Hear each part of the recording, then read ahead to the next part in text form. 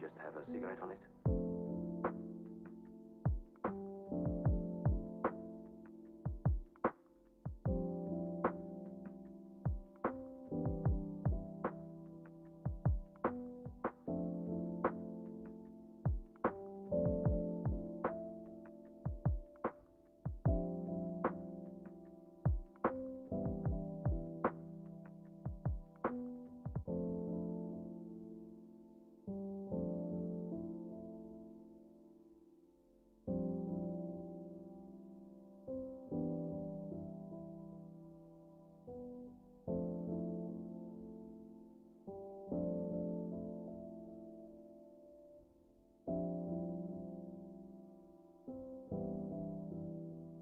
Shall we just have a cigarette on it?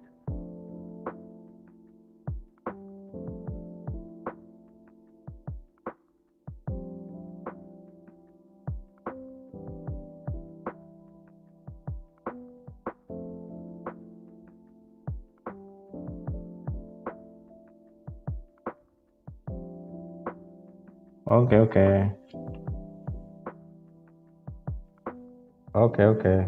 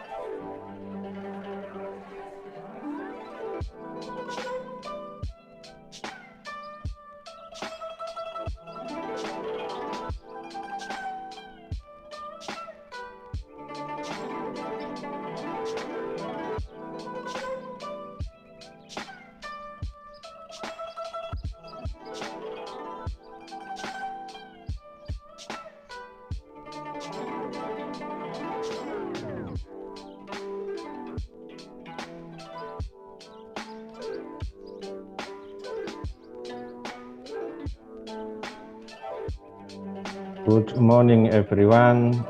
Thank you for joining our symposium, the third International Symposium on Food and Agro-biodiversity.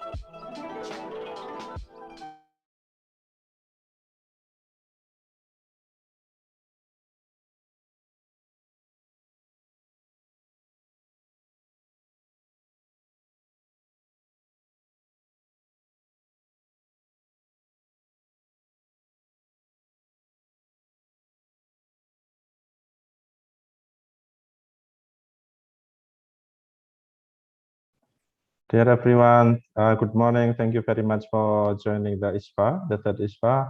And we are approaching to the opening ceremony, and we hope that everything will go smoothly. And at the moment, we are still waiting for Dean and the Vice Rector for opening ceremony. And also, I especially welcome Prof. Shigeru Hayakawa, who has attended this Zoom meeting. Thank you very much.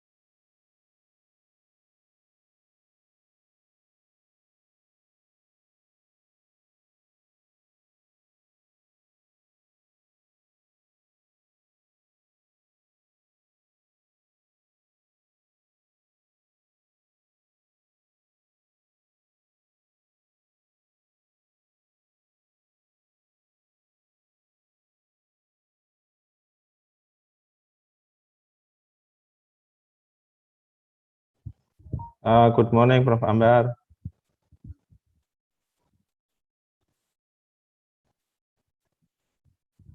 Thank you for joining the session to officially open our third ISFA 2021. Good morning. Ya.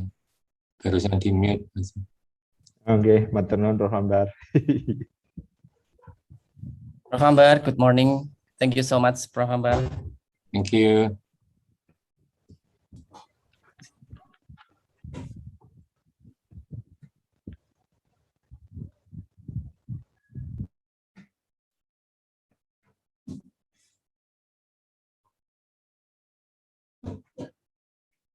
So we also would like to deliver information to you, Prof. Ambar, about the speaker. Recently, so our most of our speaker has already been here. So try to join starting from beginning. Thank you so much, and waiting for your speech.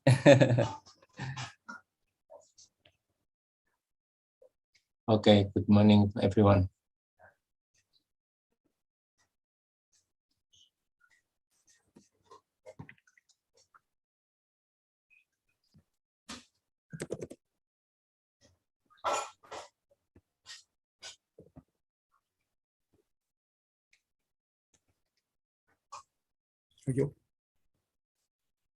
Yes, Hayakawa Sensei, good morning. Yes, also. good morning. I'm happy to participate in this conference. Thank you. Thank you so much, Hayakawa Sensei.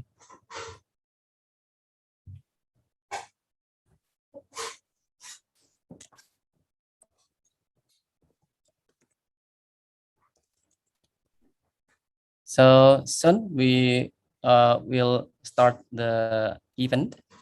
So would you please to stay a while? We are waiting for Dean to enter to this room. And we also would like to announce that we have a virtual background. So you can find the virtual background in a chat column, then you can use.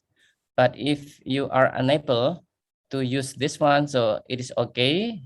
So I think we would like to continue after our dean has entered to this room. Thank you so much for your kind to wait for him.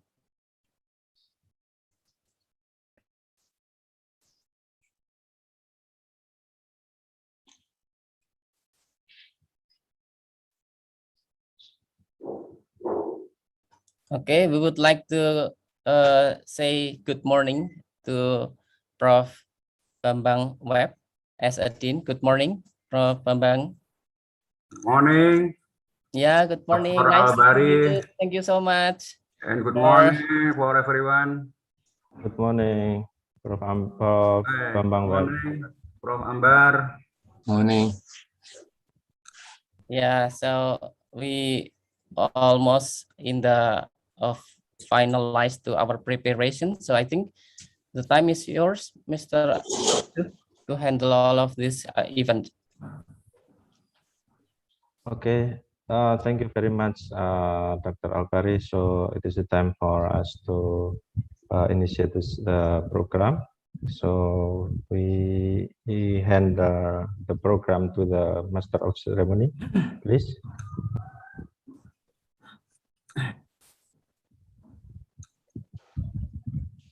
All right. Thank you, Mr. Abdul, for the time. Good morning, ladies and gentlemen. Before we begin our series of events today, maybe we could start by praying according to our respective religions. Prayer begins.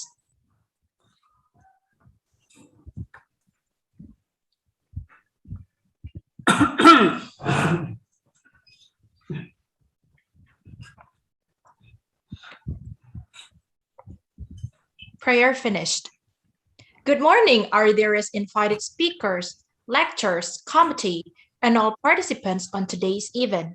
It is my pleasure to welcome you to the third International Symposium on Food and Agro-biodiversity. Beforehand, let me introduce myself. My name is Timothy Agata, and I would be the Master of Ceremony today.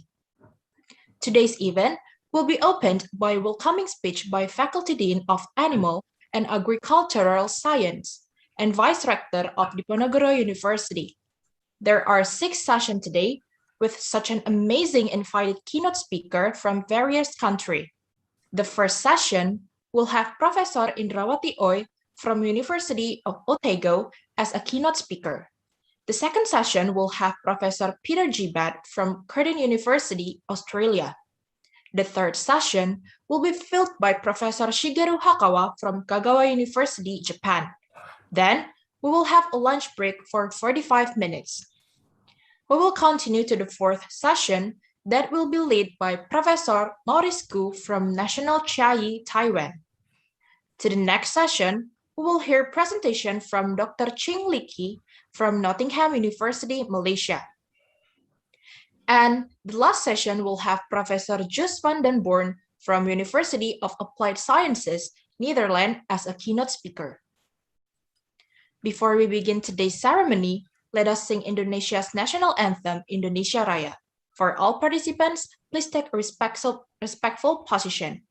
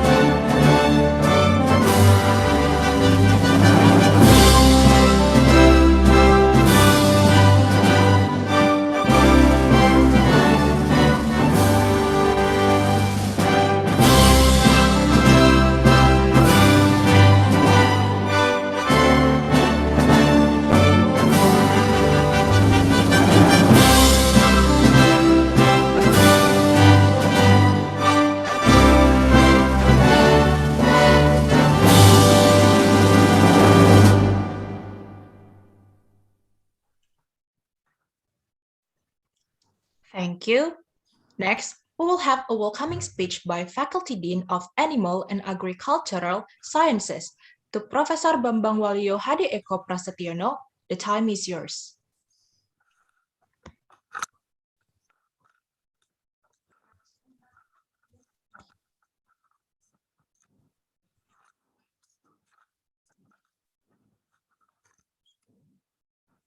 Bismillahirrahmanirrahim. Good morning and Assalamualaikum warahmatullahi wabarakatuh. Waalaikumsalam.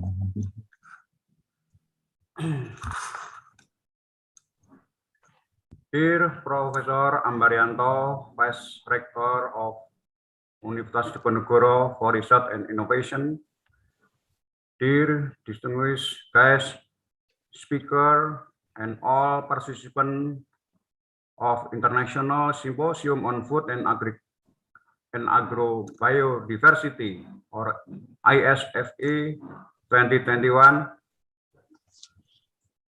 I am very happy to welcome you all to the third International Symposium on Food and Agro-biodiversity, the third ISFA.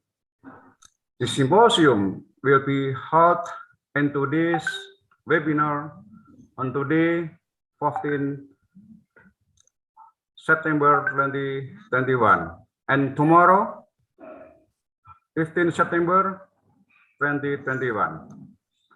While ISFA wanted to advance the topic of Symposium, the challenges in food supply due to various reasons, including global COVID-19 pandemic, has led the third ISFA to discuss a topic of opportunities and challenges of sustainable agriculture and food production during global pandemic. We are honored to have one Professor Indrawati Owi from the University of Otago in Dunedin, New Zealand. Two, Professor Peter Butt from Curtin University in Curtin, Australia. Three, Professor Shigeru Hayakawa from Kagawa University, Japan. Ohayo gozaimasu, Prof. Prof. Maurisku from National Chiayi University, Taiwan. 5. Dr. Hi Ching Lik from Nottingham University in Malaysia. Professor Jus van den Bon from HAS University of Applied Science, Netherlands, as keynote speaker on the third ISFA. We are looking forward to listen your sharing of experiences, expertise, and perspectives. We have seen that ISFA is a scientific event that is recognized by academia from universities and governmental research bodies as they join ISFA either as presenters or visitors. Many of them are those who participated in the previously held ISFA. The first and the second. In the current ISFA, 100 of abstracts have been received by the committee, of which, after careful selection, 104 of them are accepted to be presented in the symposium. Thank for such a great recognition from our fellow academia and researchers. To celebrate the success of the third ISFA and better disseminate the scientific contribution of the presenter of a symposium proceeding will be published, ISFA has an agreement with AIP Publishing to do it and index the proceeding in global scientific index such as Scopus and Web of Science to make sure that the articles are at quality standard. A review process will be conducted. Thanks to all distinguished reviewers. I am happy that this symposium is one of the contribution of the Faculty of the Scientific Society and field of animal and agriculture sciences from farm to table. Lastly, on behalf of the Faculty of Animal and Agricultural Sciences, I would like to congratulate the ISFA committee and thanks to everyone who has contributed in the success of this symposium. Thank you. Assalamualaikum warahmatullahi wabarakatuh. Waalaikumsalam warahmatullahi wabarakatuh. Thank you, Prof. Bambang. Then we are going to hear welcoming speech and opening by Vice Rector of Diponegoro University for Research and Innovation. To Prof. Ambarianto, the time is all yours. Thank you very much. Bismillahirrahmanirrahim. Assalamualaikum warahmatullahi wabarakatuh. Waalaikumsalam warahmatullahi wabarakatuh. Very good morning. Dear keynote speakers, presenters, visitors, ladies and gentlemen. Here I have the list of the keynote speakers. The first one was Professor Indrawati Owi from Otago, New Zealand. Professor Peter Butt from Curtin University, Australia. Professor Shigeru Hayakawa from Kagawa University, Japan. And then Professor Maurisku from National Chiayi University, Taiwan. Dr. Hi Ching Lik from Nottingham University, Malaysia. and Professor Jos van de Born from University of Applied Science in the Netherlands. On behalf of Universitas Diponegoro, I'm very honored to welcome you all to the International Symposium on Food and Agro-biodiversity 2021. This is the third of ISFA that is organized by Indonesian Food Technologies and supported by Faculty of Animal and Agriculture Science, Diponegoro University. As we know that sustainability has been global issues in every aspect of life for decades, and including in providing foods for human populations. Furthermore, challenges in lowering agricultural production due to the change on land use and climate change have been other challenges we have been facing for years. Recently, global community has been facing the COVID-19 pandemic for the last 2 years. While scientists found that the disease is changing as indicated by the reported viral mutation and broad challenges, historical evidence shows that humans survive several pandemics they are facing. Therefore, I am proud that the team of our Faculty of Animal and Agricultural Science will keep optimistic by seeing the opportunities and challenges on sustainable agriculture and food production during global pandemic as the topic of the current ISFA symposium. It is truly a good approach proposed by university as a scientific institution in response to this an unprecedented situation. As all we realize that regardless the situation, human population are facing the challenge to fulfill their need for foods. I'm happy that the keynote speakers from several countries are invited into ISFA to share their experience and idea for us to take potential concept and best practices, how different geographical settings deal with the pandemic challenges. In a closer setting, we have you all, the presenters, to share your experiences, perspectives, and ideas regarding the issues on what we are facing most recently, while keeping our mission for human population. I would like to congratulate the Faculty of Animal and Agricultural Sciences to the ISFA committee for succeeding ISFA preparations. My special gratitude goes to the keynote speakers, presenters, visitors, and parties who has supported this event.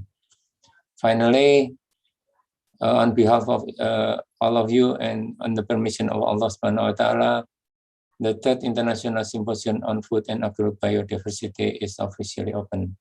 I wish you stay well, happy, and have inspiring symposium. Wassalamualaikum warahmatullahi wabarakatuh. Thank you. Waalaikumsalam warahmatullahi wabarakatuh. Thank you, Prof. Ambarianto. Now I would like to tell some regulation for today's session, which is the committee is freed from all legal responsibility for all legal consequences that occur in the virtual services provided.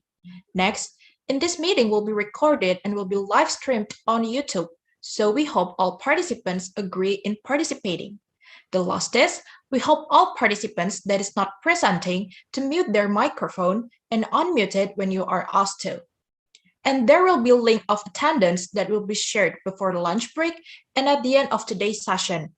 Before starting our first presentation at 9 a.m., let us take a look at some documentation of the first and second ISFA that was held years before. To the operators, please share it on the screen. Thank you.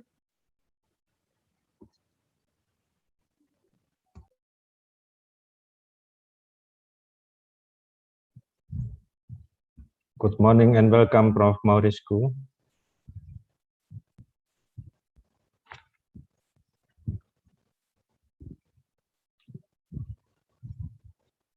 Thank you for you have been joining the session. Thank you very much.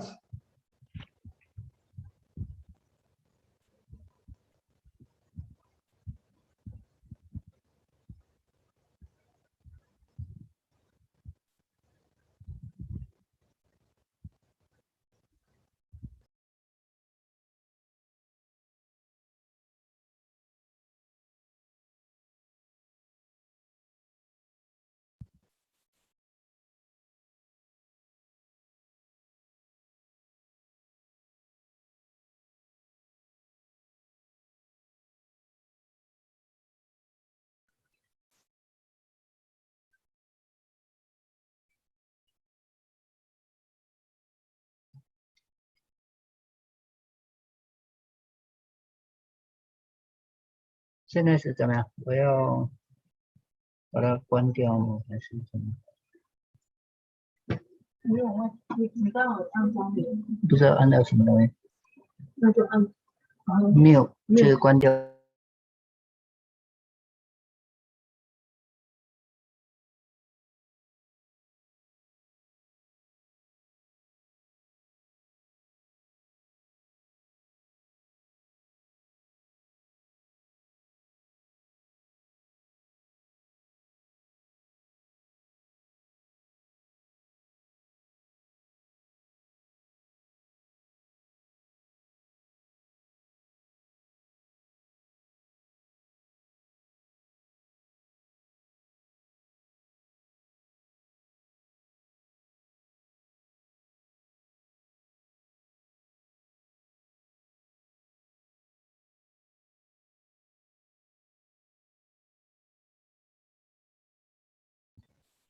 Timothy, is it okay? Yeah. Okay, Mr. Abdul. Yes. Uh, Please, you can continue with what you have said already. You have mentioned. all right.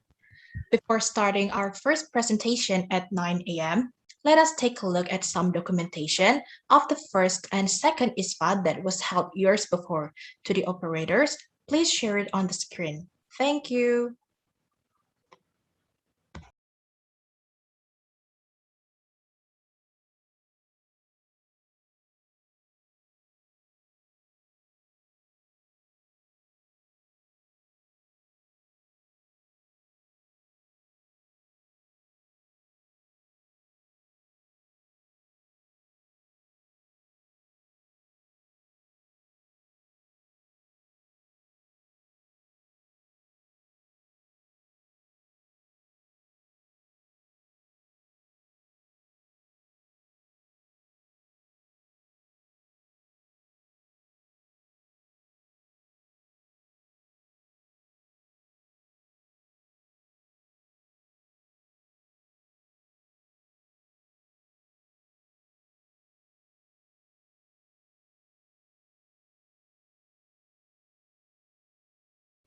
So this is the previous ISFA, right, Dr. Alberi? Yeah, this is still in our memory. Yeah, it can be seen. There is no mask. It was very nice, and soon maybe in the next 3 years again. So we would like to have such kind of meeting.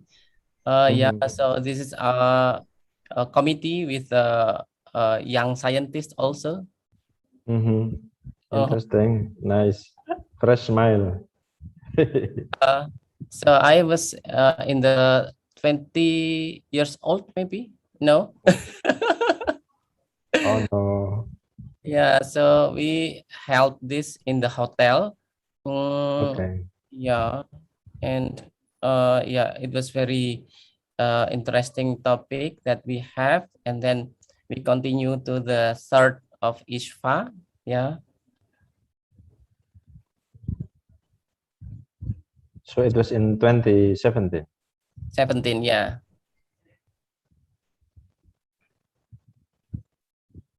Yeah, okay, maybe go ahead.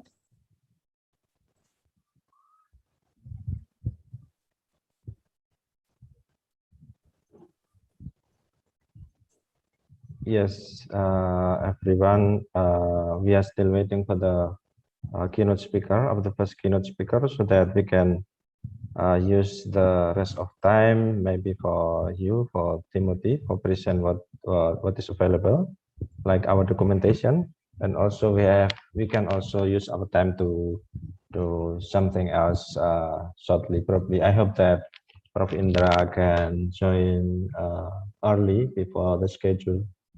But even though it seems that she is also busy, because I just received her email also discussing about something else with other parties of our research collaboration.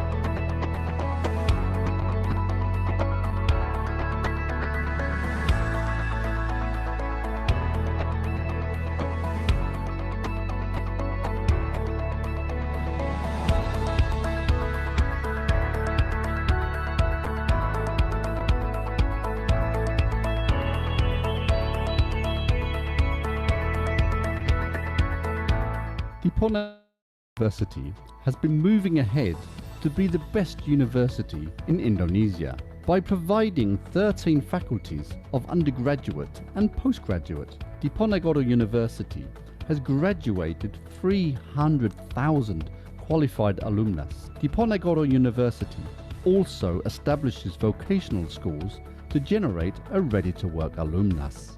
Holding the fighting values of Pangaran Diponegoro, such as honest, brave, fair and attentive, Diponegoro University keeps producing excellent alumnus nationally and internationally, while also contributing in the development of knowledge, technology, art, culture and exercise.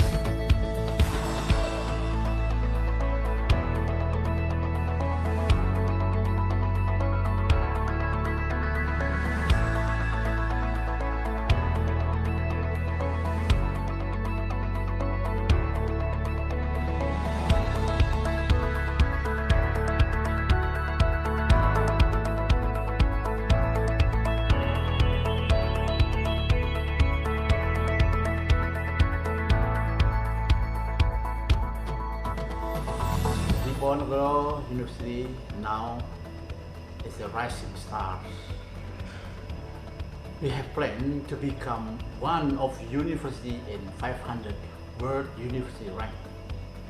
We have been continuously improving the supporting aspect such as regulation, facilities, financial system, bureaucracy management, information system, as well as quality of human resources, quality escalation of three Dharma perguruan tinggi is the primary target of UNI by stimulating the downstream of research outcomes that can be beneficially implemented for the society.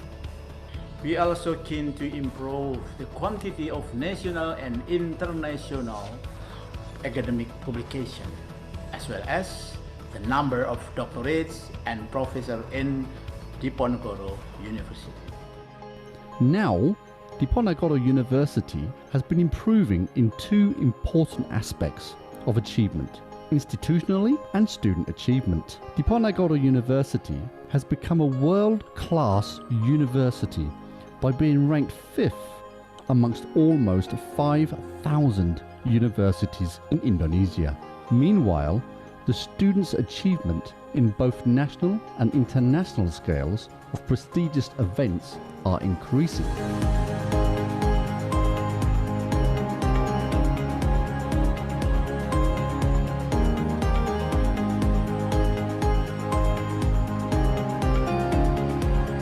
The vision to be an eminent research university is supported by the continued increase of research funding. The total research and civil service funding in 2018 is 123.7 billion rupiah. It consists of PMBP, the National Competition Research Funding, and Collaboration Research Funding.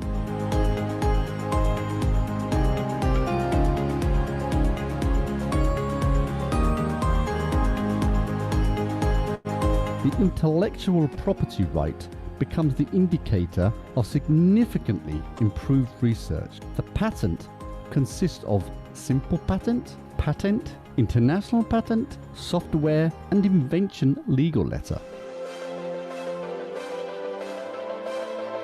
To support the academic process, Diponegoro University has been improving the student facilities. Thus, the students will not only get the knowledge, but also the actualization space.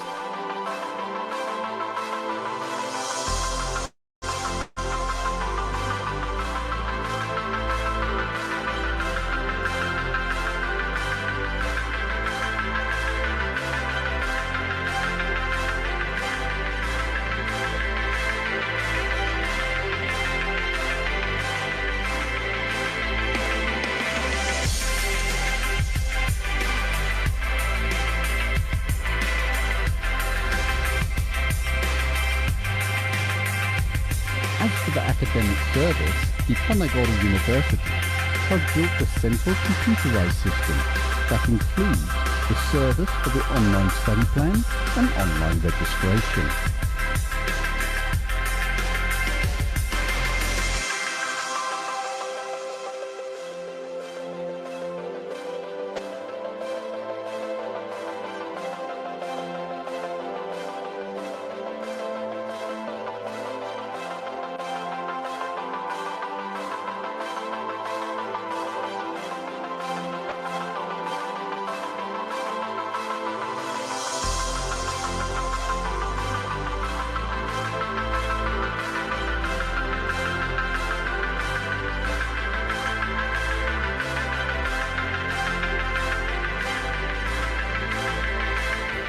Iklim kompetisi di Undip yang sportif dan konstruktif memacu saya untuk terus berprestasi dalam akademik maupun non-akademik. Didukung dengan fasilitas umum dan keakademikan yang lengkap.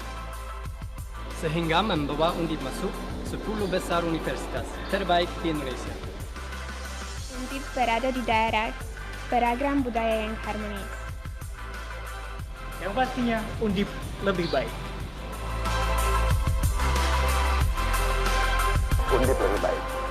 Bagaimanapun, Undip pasti lebih baik.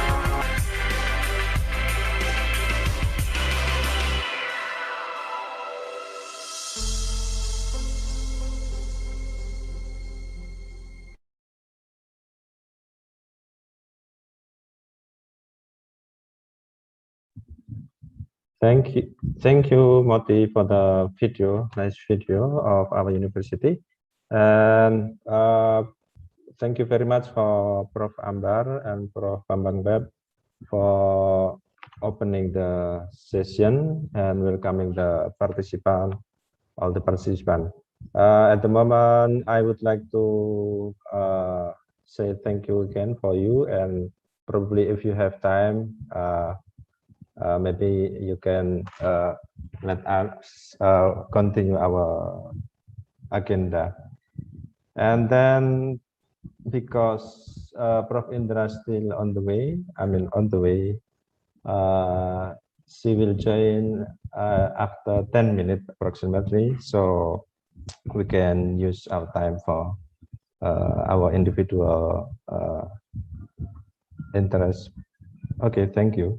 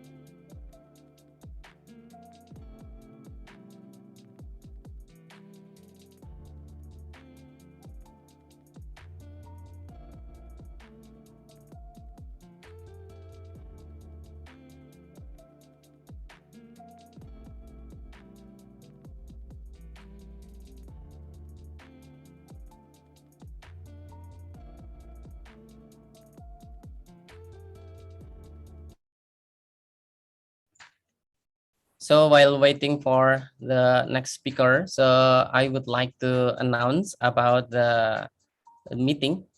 The meeting was scheduled as a 2 days meeting, today and tomorrow. So we are invited to have a meeting in today and tomorrow also for the participant. And we also glad to have a speaker from around the world. So we very hope that their knowledge may be spread and may be delivered to us to fulfill our knowledge. And also tomorrow we will have a parallel session, and we also would like to deliver the Congress of IFT. So hopefully all of you may join the Congress in the last day.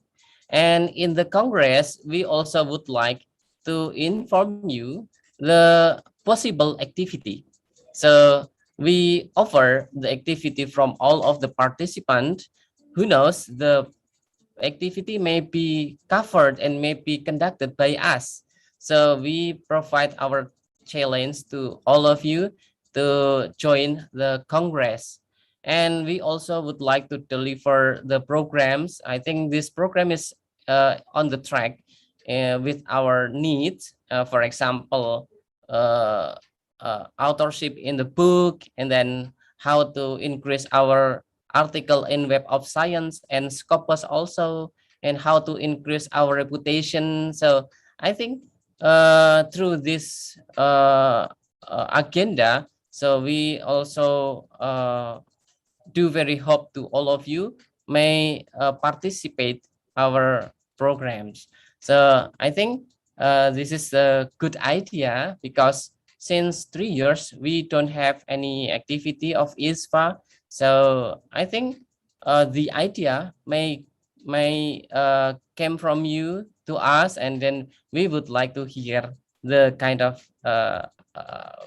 good idea. And we also provide something like information to all of you, and thank you so much for Untidar and Unsud. So both of this university has a very active university to support us, and we also would like to always keep contact and keep communicate with you in the near future with the several programs. And we also have a manuscript clinic. Yeah, so hope that you, all of participants here, may join our clinic, because we would like to seriously publish our article in AIP proceeding. So last ISFA, we provided a publisher in a IOP proceeding, but recent we tried to provide our big encourage to have another publisher. I think AIP publisher is very good for us, because we can achieve more wide scope, and then we can also provide challenge for what is that, the exposing our idea. And then we also tried to always publish in the reputable proceeding. So thank you so much for the participant to enroll our ISFA since the beginning. I also may see alumni of ISFA 1, ISFA 2, and then this is ISFA 3. So I think this is a very what is that, our appreciation to all of you to keep communication with us, and hopefully in the next future you the participant who enroll in the ISFA 3 may also enroll in the ISFA 4 and following program. And we also have a program for not only Unsud and Untiter, so may our program may also deliver to another university. So we would like to inform to all of you about our program. Soon we will publish a book chapter, but this book chapter will be covered by Scopus reputable provider. So I think this is a good chance to all of you to join our program, to write not in article, I mean not in a research article, but we also may publish our chapter of book in the Scopus. So soon let me deliver this information to all of you.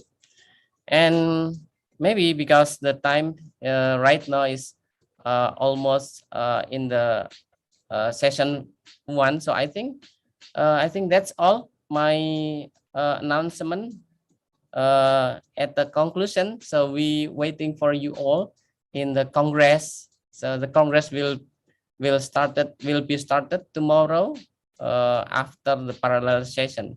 So I think we can discuss anything, enjoy, and taking a coffee break when taking a lunch by virtual, I think. Yeah, okay. I think that's all from me. And thank you so much, Mr. Abdul. And then, so see you in the Congress. Thank you.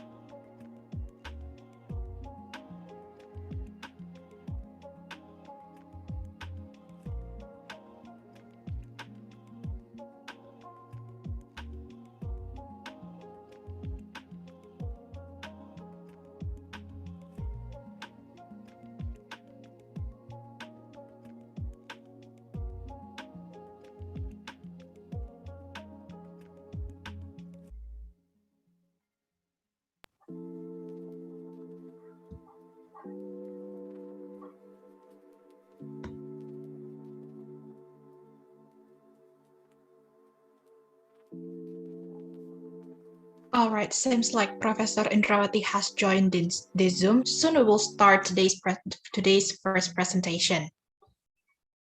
The first keynote speaker is Professor Indrawati Oy and will be moderated by Mr. Setia Budi Muhammad Abduh. Beforehand, let me introduce Mr. Abduh. To the operator, please share the curriculum vitae.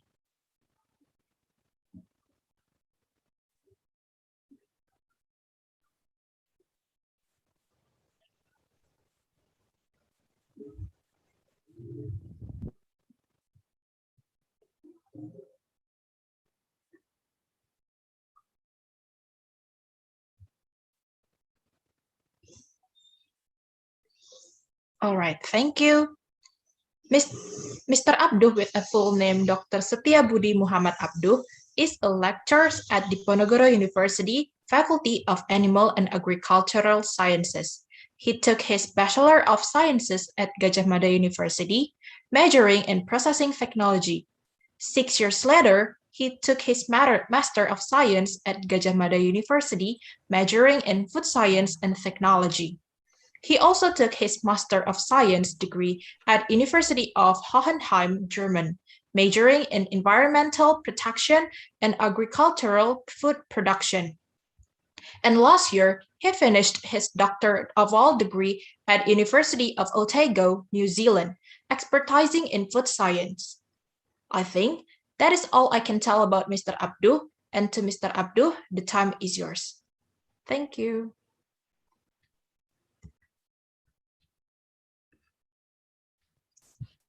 Thank you, Timothy. Thank you, Moti, for the time. Yeah, I'm very happy to welcome you, Prof. Indra, and also I saw some name, myself, Luis, and also Z have been here with us, and also we have also Sunny with us. So we have like at the moment muffin meeting in afternoon in New Zealand time. So, but we have virtually. So welcome everyone, myself and Z, and also Prof. Indra. I will shortly introduce Prof. Indra. Her name is Indrawati Oy. She is a professor at the University of Otago at Department of Food Science. Actually, she is expertise in post-harvest innovation and novel technology in food processing, such as advanced heating, high hydrostatic pressure, and pulse electric field. Mostly of her research focus is developing smart processing strategies using food technology, both and conventional and advanced, to create food products that are healthier and have unique sensory quality. Regarding the education, Prof. Indra did her PhD in KU Leuven in Belgium, and previously also doing her master at the same university. Early of her study, she did her PhD in Bogor Agricultural University. Prof. Indra is a productive writer and also active in scientific community and also in research body in New Zealand, such as Redet Institute, and also doing several projects either funded by government or non-governmental institution. It is probably what I can introduce about Prof. Indra. We can easily find Prof. Indra at Scopus database or Google Scholar. And I think it is the time for us to have a presentation from Prof. Indra, and we are happy to have you, and time is yours, Prof. Indra.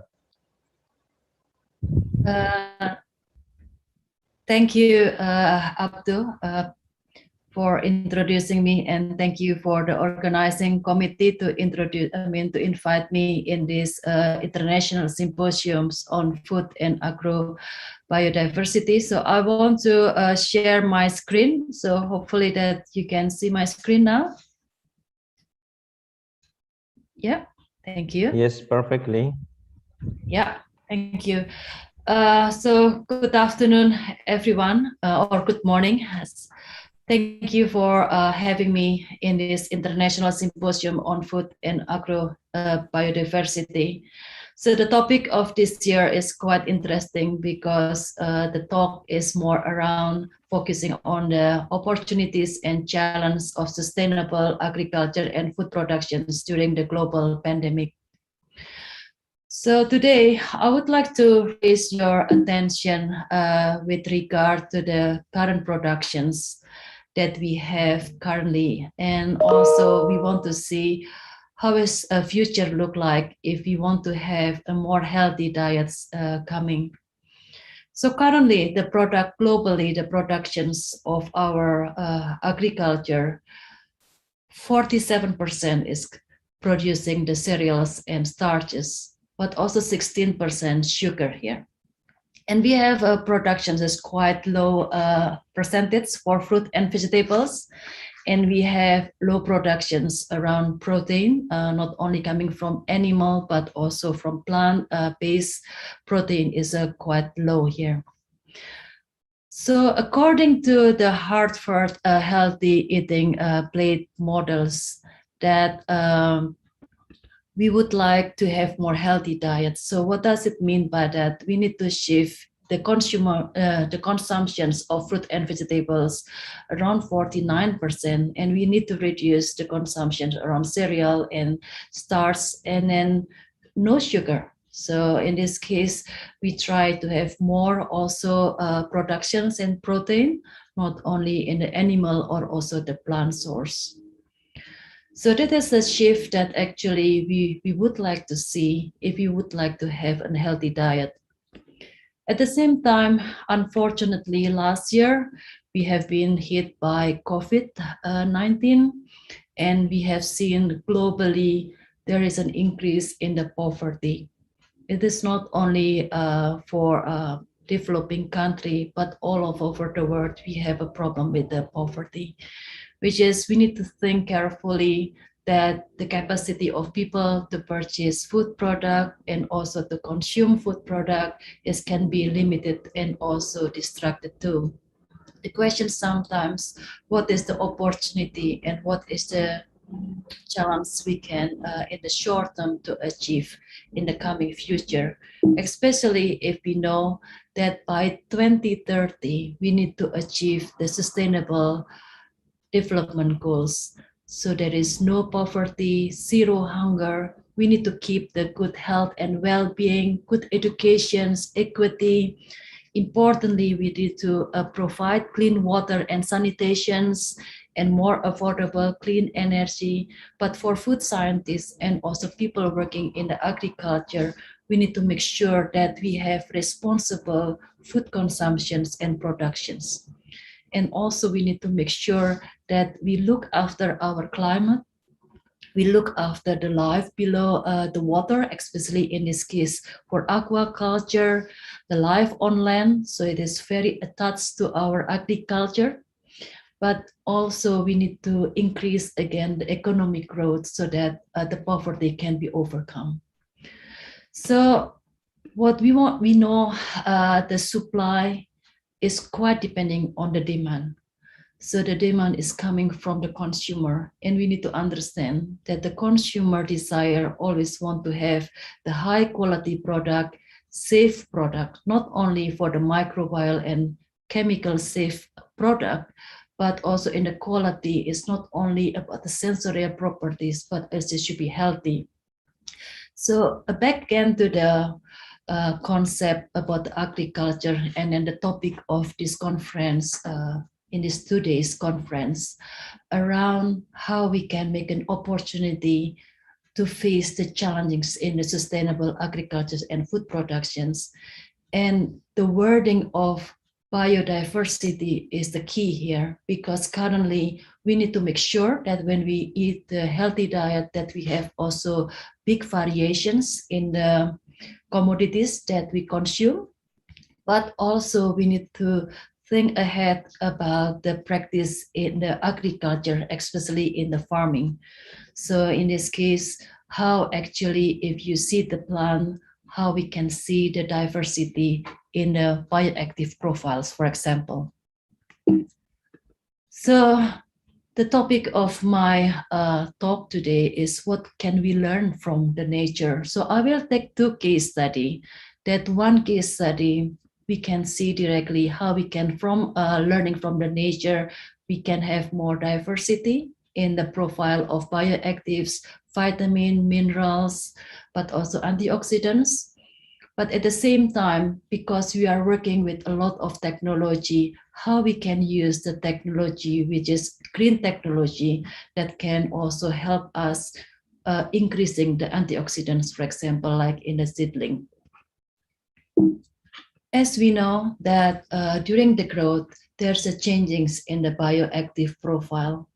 And if we learn that and we understand the type of bioactives that can be produced by a plant during the growth, and we understand also when the harvest time, we can provide and produce sustainable, healthy diet. So I just gave you, because of time, I will give you only one case study, but maybe with the same principle, you can apply for different plants or vegetables. So I choose for today lectures because everyone knows about legumes and everyone know how to grow maybe the legumes. Legumes is coming from the seed, so that is from the dry legumes that we can grow them. And during the function of time, so normally after 8 weeks, they start flowering, and after flowering, they will produce pod about the young legumes. And if we keep the legumes as growth, it's become, you can use in vegetables, but also if you get it longer, you will can also, we can produce seeds. So in this case, the legumes itself, beans, that you can use two things. Beans as a source of protein and carbohydrates, but also the beans seed that you can use to grow again another plant. So in this case, like what I asked you to understand the cycle of the plant growth itself. So I have a collaborations in the past with researchers coming from Kenya, so from Faculty of Agriculture in Jomo Kenyatta University of Agriculture and Technology. So at that moment that we are having small project regarding the folate deficiency and how we can combat that deficiency, having more better management in the productions, for example, like in the African coffee leaves. So we know that folate is a folate-soluble vitamin B, that it is exists in nature as the polyglutamides. And during the fortifications, people create the oxidized form of the folates, which is what we call it as a folic acid. So currently, all of the folic acid fortification is coming from the chemicals, that is from the oxidized form from the folates.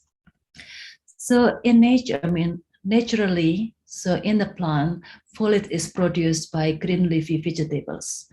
And it form in a different radius from the direct ascorbic glutamic acid. So in the natural, that you have a different type of or longer polyglutamides. So to allow these natural folates, that we need to have like hydrolysis, that it is coming from gamma conjugates, that is presence in the vegetables, but also presence in the gut. So what is a function of this enzyme is to cut the polyglutamides so that can be more better in the bioavailability and get better absorbed in the small intestine. So in this group that I work with around polyglutamides and mineral profiles in the coffee leaf, that we learn in the problem with the folates deficiency is around inadequate intake, insufficiency in the bioavailability, inadequate also in absorptions, and also instability in the food product, for example, like during the cooking. While folate is quite important for our diets because it is coenzyme, that it is important for our C1 metabolisms. And the deficiency of the folates can create the complications during pregnancy. So for example, women is the high risk as a consumer because it has an impact in the spina bifida for the babies that they have during the pregnancy. But the deficiency of folates can lead to the megaloblastic anemia, cardiovascular disease, cancer, and also Alzheimer. So by doing that we need to make sure that when we grow, for example, like cowpea leaf, how we can learn from the nature, so during the growth, about the evolutions of the productions, folate inside the plant, but also how is the profile of the folates inside of the plant itself. So this research basically lead us to the two big conclusions that during the growing of the growth of the plant with the 4, 6, and 8 weeks, so that is the maturity that normally we eat the leaf, that we found that the level of folates is increasing. So we can see here that different harvest time, even though it is like in 2 weeks different, that you will have different total folates, but also different profile. So in this case, you will have more in the polyglutamate folate content. But if you cook them, so normally people like to cook and boil them, we're wondering also about the content. So we can see here at the young age that the heat treatment basically does not reduce the folate content and still can maintain the polyglutamate folates. So learning from here that a lot of people having a different style in the cooking. So that's why we study further about the stability of that folates during the heat treatment. So in this case, that we are following as function of temperature and also harvest time, that we can also learn that folates is quite stable when they are still in the intact leaves, that we can still maintain the content of folates and also still the profile. So when you cook at 70 degrees Celsius during blanching, or even you cook at 95 degrees Celsius, that we can still maintain the content here. The other important things that we also learn together with people from nutrition is that we know that the bioavailability of the folates is quite dependent on the vitamin C. So the high intake of vitamin C is increase the folate stability as well as the bioavailability. So here that we need the vitamin C to increase the stability, but also to increase the bioavailability here. So what we learn also from this study, from this project, that as function of time during the maturity or during the growth of the plant, you can increase, I mean, the vitamin C content is also increased.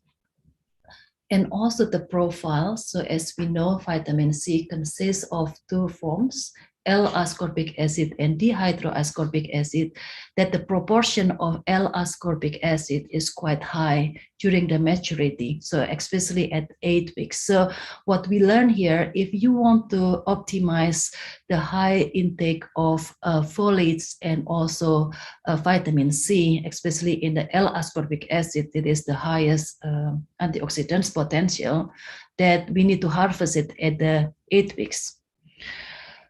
Well, so if you want to have healthy diets, you need to also to see the mineral profile. So what we learn also with this trial, that we know that there is a different trend of the mineral content during the functions of the maturity. So for example, here, calcium, they are decreasing during the maturity, magnesium is also decreasing, phosphorus, and also, for example, like iron that you also need during the pregnancy is also decreasing during the maturity. So here that you can see, if you want to have, for example, like depending on one plant to achieve healthy diets or having different profile between vitamins and minerals, you can also mix a young leaf and the old leaf together in the diet to have satisfied high mineral and also high in folate and vitamin C. So what is the opportunity here that from this program that we can learn that, for example, like the family who has still a small land, but they do not have enough money to purchase food, we can donate seed from peas that we can give the guidelines from them what they can consume and when they can harvest to satisfy the consumptions of folate, vitamin C, and mineral. And then normally we ask them to keep the vegetables still growing so that the copulae flowering and then produce the beans. And then starting from that, they can consume different organ, not the leaf, but the legumes itself. And then afterwards, if they cannot completely consume all of the plant, leave it grow, and then the seed can still go to the maturity. So at the end, they can still eat the seed, and the seed can be used as the source of carbohydrate and also protein.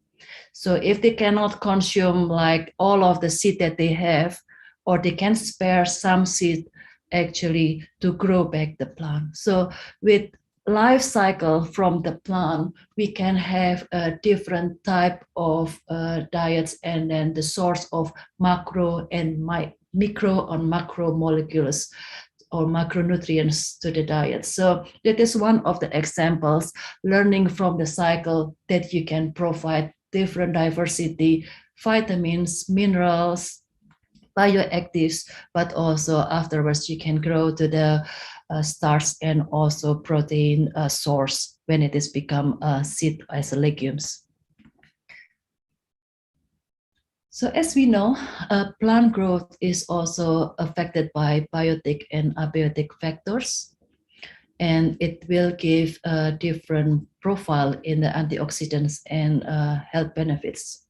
So in our faculty or our department, we develop a novel technology related to the agriculture productions that we are using pulse electric field processing as a abiotic stress for learning the plant growth. So what is PEF? PEF is a novel technology. It is a green technology that uses a low energy consumptions that apply an external electrical field strength in the form of repetitive short pulses, which is leading to the accumulations and attractions of the opposite charges at the cell membrane that can lead to pore formation. So this technique, we use it in a different field strength or energy depending on the purpose. So currently, this technology has been used quite a lot in the food productions, not only for the product and process improvement, but also in the food preservations, especially in the pasteurizations. For the product and process improvement, we can use to increase the extractions and also softening the structures and also drying. But in this case, we can also use PEF as a abiotic stress to have modulate the bioactivity of the plant foods as a plant stress inducer. So in this case, we learned from the literature study that PEF can be used to increase the secondary metabolites productions. For example, like in maize, we can increase the phytosterol content, and also for seedling, we can stimulate the seed germinations and leaf enlargement. So basically, PEF can provoke the reactive oxygen species productions, leading to the antioxidative stress in the plant cells. So how we can use the novel technology now to induce the productions of the bioactives in the plant foods? So this is our facility at Otago that maybe Dr. Setia Abdul also used this equipment before for his dissertations. So we have two systems that we can run as a continuous for pumpable liquid system, or we can use as a bed system that we can use for solid materials, for example, like potatoes, seed, or other produce. So I would like to highlight one of our report that has been produced in the Nature editions, the use of PEF for electropriming for the wheatgrass, that we can enhance the antioxidants metabolisms and also to increase the bioprotective capacity of the wheatgrass shoots. So in this study, I just want to remind everyone that in practice, currently in the agriculture, we do priming is not only with the electropriming, but sometimes we use it as a chemical priming too. And sometimes we use biotic stress to prime seed to grow in the different structure or function. So in this case, you can also increase the stability or more resistance to the pesticide. So there are a lot of stress that we can induce when they are during seedling.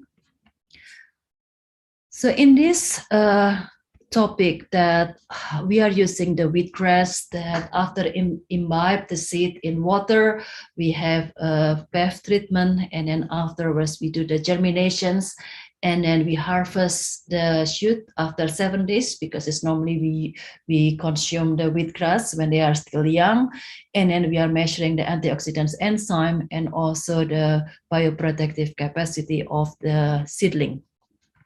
So what we found here, it is quite amazing, because PEF can stimulate a significant increase in antioxidant metabolisms. And it is like an indicative of the plant oxidative stress. So it is natural.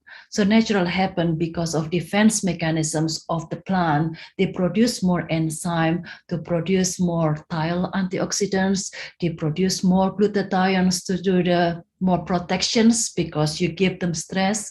But very importantly here, that they will produce a lot of,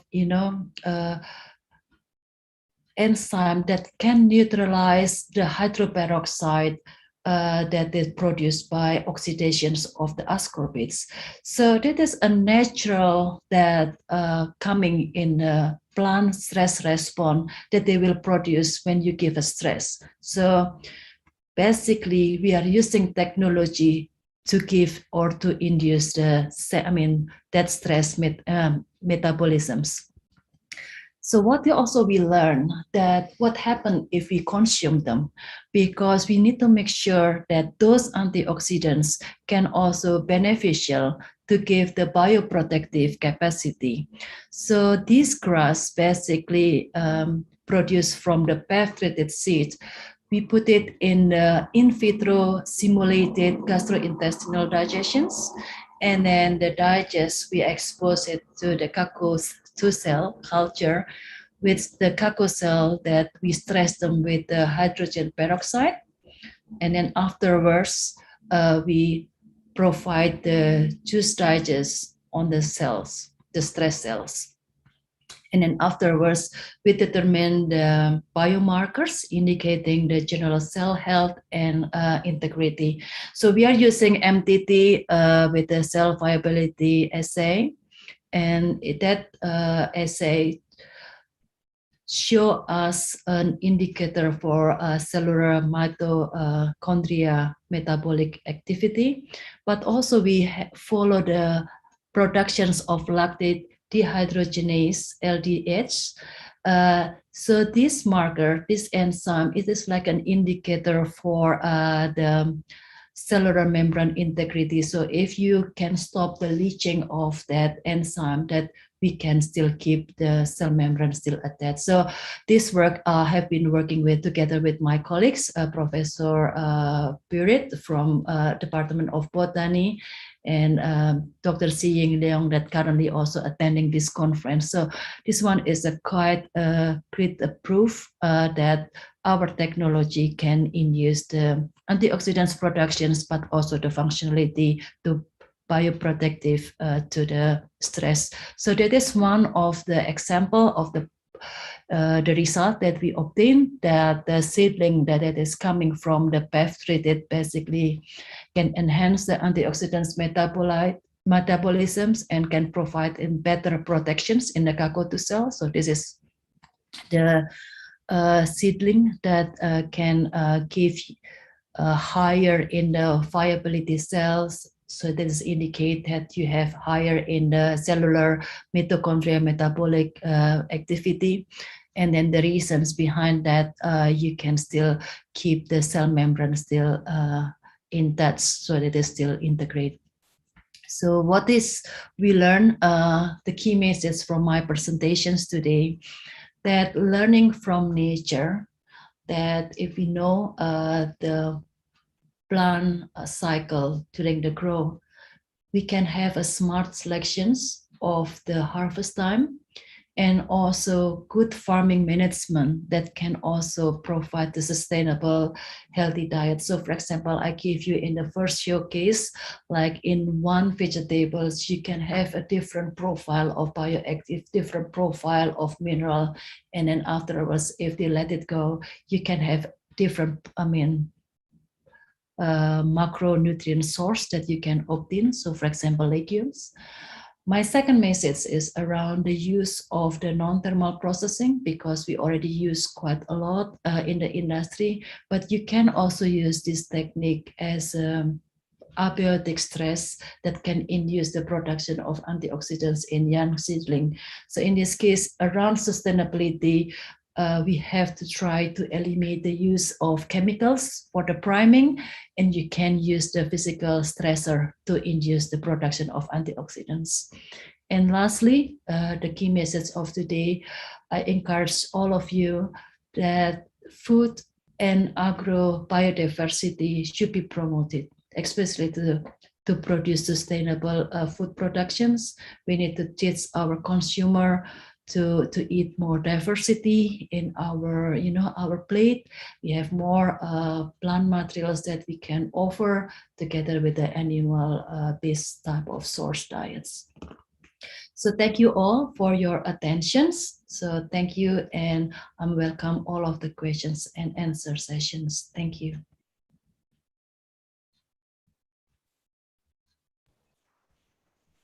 Thank you very much, Prof. Indra, for inspiring presentation and speech. And we are in the time of discussion, question and answer. And I am proposing a few questions probably. Prof. Indra, here we have quite diverse diverse expertise.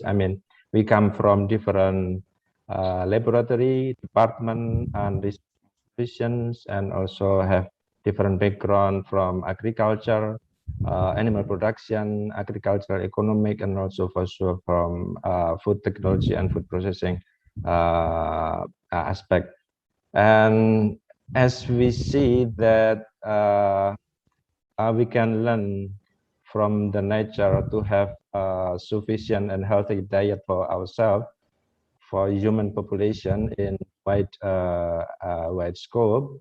We can learn from the beginning, from the farm, and also in the middle in processing, and also in the selection in social aspect sector. So that probably at the moment I'm proposing those come from the farm science, agricultural science, probably to have to raise the question. Please, we have here, let me kindly mention, we have, as far as I know, from our university, we have Prof. Florentina Kusmiati. I've seen she has joined us, and also we have Dr. Budiadi and several others. And also Prof. Indra, I'm happy to also introduce you with Prof. Maurisku, who have been with us. And he joined earlier in the morning, and also Prof. Shigeru Hayakawa, so that we hope that more inspiring discussion and enlightening probably can emerge and can raise among us. So please.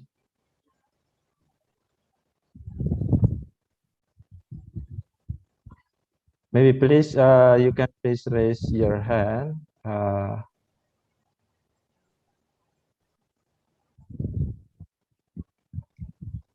I think I see Sandy Darniadi raise his hand. Okay. Please, Miss Sandy, you can please ask your question.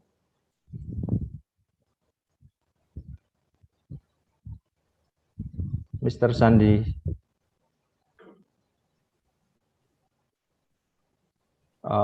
Can you please unmute your mic? Okay. Okay, please. Thank you. Thank you. Good morning, Mr. Abdu and Professor Indrawati. It's nice talk. And I would like to ask about the application of the pulse electric PAF, as you mentioned before in your presentation. And it's a quick presentation, but I was wondering about the application of the PAF. And you mentioned the application is for the extraction. Could you please further explanation for the this application is that possible to extract the anthocyanin from the sources like the strawberry or blueberry, and also can we use this application for the drying process? I mean for the pre-drying process. Okay, thank you, Prof. Indrawati. All right. Yes, thank you for your questions, Mr. Sandy. I will share again my presentation slide. So basically, what happened with this technology, because we can create the pore formation in the cell membrane, as I show here in my slide, that because you opening up the cell membrane, that we can induce the release or extraction of anthocyanin. So for example, like berries or also from, for example, like grapes, that because of that leaching, you can induce the extractions of anthocyanins. Yeah. The second one, because you also we induce the pore formation. So basically, we can induce or fasten the process of mass transfer. So mass transfer in this case, it can be anthocyanin that can be released more, or you can also fasten the drying, that when you can evaporate water faster during the processing. So that is what's happening here, what we call it changes in the structures of the plant matrix for drying. So you can also use with that structure modifications for the softening, for example, like potato, if you want to actually having a different cutting, that you can also do with the PEF technology. Do I answer your questions? Thank you.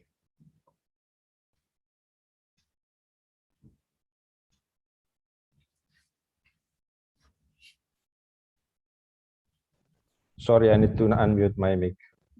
Thank you, Mr. Sandy, for the question and also for the answer of Prof. Indra. Next question, please. I think there is a question from Taslim Shah. What is effective strategy for diversifying food consumption? I found it's very difficult to change the habit. Thanks. Yes, Taslim, that is the challenge for us.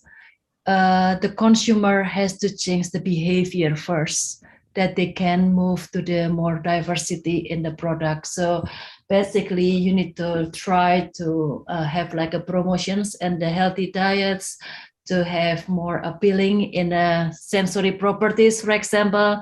So for example, like to engage people eat more vegetables. If they like to have with the potato, you can also have like mashed potato together with vegetables. So and shifting a little bit, you know, the proportion from the potato with the vegetables or with the legumes, you know, and with the diversity and changing the formulations, we start promoting. Diversity around food consumption is depending also the availability, and that is what I already captured in my first slide, that if you can provide more diversity in the productions with the appealing price, and it is maybe lower price with the current productions, that maybe people will choose that selections and then they will change the consumption. So this diversity has to be promoted, and I think we need to change also the way how we move more in the healthy diets. So I hope that I answer your questions. So meaning that truly that to have healthy diet, we cannot only rely on the processing, but we need to think strongly from the beginning, from the farm. Yes. And also the consumer. So the consumer really need to change the behavior and then keep to buy that product. Otherwise, we produce, but it is no one will buy it, and it is the challenge. Okay, and probably behind that is knowledge. Next one is Mrs. Dr. Sandy Bunga. Please. Committee, can you please help Ms. Sandy Bunga to unmute?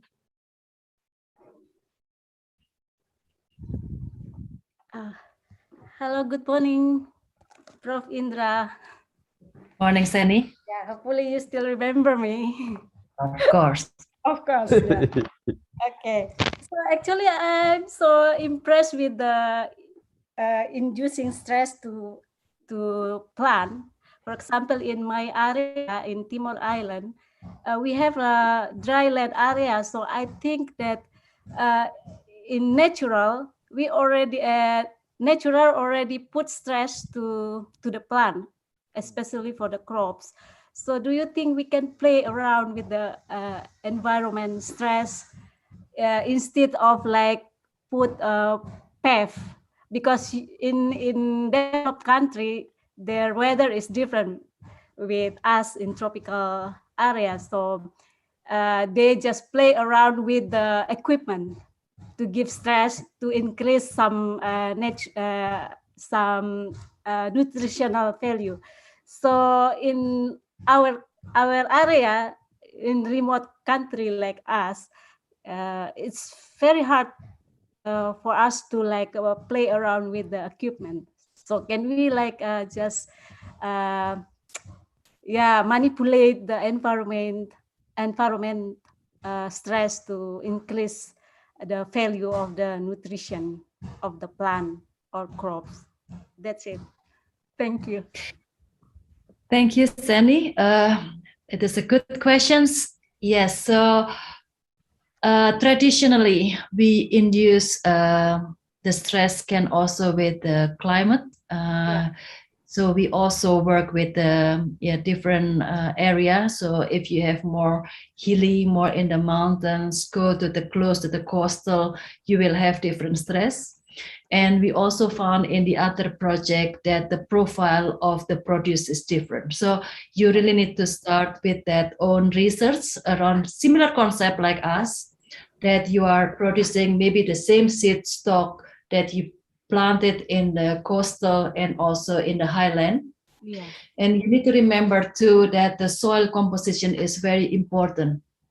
And the salt content in the soil. So for example, like in your area, in the coastal, that the salt sometimes can also give a stress to the plant, and they will give you also different profile. So indeed, you can apply this similar concept, but it is you are using the climate or the altitude as a stress. Yeah. Okay. Yeah. Thank you. Thank you. All right. I think there is another question here from Albari about how do you treat tuber with PEF and make sure the effect of entire tuber. So if you are working with the solid materials with the PEF, you need to remember that the impact will not be homogeneous across the plant.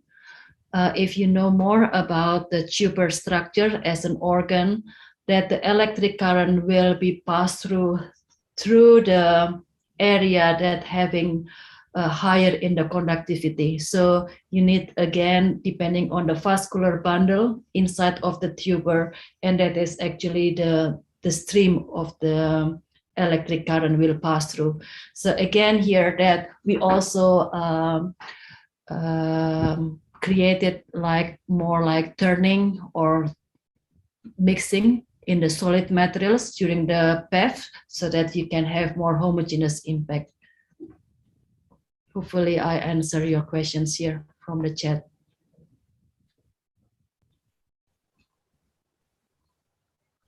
Yeah. So I return it back to you, Abdul. There is no comment anymore from the chat. No more comment. All right. So probably may I ask also? Yes. So what we discussed earlier and you present is about the micronutrient that can be, please correct me if I'm wrong, that is improved during the plant production by environmental stress.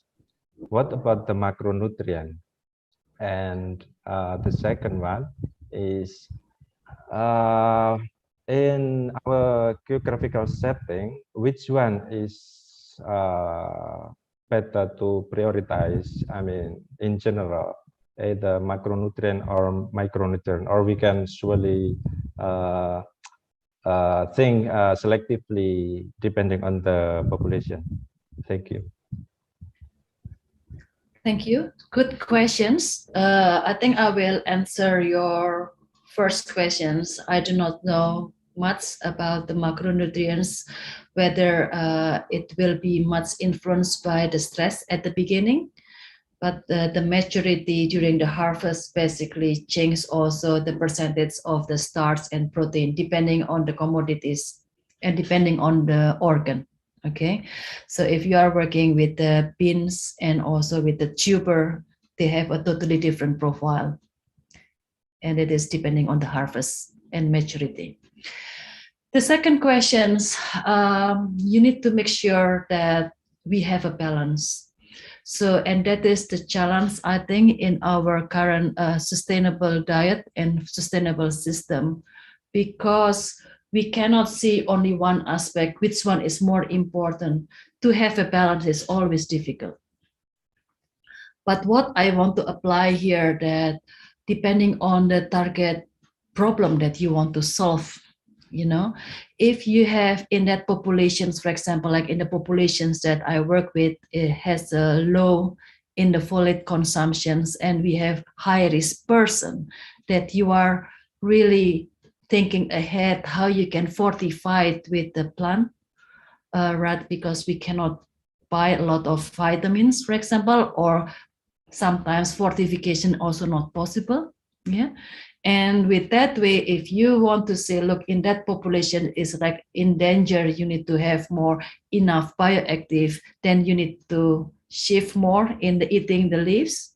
and then we use the seed for the next production. So normally what we do, if we want to have more in the young seedling, the seed that we use for the plantation is quicker, and we are eating the young seed, and then we let the plant grow after eight weeks to produce legumes to dry and seedling.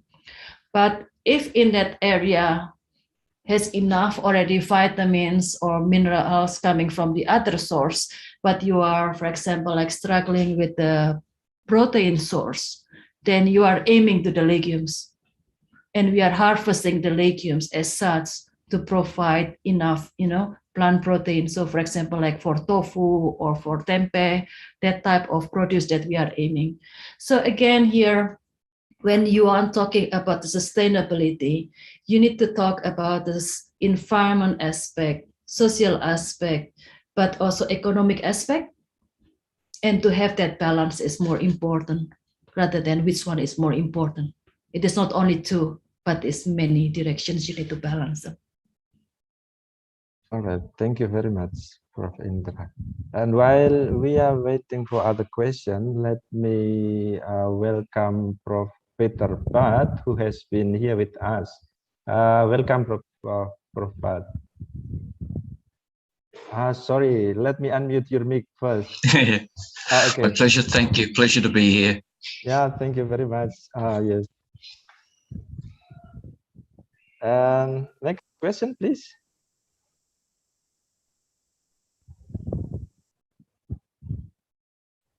No more question? We have enough time? 15 minutes left before 10 at Western Indonesia time. All right. If no more time, no more question, probably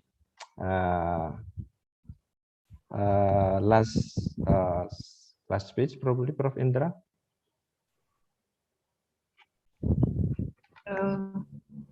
There is no questions anymore. Thank you for the time that you gave it to me and then the chance to meet you all. So have a good success with your conference for today's, and hopefully you have more discussions around agriculture and also sustainability, because it's quite a big opportunity for us. We have a challenge with the COVID, but there are also some opportunity if you want to see back what learning from the nature that we have. So thank you all. So I will disappear slowly. So just welcome Professor Bhatt to continue with the presentations. All right, thank you, Prof. Indra. And yes, it is the presentation from Prof. Indra, and probably we can continue to the next session with Professor Peter Bhatt and Prof. Hayakawa. And I hand over the time to MC, please. All right. Thank you, Mr. Abdu. And now we would like to thank you, Professor Indrawati, for an outstanding presentation. Now we are going to give a thank you card to the operator. Please share the thank you card. Thank you. And we would like to ask for Professor Indrawati's consent in taking a photo by screenshotting this Zoom. To Professor Indrawati, please open your camera again. Thank you. To the operator, I will give the sign in 3, 2, 1. Thank you. Now, we would also like to thank you, Mr. Abdu, for leading this session so well. And we would like also to give a thank you card to the operator. Please share the thank you card. And we would also like to ask for Mr. Abdu's consent in taking photo by screenshotting this Zoom. I will give the sign in 3, 2, 1. Thank you. Thank you to Professor Indrawati and Mr. Abdu. Now, we will have a short break for 15 minutes, and hopefully all participants will be back at 10:15 before continuing our second session. Enjoy your break. Thank you.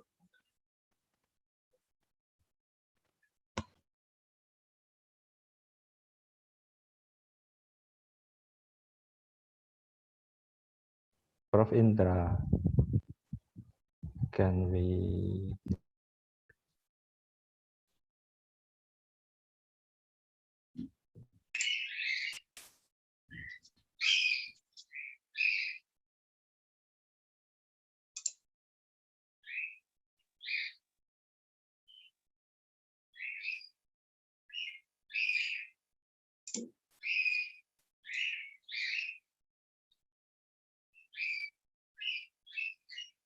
MC, please. Are you able to enable screen sharing for me, please? Oh, yes, sir. I will tell the operator. Yes, Thank please. you. I need screen sharing capability. Thank you. Thank you, sir.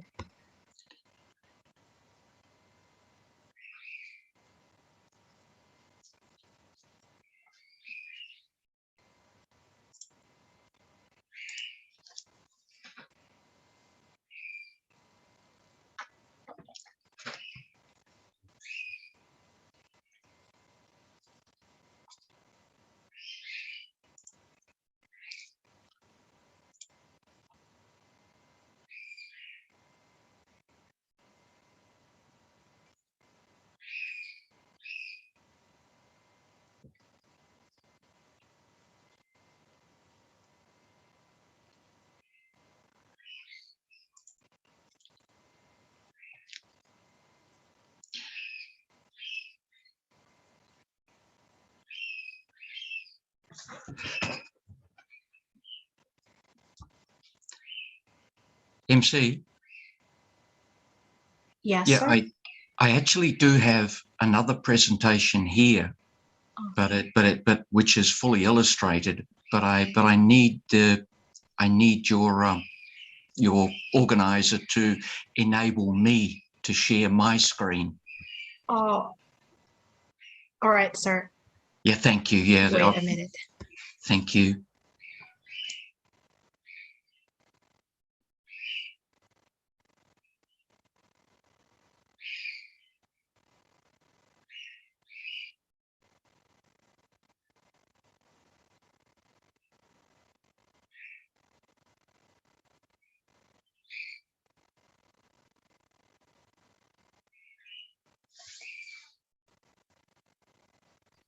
Yeah, I couldn't send you the full presentation because it's too big with all the photos and things.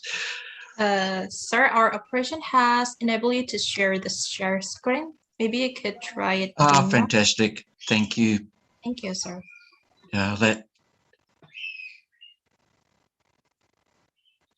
That looks good. Thank you.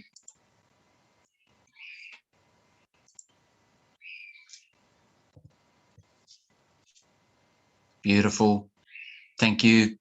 That's coming through all right, is it? Yes, sir. Oh, great. Okay. Fantastic. Thank you. Magic. Thanks. So forward to seeing you out in 20 minutes or so.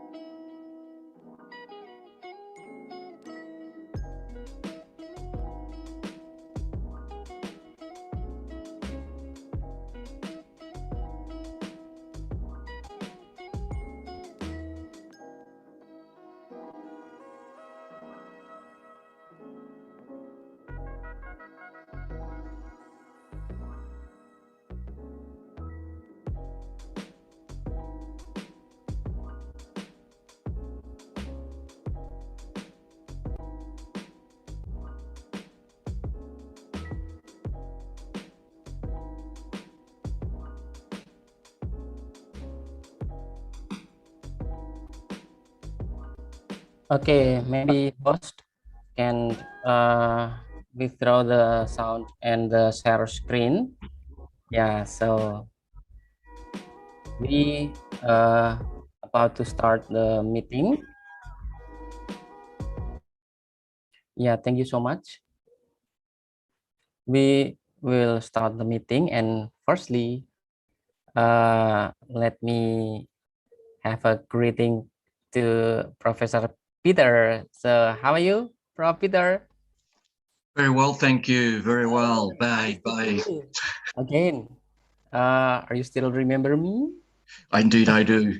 Oh, thank you so much. Yeah, last year and then the two last years ago. So I always serve as moderator with you. Yeah, and this season, so we also would like to say very thank you to you, and then for always have a time for us to support all of the programs in Diponegoro University. So thank you so much, Prof. Peter. Sama-sama. So we should speak in Indonesia or in English? You speak sama-sama, and then you speak terima kasih, and then yeah, when you start to have a plan for going to Indonesia next year, maybe? Oh, as soon as this country lets me out. Yes, next year, I hope.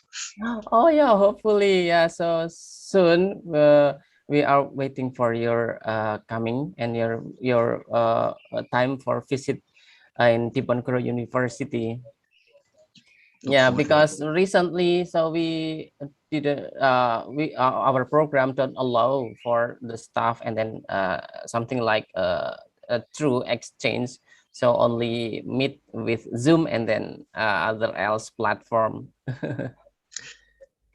Yes, for the moment. Yeah, thank you so much. And then now my time for testing your voice, and I have a feeling it will be run smoothly, and then your voice is also clear enough as usual. And then the video also clear enough. And then yeah, we would like to inform you the participant. So we have about 130 participants, and this participant is consists of various background of field, but still in the they all work in the agriculture. So we would like say our gratitude for you to always have something like good knowledge, and then provide a big effort, and then we would like to waiting your presentation. Thank you. Okay. And then we also together with Hayakawa Sensei, Professor Hayakawa Sensei. So are you in standby in this meeting? I'm ready. Oh yeah, thank you so much, Hayakawa Sensei. Yeah, so both of you will have a second session in this international symposium. Thank you so much for your support to us as a speaker in this ISFA. Yeah, I think your voice also clear enough, Professor Hayakawa. And then I also can see the video very nice, and I think no problem to deliver. Problem. Yeah, no problem. So the both of you, Prof. Peter and Prof. Hayakawa, so do you have a plan to running the slide by yourself? I do. Yes. I have the screen share set up. So yep, whenever you're ready. Yeah, thank you so much. So we are in the time for start. So maybe MC, so would you please to start? All right. Thank you, Mr. Albari, for the great meeting. Greetings. Now welcome to the second session of today's event. Before continuing, I would like to inform that there is a link of attendance which has been shared in the chat room. To all participants, please click the link and fill the G form while waiting for the presentation. The second and the third keynote speaker is Professor Peter G. Bad and Professor Shigeru Hakawa that will be moderated by Mr. Albari. To the operator, please share the curriculum vitae.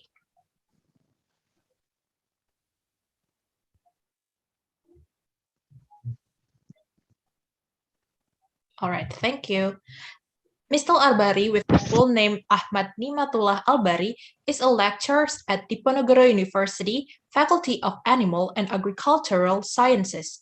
He took his Bachelor of Sciences at Gadjah Mada University, majoring in animal husbandry. Next, he took his Master of Science at Gadjah Mada University, also majoring in animal husbandry. He took his Master of Science degree at Japan, expertising in agricultural sciences. Also, he is now Doctor of All degree. His experiences in national researches and food technologies experience. He is now currently in the team of IT, Animal, and Agricultural Sciences. I think that is all I can tell about Mr. Albari. To Mr. Albari, the time is yours.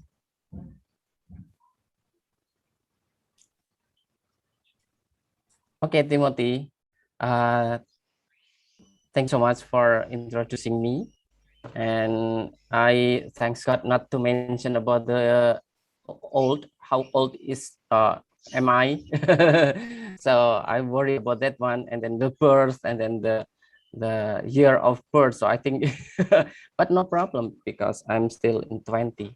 Okay, so thank you so much for inviting me and provide the introduction for me. And then would you please, operator, so may I also introduce both of the moderator, both of the speaker right now. So soon we will have a speaking from Professor Peter G. Pat. Yeah, so this is a very close long history with Diponegoro University. Thank you so much for always have a time with us. And then, so this is to address, of course. So he was born in Australia, and then he also citizenship in Australia, and then his specialty is in agribusiness.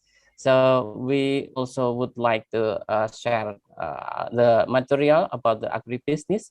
And right now, so he worked in a Curtin University, Western Australia, in Australia. So I think with so this is the education. So he finished a doctoral degree in the Curtin University, majoring in agribusiness. I think that's all. And then this is a professional experience. So since 1978, so he mastering the horticulture field. Yeah, so as you can see in the slide. And then he also experiencing in the a representative. And then starting from 1986, so he worked in a Curtin University until now. And recently, so he also expert in the rural development consultant. So this is a very good for us to know the experience from him. So whether the experience is very good for us, I think this is a good for us to know, because we relatively have facing the problem about the agriculture. So if you want to ask a question, so maybe it is I think it is time to for having a question and answer after two speaker has speaking. Okay, so I think that's all from the curriculum vitae of Professor Peter G. Pat. So I think now the time is yours, Professor Peter. So I think hopefully the attendants can follow and can hear the voice and then the slide clearly without any problem. Okay, the time is yours, Professor Peter. Many thanks. I'll bring this PowerPoint up, and we'll be underway in a moment. There we go. Okay. Look, many thanks for the invitation to attend and to present again this year. Given the objective of the seminar, and again looking at sustainability as we move forward, which is a topic which is global, not just impacting on Australia and Indonesia, What I'm about to talk about today is transforming pathways in terms of working with smallholder farmers.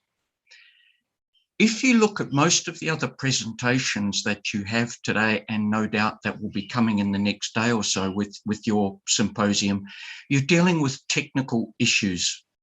But we so often forget about the sort of social issues and the need to connect farmers to markets. Because unless we're able to actually do that, we're not going to get the transformation in the food systems that we so desperately need in order for our food systems to become and to be more sustainable. So let's start with a little bit of background here. As you can see, fresh fruit and vegetables have traditionally been sold through a large number of market intermediaries. And Indonesia is certainly no different here, where in the rural areas, smallholder farmers are selling to collector agents, who in turn sell to traders, to primary wholesalers, to secondary wholesalers, and then ultimately to either retailers and or institutional users. But we also note that with increasing urbanization and the higher disposable income that our consumers have today, that our marketing systems are rapidly changing. And what we've seen, certainly within Indonesia, is the emergence of the supermarket. As the supermarket has emerged, so also does the requirement for a larger quantity of product, a greater range of product, and for the ability of the supermarket to offer consumers safe, healthy, nutritious food that has been produced in a way that is both sustainable and ethical, and of course is more convenienced. So with regard to your first presentation today from Ibu, sorry, I've forgotten her name. We were talking here about more processed food and looking, of course, then at dietary changes. So, these issues are impacting upon our food systems. But the critical thing here is that the modern food systems under which most businesses operate today require much greater coordination. The buyers today have very specific quality specifications. But when we think about quality, we're not just thinking about product quality. We're also thinking about the way in which the food has been produced. And most importantly, we're thinking about things like food safety assurances. So we're going to find that when we do supply, or we attempt or endeavour to supply these modern food systems, the quality expectations are much, much higher. As I've also indicated, because of the way in which the sales are conducted, they're going to need to be able to access a minimum quantity of product. And they're also going to want to have a greater assurance about the price of the product because of the promotion and the advertising and the other activities that take place within a retail store. And so, of course, that means that we're going to need in some way or another to be able to have a greater assurance of supply and hence to be able to work with smallholder producers. The challenge, however, that emerges is that when we're working with smallholder producers independently, they're too small and hence they're unable to engage with modern food chains. They're not producing a sufficient quantity of product. The quality is inconsistent. And in many cases too, they lack the variety of product that is necessary to supply a downstream customer. And so in order for, again, smallholder producers to be able to work with these demanding customers, they need to learn to work together. The other problem that we see is that when smallholder farmers are acting independently, is that there are a number of production constraints that those small farmers experience. They have limited access to production inputs, things like fertilizer, chemicals, and seed. They lack technology, and they lack the credit that is necessary to actually purchase and to obtain those production inputs. But in so many cases, they are located at some considerable distance from the market. And hence there are infrastructure issues associated with accessing the market and issues associated with obtaining information about what's happening in the market, particularly around things like price. And it's this distance from the market that then creates a whole lot of difficulties for smallholder farmers in making business and good, sound management decisions about what they should grow, when they should grow it, and of course, how much they should grow. And so, if smallholder farmers are to transact with modern institutional markets, they need to explore alternative marketing systems. And it's within these marketing systems that we talk about cooperatives. We also talk about contract farming, which is becoming increasingly prevalent within much of the Asia-Pacific region. And of course, there are a number of different models associated with contract farming, from the centralized model through to the nuclear estate to intermediary and multipartite models. And increasingly, what we're now starting to see emerge are what we call these PPPs, or indeed, as described by IFAD, the 4 Ps, these public-private producer partnerships, where we see the private sector combining with government to be able to assist smallholder farmers to access markets. For the smallholder farmers, there are considerable benefits in working together and working collaboratively.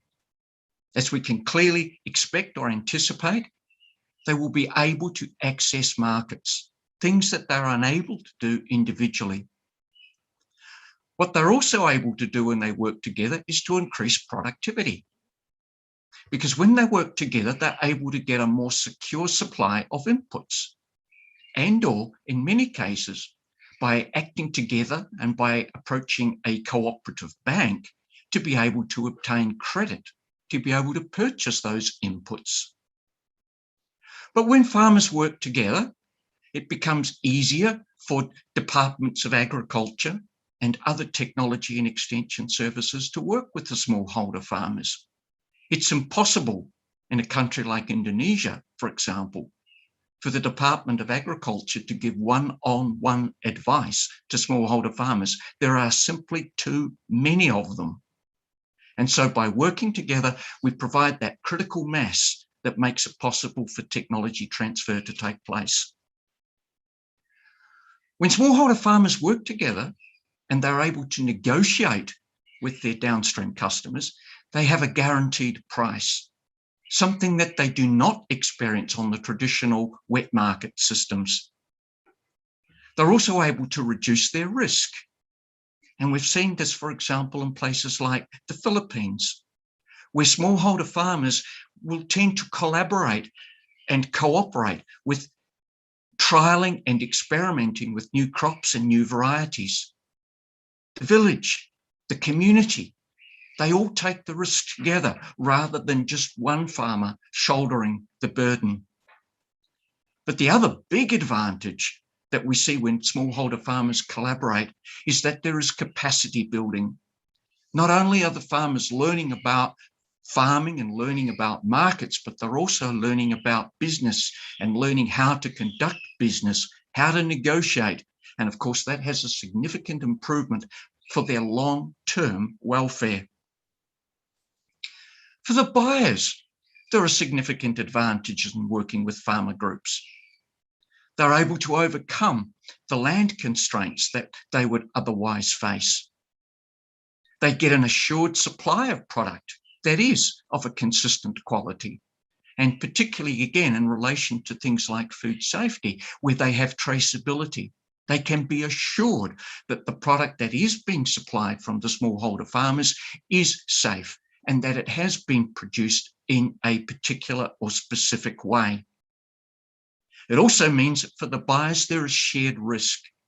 The risk of cultivating and producing the crop is in fact then undertaken by the smallholder farmers.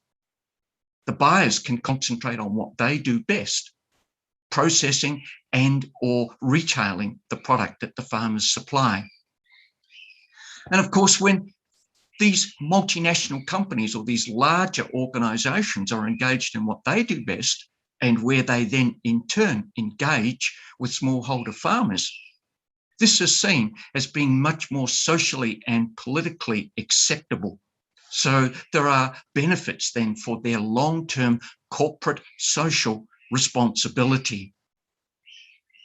But we must also acknowledge that when smallholder farmers deal, when buyers deal with smallholder farmers, there are significant costs involved. In the first instance, there is, in most cases, the provision of infrastructure, so that even where groups of smallholder farmers do come together, somebody's going to need to make the investment in infrastructure. Things like the roads, the irrigation systems, the processing facilities, access to water, to electricity, waste management, and other issues.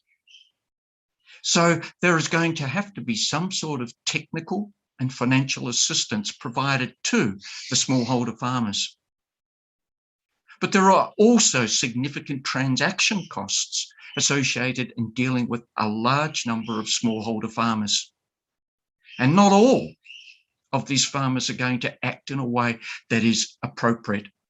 Farmers will take advantage of these buyers in multiple ways, described here as what we call opportunism, where farmers will often take the inputs that have been provided to them by their buyers for a contracted crop and use those inputs for another crop.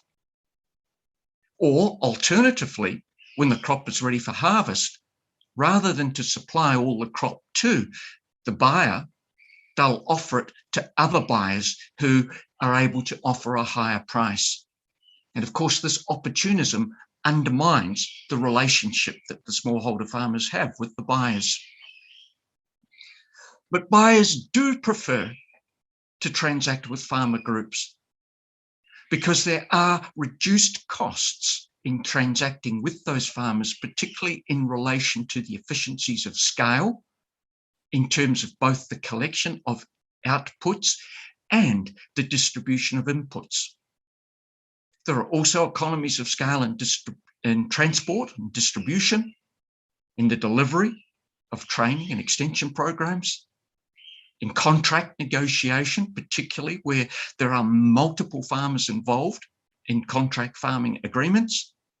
And of course, it's much, much more cost effective to introduce quality assurance systems across these smallholder farmer groups when you have a number of the farmers working together, rather than trying to do it individually. But we must accept and we must acknowledge that the majority of these smallholder farmer collaborative marketing groups fail. The history of cooperation and collaboration is littered with failure. In the first instance, most of the failure arises because of the various constraints that the smallholder farmers face themselves, in terms of the fact that they are only very small scale producers. They have, in many cases, very low levels of human capital and both illiteracy and innumeracy, and that creates difficulty in managing and being able again to integrate these farmers into modern value chains. There's what we describe here as a poor enabling environment. The lack of infrastructure, of roads, of bridges, of telecommunication systems, the lack of market information, and poor policy and regulation that makes it difficult for smallholder farmers to be able to get what they basically need to be able to engage with downstream buyers. And then even within the groups themselves, there is this issue with poor leadership and poor management, because again, these groups just don't have the experience. They don't know how to engage with their downstream buyers. Cook in 1995 identified 5 primary reasons for the failure of these collaborative marketing groups. The first of these reasons is what Cook described as the free rider problem. This is the difficulty in dealing with those members of the group who benefit without making a fair or equitable contribution to the group. Now, this is most often seen when these farmers will decide to supply the cooperative when the demand is low, but yet when the price is high, they'll sell elsewhere. They will abandon the cooperative. And this lack of commitment makes it very, very difficult for the co-op to be able to then in turn engage with the downstream customer. But there's also a temporal issue here in that those who join the group later are benefiting from the experience and the risks that were taken by the other farmers who joined the groups earlier. And so there needs to be then some mechanism by which those who join the group later pay some sort of penalty or in some way have to pay some premium to reward those initial farmers who took the risk in setting up the group and in learning how to work together. There's also what Cook describes as the horizon problem. This can be described effectively as looking at and trying to understand how far down the value chain the smallholder farmers can see. What is the horizon for these groups? For this often means for the group the reluctance then for the members of the cooperative to actually invest sufficient capital in the group. What the farmers need to appreciate and understand here is that their own group needs capital. They have to pay a competitive price and they have to be able to pay promptly because, of course, for smallholder farmers, cash flow is a very important constraint. We also need to acknowledge that within the group itself, different members of the group are going to be more risk averse and or more risk seeking.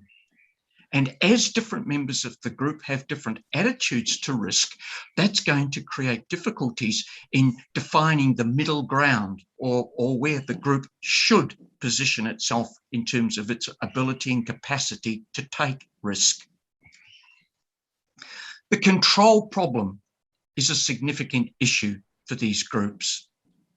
Almost invariably, it's built on the principle of one man, one vote.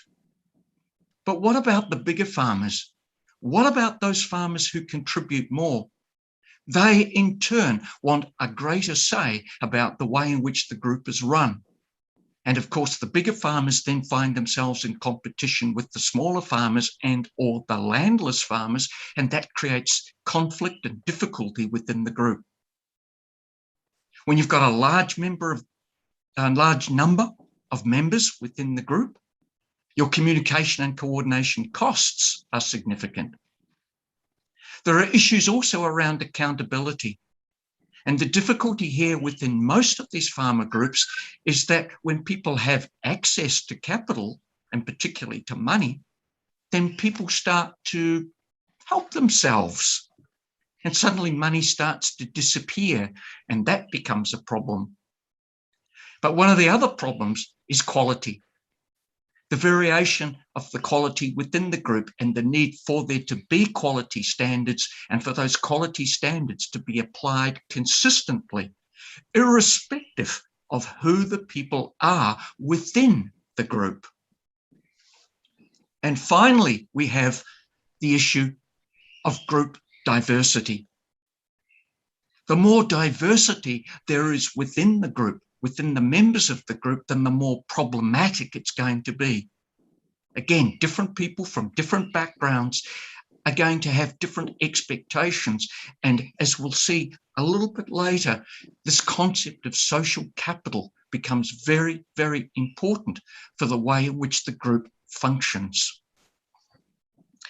So what I want to do then for the remainder of my time this morning is to look at the key success factors the things that are important in making these collaborative marketing groups work. How can we engage smallholder farmers with these downstream markets or downstream customers and do so in a manner that will bring economic advantage to the smallholder farmers? Because when we talk about sustainability, we're talking fundamentally about the 3 Ps: people, profit, and planet. And we cannot be sustainable if we're not profitable. So we really need to understand that that's what drives sustainable markets and thus sustainable production. And hence, as I've suggested before, the importance then of learning how to engage smallholder farmers so that they will be profitable, so that they are sustainable in the longer term. The first of these success factors is competitive advantage.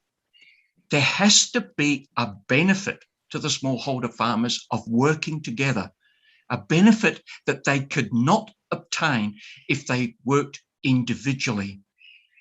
And as we've started to see, because of the economies of scale that are associated with transport and the ability then to access with institutional buyers who require a large quantity of consistent quality product, higher price can become an important factor in this decision. As I've indicated a moment ago, so also are the economies of scale in terms of production and in terms of distribution and marketing. But there are also competitive advantages associated with risk mitigation and indeed with market entry. Because if you want to, for example, market your product as being fair trade, one of the requirements to be certified under fair trade is that there is some form of collaborative marketing group or cooperative that will collectively decide how to spend the fair trade premium for the benefit of the community. The other, what I would suggest, key success factor is a customer focus, what we often describe as being market-oriented. Market orientation for these collaborative marketing groups is like a double-edged sword, because the co-op has to do 2 things. It has to deliver value to both its members, but it also has to develop value for its buyers. And that can be, of course, competitive from the point of view that buyers are looking for the lowest price, whereas, of course, the farmers are looking for the highest price. And so that's going to create conflict then within the co-op and the way in which it conducts its business with both its producers and its buyers. For the members of the cooperative, the rewards they receive must be commensurate with their participation. That is, the more product I put through the cooperative, the more that I should benefit from my activities. And of course, this is in response to the free rider problem that Cook identified earlier. But what we also acknowledge in many societies within Southeast Asia, and rice planting is a very good example of this, is that at rice planting time and indeed at rice harvest time, the whole community comes together. And so today we'll plant my field, tomorrow we'll plant Pak Albari's field, and tomorrow we'll plant Pak Abdul's field. But we don't actually exchange money. We just simply offer our labour and our skills to one another. We share the responsibility. This is the type of thing that in the Philippines, for example, we call it dadan, where the community is just willing and prepared to work together so that the rewards here are commensurate with participation. For the buyers, where the farmers do work together, the buyers are able to obtain the quantity that they require, to the quality standards that they demand, and at a competitive price. because of the benefits and because of the economies of scale that have been realized in both production, marketing, and distribution. They're also able to access the range of product that they need to satisfy consumers' demands for the diversity of product. But what makes these collaborative marketing groups work is this concept of trust. And embedded within trust is the concept of social capital. The more alike the community is in terms of its religion, its ethnicity, or its language, the more likely it is that the group members will collaborate because they will share norms and, in many cases, that they will have established strong personal relationships. And it's this concept of social capital that enables these groups to actually work together. So that when we talk about this concept of trust and social capital, we need to appreciate that it occurs at multiple levels. There's going to need to be that trust in the first instance between the members of the group themselves. But there's also going to be the need to trust between the group members and the management, the president, the secretary, the treasurer, and the marketing officer. And in turn, there's going to be the need for trust between then the cooperative and its buyer, be that a supermarket, an institutional buyer like a processor, or indeed a restaurant or many restaurants. And so when we talk about this concept of trust and social capital, it's about understanding that it takes what we call two forms. So there is bonding social capital and there is bridging social capital. Bonding social capital is that social capital that takes place between the members of the group, where they effectively bond. The bridging social capital is then the capacity and the ability of the group to work with others, the capacity then of the group to work with its buyers and indeed with its upstream suppliers, those who supply the chemicals, the fertilizers, and the seed. But fundamentally, what is trust about? What does trust mean? What is it? Well, trust really means, for the members of the cooperative, it means keeping promises. It means doing what you say you're going to do. And so if you're going to supply a certain amount of product to the cooperative, then ensure that you do. It also means the open and honest disclosure of price. It means open and appropriate incentives for quality. Everybody knows what the quality expectations are. Everyone can achieve that. It also means, particularly with the buyers, being able to manage the asymmetric power relationships that exist between large institutional buyers and many, many, many smallholder farmers. So that when people exercise their power coercively, demanding that people do things that are not necessarily in their best interest, then trust will be eroded. But if we use non-coercive modes of power, that is by providing information and support, we can actually build trust between the buyers and the members of the collaborative marketing group. But it also means having an element of flexibility, being able to mitigate risk and being able to resolve disputes in a manner that is amicable to all members of the group. And again, to look at then how we negotiate and broker these relationships between the group and their buyers. When we consider developing these collaborative marketing groups, effectively what is happening here is that the farmers are becoming businessmen. And like any business, the business needs appropriate planning. We need a marketing plan We need to know who our customers are, what our customers want, and when we're going to supply our customers. At the farm level or at the group level, we need a production plan. We need to know who's going to grow what when, so that we can meet the needs of our downstream buyers. We're going to need a financial plan where collectively the group members determine how much of their price or the price that they receive they are prepared to pay for the marketing of their crop, and indeed how much of their returns they are going to invest within their own collaborative marketing group. For as we saw under the Horizon problem, we need to ensure that the cooperative group has a sufficient amount of capital for it to be able to undertake its business and to pay promptly like any other buyer of the product. But we also need a management plan. We need to determine how we're going to structure this group.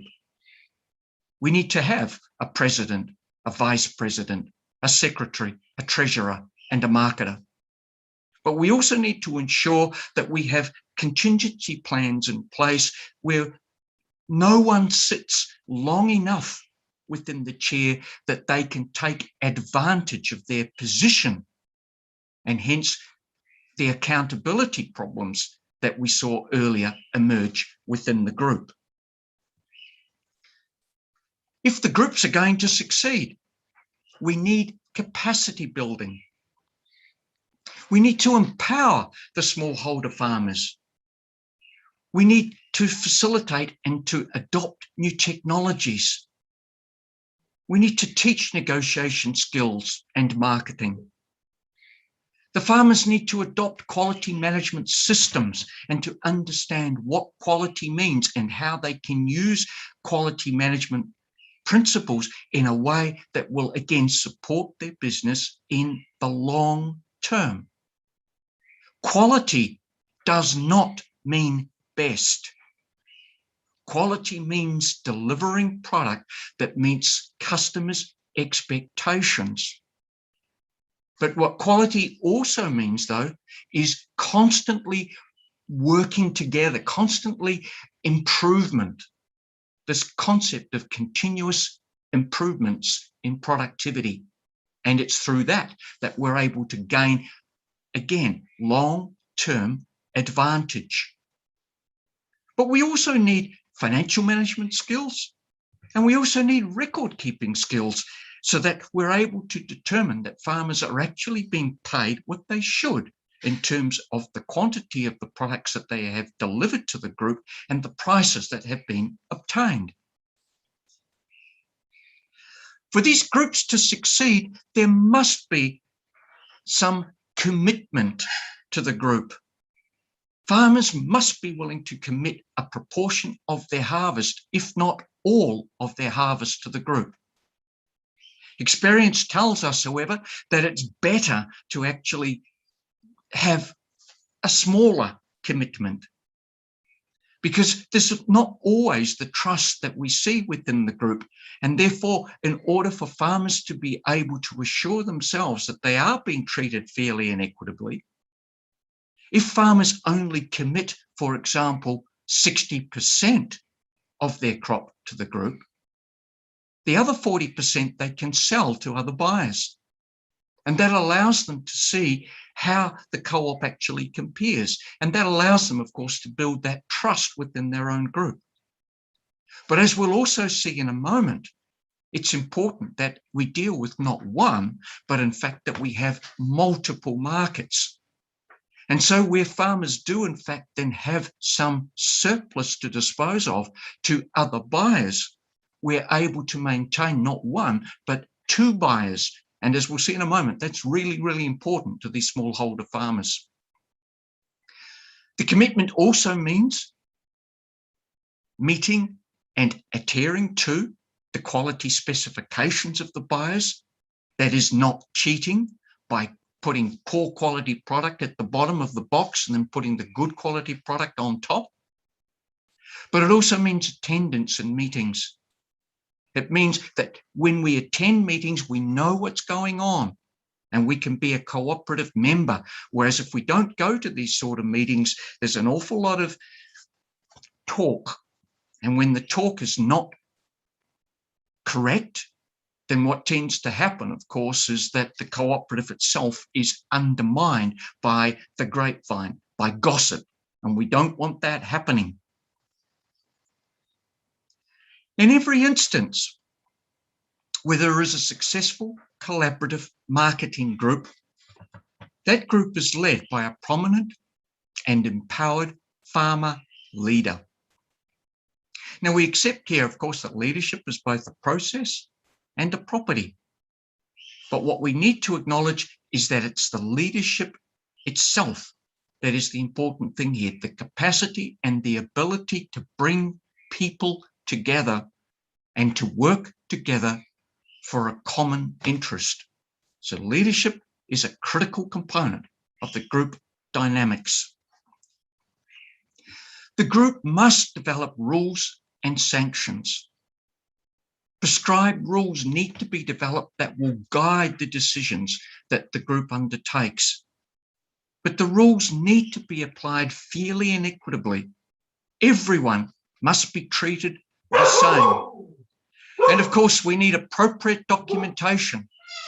Appropriate documentation, as I saw a moment ago, in terms of record keeping, in terms of the quality control mechanisms that the group employs, but also recording the product that has come and the quantity of product from the different farmers. So of course that they can be then appropriately rewarded for the amount of product that they have consigned or sent to the cooperative marketing group.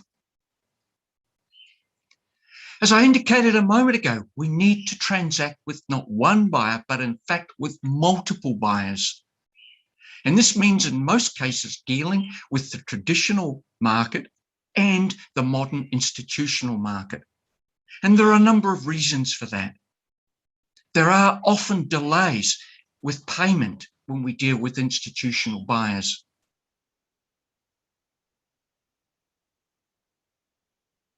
In the methods of contracting, particularly in places like the Philippines, where institutional buyers are making decisions on a weekly basis, 1 week in advance.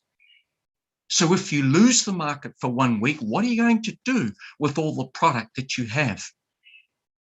But what also are you going to do with that product that falls out of specification? What are you going to do with the product that doesn't meet the institutional buyer's requirements? You need an outlet for that product. So where the group deals with multiple buyers, the groups are much more successful than those that are committed to just one buyer. However, we also need strong institutional support. Support here from government, particularly in relation to things like infrastructure, to the provision of roads and telecommunication systems. As the photograph illustrates, this is one of my groups in the Philippines. This is how they bring the product out, by horseback. The product, the amount of damage done to the product, because this is the only means of transportation, is horrific. If we had good roads, there'd be much less damage to the product, and it would be much easier for the farmers then to get their product to market. But we also need government policy in terms of things like land tenure and ownership. We need government to be able to facilitate and make it easier for these smallholder groups to be able to become properly registered, because it's only through registration that they can offer invoices and maintain bank accounts. There are also issues like contract law, and then the way and means, again, by which smallholder farmers and their groups engage then with their downstream buyers. Finance and the capacity, and again, for government to provide these collaborative marketing groups with finance at reduced interest rates, which make it attractive and appealing to smallholder farmers. But we also see the importance here of the groups remaining apolitical. The group should not engage in party politics, because where they do, that often leads then to group failure, because again, you're going to have different people supporting other people within those groups, leading potentially to conflict. But we also need to acknowledge that if these groups are going to work, they need the strong institutional support from the buyers themselves, because this whole process takes time. It's not something that occurs instantaneously. And so buyers need to be in the background. They need to be prepared and willing to work with the smallholder farmers and to recognize that it is something that will take time. And particularly for both retailers and for processors, they should embed it within their corporate social responsibility. So Pakalbari, that basically gets me to where I wanted to get to, with, I hope, sufficient time for a few questions. Thanks, Okay. Untold. Ya, terima kasih, Professor Peter. Wow, I only imagine if everything that you said in the presentation happened. So we will have something like strong farmer, a good governance from Indonesia's government, and then good production, good marketing. So wow, when it will be happen? Yeah, so I think soon. Yeah, okay. Thank you so much, Professor Peter, for the nice, very nice presentation. When you speak, and I only imagine. So maybe the participant also have a question. So would you please let me invite all of the participants to have a question using Menti. So I have put a link for question and answer. So in the chat column. So would you please to see in the chat? So you can use that link to ask a question. Or maybe you can also just put your question in the chat. So let me read for you.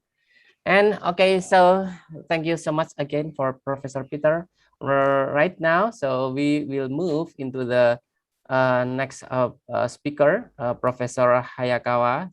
So, so are you ready, Professor Hayakawa, for a presentation? Hopefully, everything is good. Yeah, I'm ready. Okay, so Professor Hayakawa, the time is yours. Oh, no. So please wait for a moment. So I would like to, I would like to introduce you first. Sorry, because I feel something should I do, but I didn't do. Okay, so this is the curriculum vitae of Professor Shigeru Hayakawa. So he's my very beloved supervisor. Thank you for supervising me during my study in Japan. And it was very nice study in Kagawa University. And I have planned, I would like to go there again if there is a study together with you, of course. Always Okay, welcome. so yeah. So he lived in Kagawa Prefecture in Japan, and then this is the work experience. So he was a researcher in Nagoya University and assistant professor also in Nagoya University. Then he also took a researcher in PhD in the University of British Columbia, Canada, and being associate professor in Faculty of Agriculture, Kagawa University, the recent university, recent affiliation. And also he served as professor in Faculty of Agriculture, Kagawa University. And this is the experience. He also experiencing in the visiting professor program in Calf, Canada. And also he worked as a dean and vice dean also at that time when I studied there. So very busy at that time, but everything ran very, very well. And this is the executive vice president also in Kagawa University. So after that, so Professor Shigeru Hayakawa served as emeritus professor in Kagawa University until now. And so I have information other than this one because Professor Peter as a consultant and Hayakawa Sensei, so I said Professor Hayakawa as Hayakawa Sensei, is also a consultant. So I think this is the good something like match. So I think we will have a nice question and answer in the next session. Okay, so is there any other else to inform? I think is this all? Oh yeah. So recently, Hayakawa Sensei as a coordinator for Suiji program. This program is 6 Intuitive University, Japan, Indonesia. So 6 university from Japan, and then the 6 university in Indonesia. They all collaborate each other and having a program. So this is the education.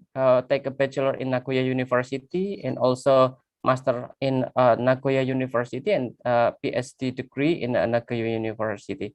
Okay, this is the publication, and then still in progress because you always active in writing and always guiding us for having a good manuscript. So would you please still help us to share your knowledge how to good writing, because we recently also will provide the clinic manuscript in another day.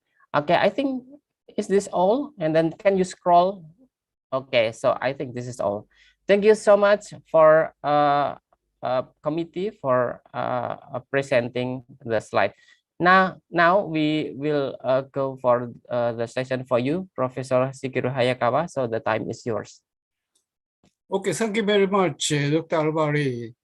And also, so I appreciate your effort to participate, to have a symposium in such a pandemic in coronavirus. So your efforts are very excellent. So I say thank you for the International Symposium of Food and Agro-biodiversity 2021. So I'm very happy to attend this symposium. Let me share. Okay. Okay, Sensei. Okay. Okay, nice. Okay, very good. Okay, yeah. Slide. Come on. Okay. Okay. So my title is Noble Sweeteners, Rare Sugar Sweet and the Arrows, the Functional Properties and Marketing. So recently, so the arrows is produced a large amount of arrows in USA and Mexico. So I'd like to give a presentation of this topic. Okay, already you know this sweeteners. Sweeteners are classified into sugar and non-sugar. So most of the non-sugar sweetener is utilized as artificial sweeteners. And I would like to give a presentation on the natural sweetener and natural sugar. You know, the sucrose, sugars from starch, for example, glucose, fructose, allulose, maltose, and other sugars. And another one is sugar alcohol, xylitol, sorbitol, erythritol. So many people use these sweeteners. And I'd like to explain about rare sugar. This allulose is some rare sugar group Okay, at first, I would like to explain about the sucrose because I'm a food scientist. So sucrose is very good sweetener. We call it resource from natural world. So first one is food safety. So sucrose use some stored processed food, for example, jam and canned product.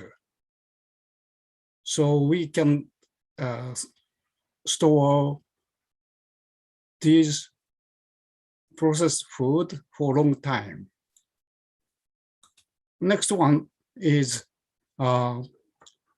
it's very good for food processing. For example, I prepare the sponge cake. So sucrose can enhance the ability of egg white and improve sponge cake properties, like that. And another one, so gel formation. When we make sausage, we add the sucrose. Sucrose can enhance gel formation. So elasticity is very good after adding sucrose.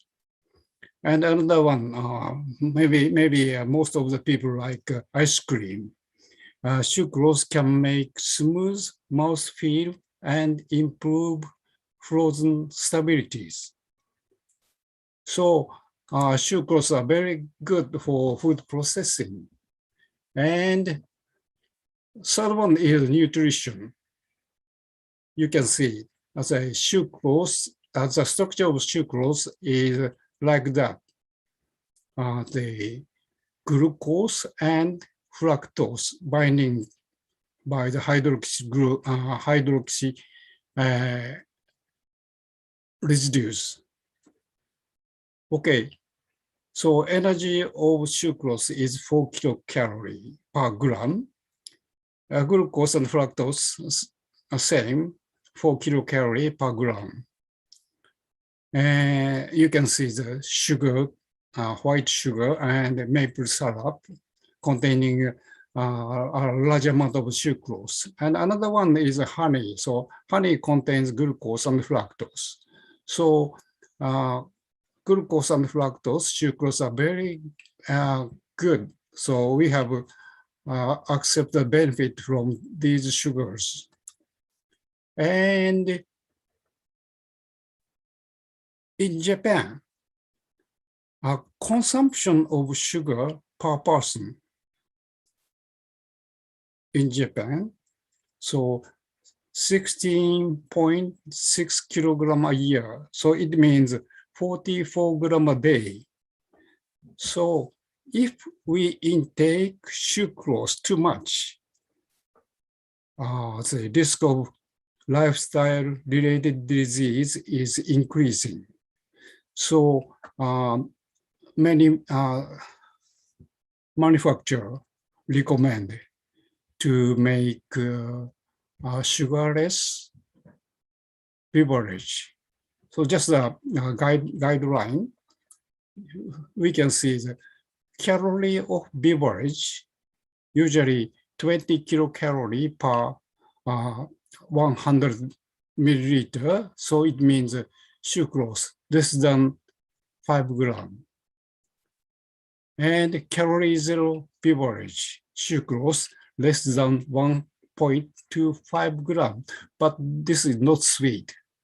So what should I do?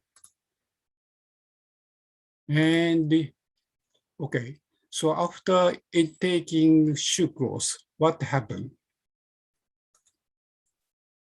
Okay, the sucrose have a glucose and fructose. Okay, so after eating sucrose, sucrose is converted to glucose and fructose in intestine, you know. And then glucose and fructose are absorbed into intestine. Then glucose and fructose, which enter the blood, are carried to various parts of the body and burned to become energy. So as I told you, the calorie of glucose and fructose, 4 kilocalorie per gram. But if taking too much, body fat will accumulate and risk of diabetes will increase. So what should we do?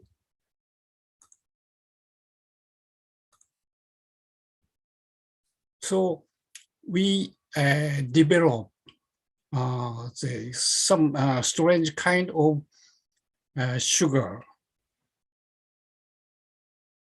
We just call it rare sugar. What is rare sugar? So you can see the whole model of the saccharide sugar. So green is sugar rich in nature. So most plenty of glucose present in nature. And another one, red circle. For example, allulose, allulose, and xylitol, and so on. We call it rare sugar. So we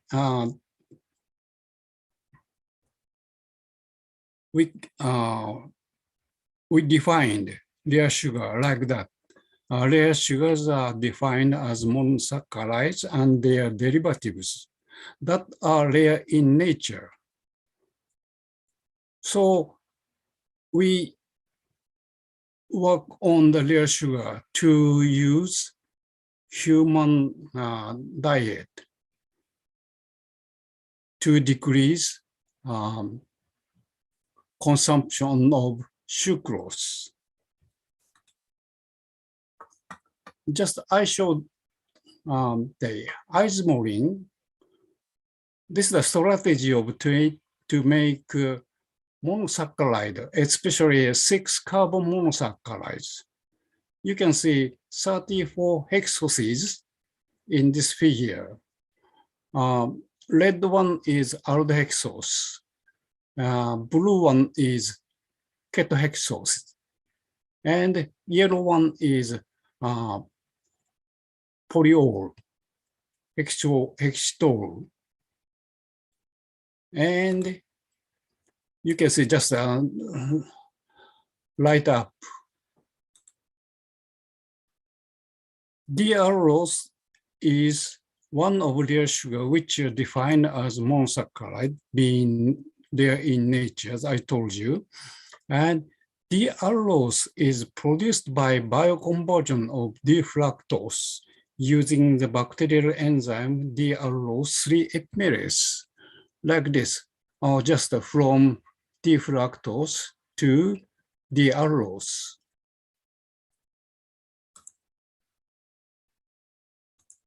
Okay, so at first we checked the rare sugar in processed food. So do we eat rare sugar every day or not? So at that time, we produce allulose at the research level.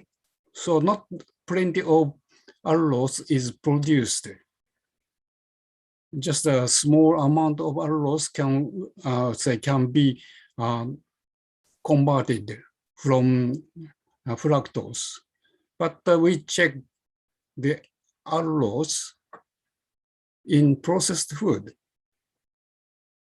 Okay, so confectionery and seasoning and beverage, So we found some amount of allulose is contained in processed food, especially heated processed food like this. And if we eat such meals, breakfast, lunch, and dinner, look like lettuce meals.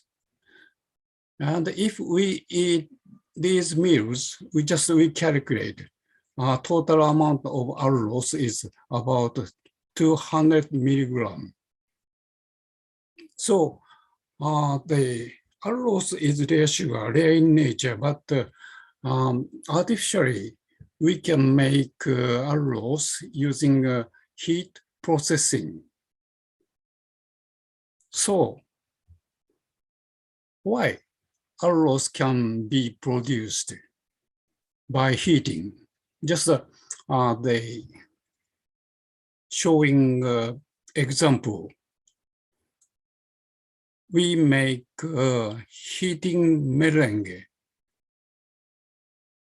using fructose instead of sucrose.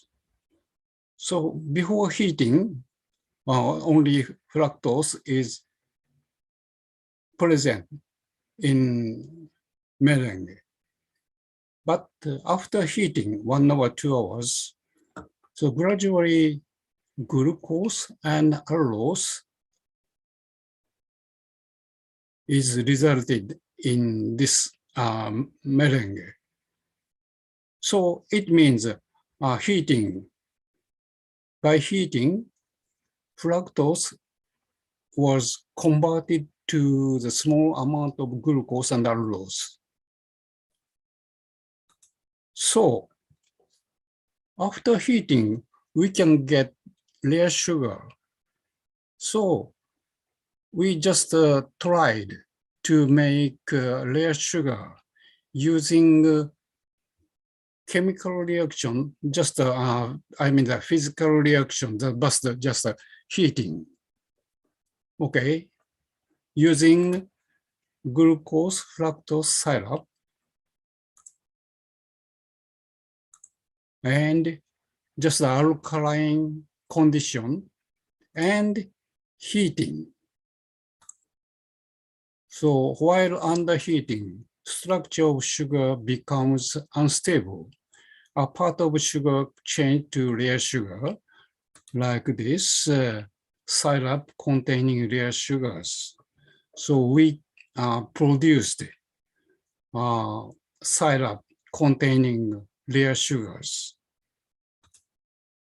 So we sold rare sugar sweet. Just like this is a name of this product. So just sold by the Matsutani Chemical Company. Sweetness is 90% sucrose and calorie is 80 to 90% sucrose. Properties, yes, I know, I said syrup. And bricks carbohydrate content is about 70%. And so how about rare sugar? So composition is like this: glucose, fructose, but about 15% of rare sugars is contained. The cycles in Japan, we call that. But in USA and worldwide, this cycles is called allulose. And so after eating of this rare sugar syrup, rare sugar sweet, what happened? This is just an example of the effect of rare sugar sweet. You can see the light graph.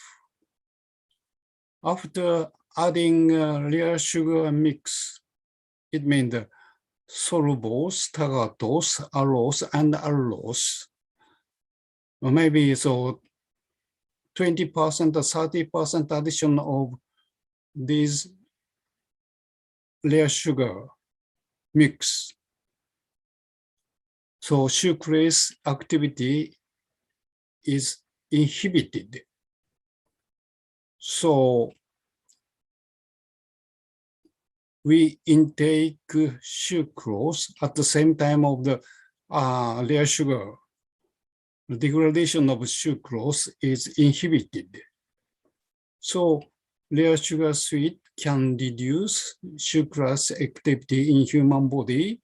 So that results in rat, say, abdominal adipose tissue where there's a body fat. After intaking a high fructose corn syrup like this, yellow bar, but after intake of rare sugar sweet, adipose tissue a bit decreased. And what happened after eating rare sugar sweet? So after taking rare sugar sweet, okay, like this, in liver, in nucleus,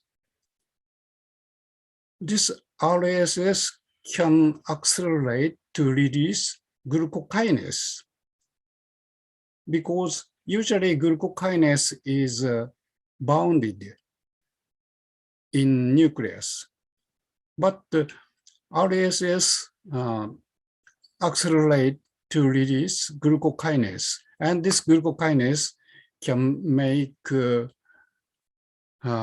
glycogen using glucose. So after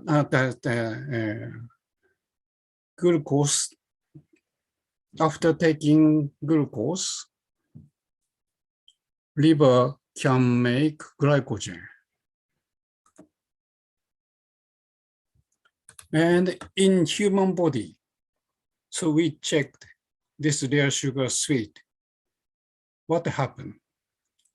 Normal adult 34 persons, average body weight 70.5 kilograms, a little bit overweight, and BMI 25.8.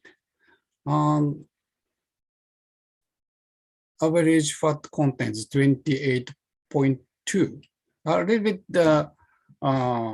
body overweight of the body. So we intake rare sugar sweet jelly 30 grams solid daily, and continue to intake a day for 12 weeks, 3 months. After 3 months,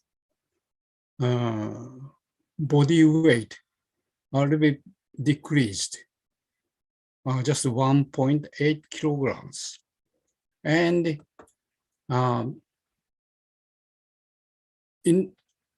initial body fat decreased 1.7%. So we can improve our body condition a little bit after intaking rare sugar sweet.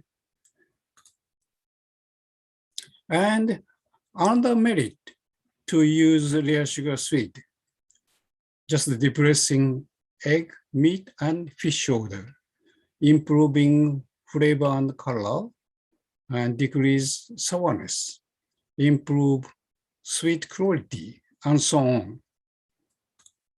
So we in Japan, many products are produced at the various company, donuts, yogurt, and tea, and this is a Frugula by Calbee. And recently, so this Calbee is produced by Calbee, and it contains rare sugar sweet, but sorry, it written in Japanese.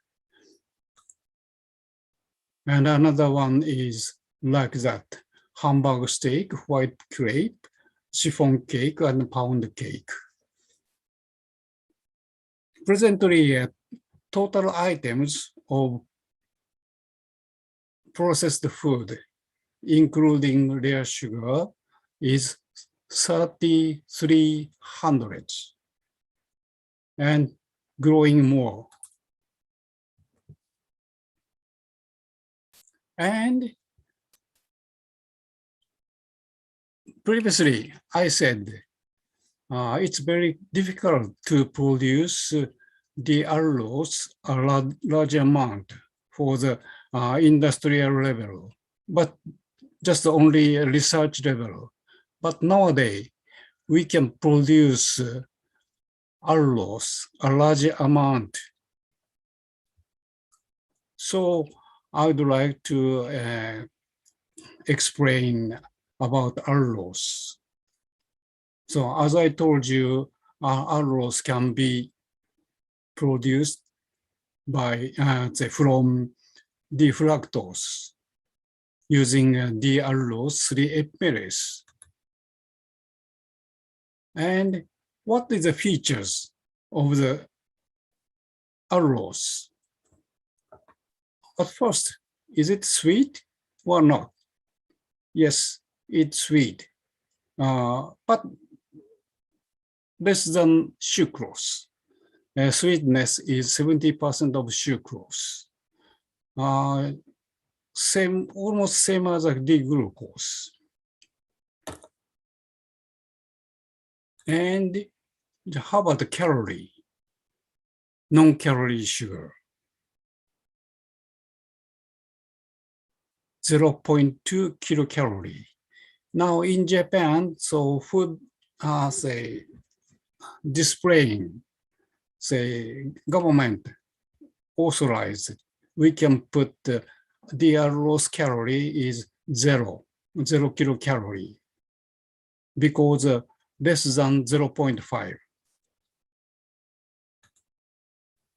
And when we intake the allulose, what happened?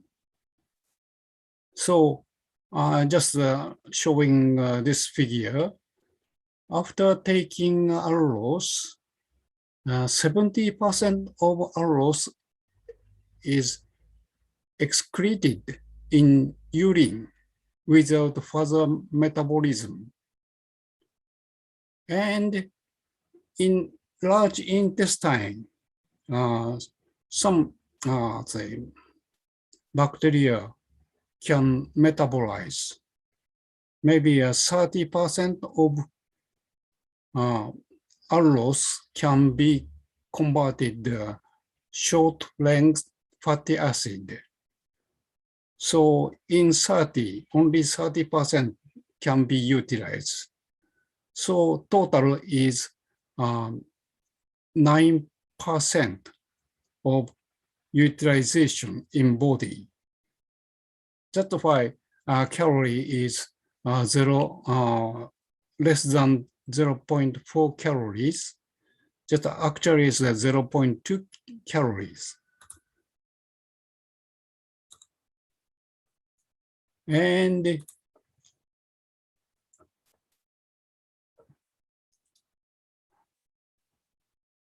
I showed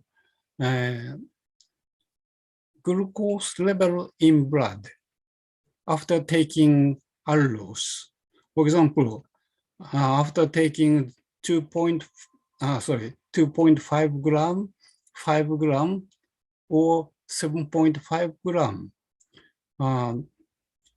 glucose level after taking, after 30 minutes or 60 minutes. So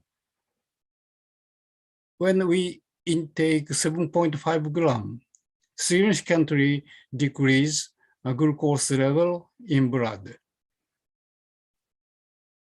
in human.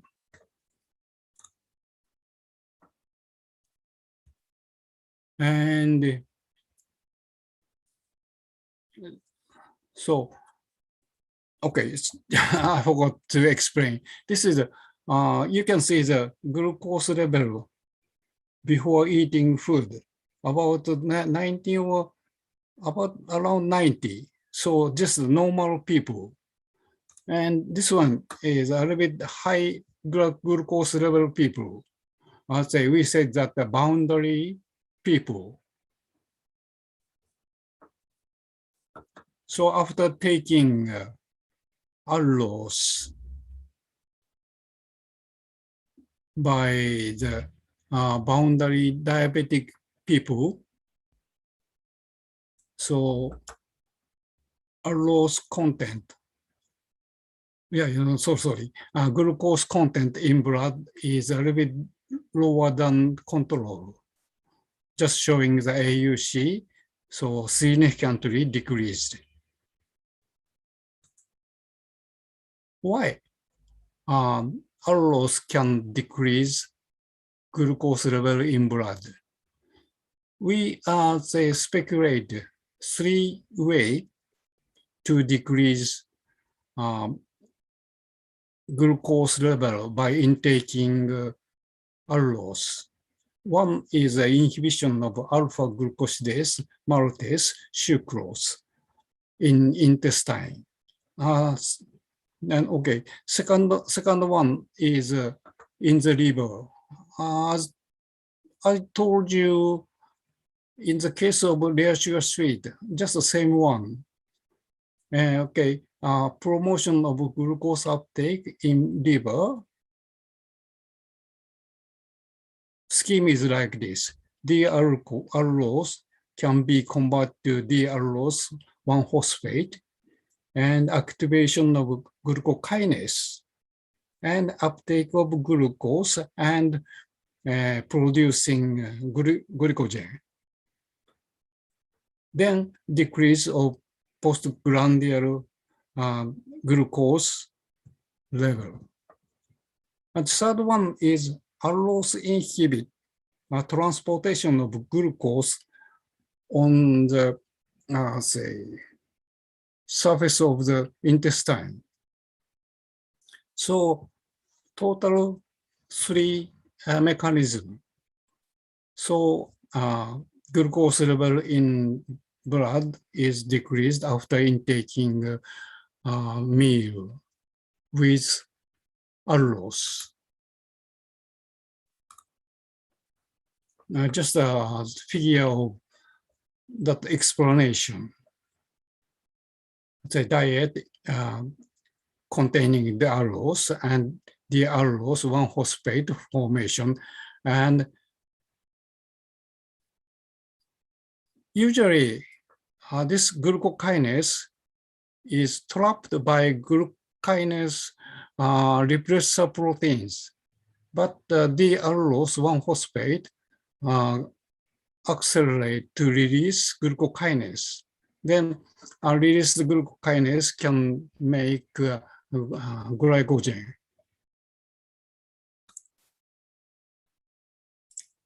So activation of hepatic glucokinase and decrease of postprandial glucose levels. Glycogen synthesis is promoted by glucokinase. So this is one mechanism to decrease glucose level after intaking food. And more effect we can find the more effect about the allulose role. You know, the GLP-1 is glucagon-like peptide 1. Glucagon-like peptide 1. So when we intake food, intestine secrete GLP-1, and GLP-1 act on the pancreas to make insulin. And another one, so GLP-1 go to brain, and decrease food intake, gastric emptying, and increasing weight loss. So this is just a model of the mechanism to the rat. So after addition of allulose, what happened? Usually this rat, say abnormal rat, can eat high fat diet, plenty of high fat diet, but we add allulose. So GLP-1 secretion is improving, they increased. So this the abnormal rat didn't eat so much. So finally, we just said intaking the allulose promote intestine GLP-1 secretion and secrete insulin and depress appetite. This is another mechanism of the advantage of allulose. And when we use allulose instead of sucrose, so replacement of sucrose is important, as I told you. So this is we published one paper 13 years ago, and you know, maybe you know the foodnavigator.com, this is the internet journal. Rare sugar may replace sucrose for bakery and brewing. That's the title. And rare sugar decycles. At that time, we just call it cycles. But now, allulose may be an ideal substitute for sucrose, and they have the added benefits of boosting antioxidant activity and boosting shelf life. Say Japanese researcher, we. And as I told you, allulose can be produced from D-fructose. And in that paper, just we said, color increasing by the addition of allulose and increasing radical scavenger activity.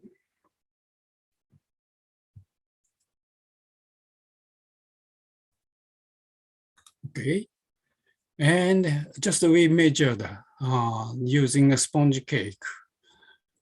After baking a sponge cake using allulose instead of sucrose, just a replacement of allulose at 20%, 33%, and 50%. The hardness of sponge cake is decreased after the replacement of the sucrose by allulose, and viscosity of sponge cake. Also, addition of allulose makes sponge cake extensible.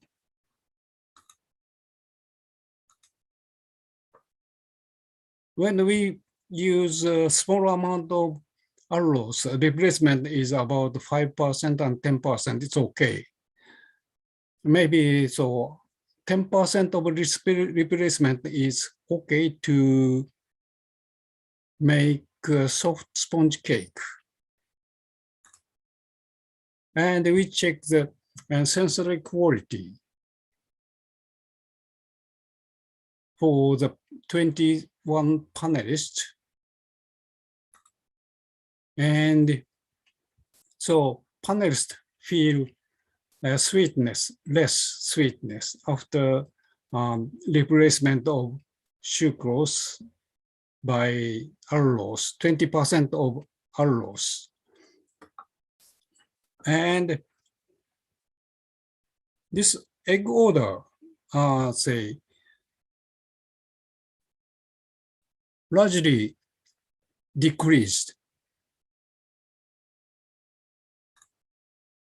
And we check why allulose addition make less egg odor. So we check the generation of hydrogen sulfide. So replacement of sucrose by 20% allulose and 50% allulose. So generation of hydrogen sulfide decreased. So the allulose reduced unpleasant food odor when heating egg, milk, meat, fish, and soya. And the allulose reduced food sourness, such as yogurt, sour dressing, pickled beverage, and vinegar drink. So we conclude allulose is very good food ingredient, especially as a very good replacer of sucrose. And now we ask to make sweets containing allulose now. For example, baked donuts and chocolate pudding and jelly assault and sponge cake, lemon taste. And so we made cheesecake and chocolate without sucrose.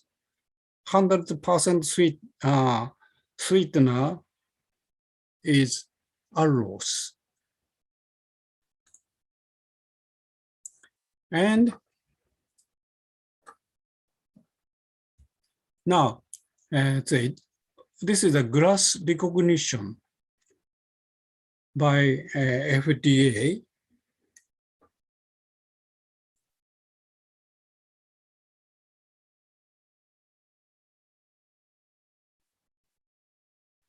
Manufacturers of allulose submit the scientific evidence of safety. In 2012, generally recognized as safe. And the next one, so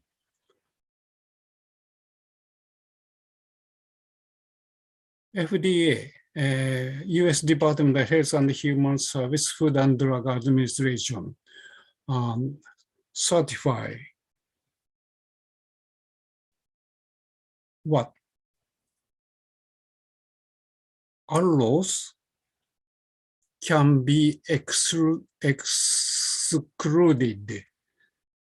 of total sugars and added sugars because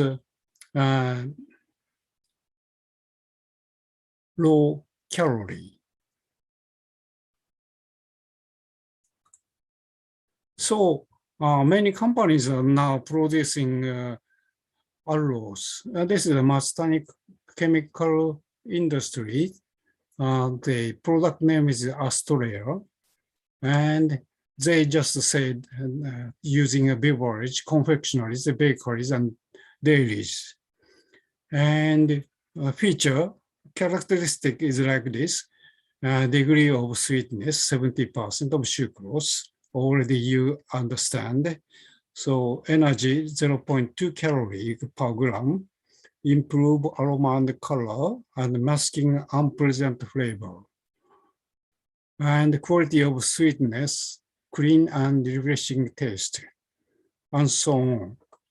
And one more say big feature is non-cariogenic. And another company, Tetron Lyle, showing same features, same properties like this. So now just people can use allulose. Just they cited from the Google, from the Amazon company. So many allulose powder is available. And 2 years ago, 12 November 2019, Mastani chemical industry built factory in Mexico. And this is a factory in Mexico.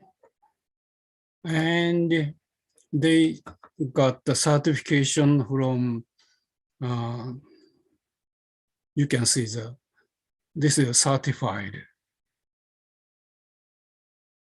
The Islamic Food and Nutrition Council of America, just containing allulose crystalline that.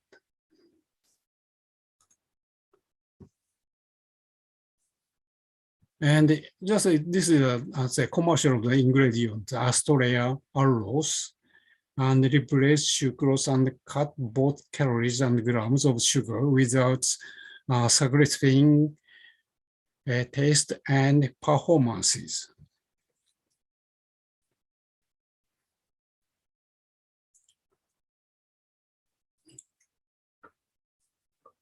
So you can access this video using this URL address. And this is the final slide. So how about the marketing work? So this is the transparency company, just a marketing research company showing this figure. Increasing incidence of obesity, diabetes, and heart disease has led to health awareness among consumers who are now purchasing healthy food products with reduced amount of sugar, salt, fats, and calories. And so from 2019 to 2030, average annual growth is about 8%. So attain to $450 million like this. So I hope many people would like to use allulose, especially such a pandemic of coronavirus. So underlying, I'd say people with underlying disease are scared to be infected with coronavirus. So we need to healthy body. That's why allulose market is increasing. Thank you for attention. Thank you so much, Professor Hayakawa. And it was nice presentation. So starting from now, maybe it is better to consume the allulose, maybe, and avoiding consume sucrose. So 44 grams for the sucrose in Japan. So it means maybe equal to 4 spoons, isn't it, Sensei? I said 44 grams a day. But yeah, actually, this is not so much because the USA people just consumption of sucrose is double. And Double. for example, Thai people like Oh, that. Indonesia also, if you order. Sorry, and I don't know the Indonesian people. you in restaurant, if you ask the restaurant, something like iced tea, so maybe they will put 3 or 4 spoons of sucrose to make a better taste, I think. Yeah, it is depend on the custom. Thank you so much, Professor Shigeru Hayakawa, for a nice presentation. So, and then we will have a question and answer session. So, thank you so much for the participants, all of you, to put the question in the chat room, yeah. But I also open the question and answer through menti.com. Yeah, you can use that link, and I have a plan to share the what is that, the question from participant through the Menti. So first of all, so this is a question from Ibu Asti. Yeah, Ibu Asti. So I think this question goes to Professor Peter. Yeah, in this pandemic situation, smallholder farmers in Indonesia suffered most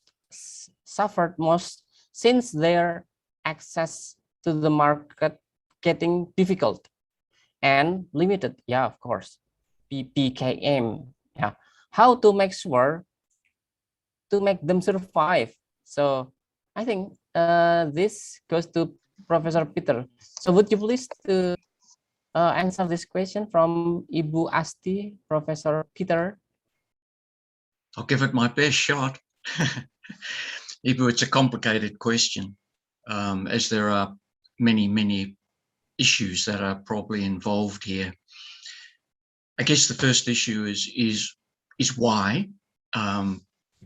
Is it difficult from the point of view that, is it because demand has fallen because consumers can't get to market? And if consumers can't get to the market to buy because of lockdowns, well, of course, that's going to reduce the demand. So that creates obvious problems. There are also issues, I guess, in terms of transportation, in terms of distribution, in terms of logistics, as we've seen within supply chains, particularly internationally, and even within countries such as Australia, where our food supply chains prove to be very susceptible to breakdowns, and particularly with fresh produce, where trucks were moving across different states and across borders, that those truck drivers, in fact, have been shown and found to have been one of the major reasons for the spread of coronavirus. So the fact that then trucks couldn't move or haven't been able to move obviously impounded and made it difficult for smallholder farmers to get product to market.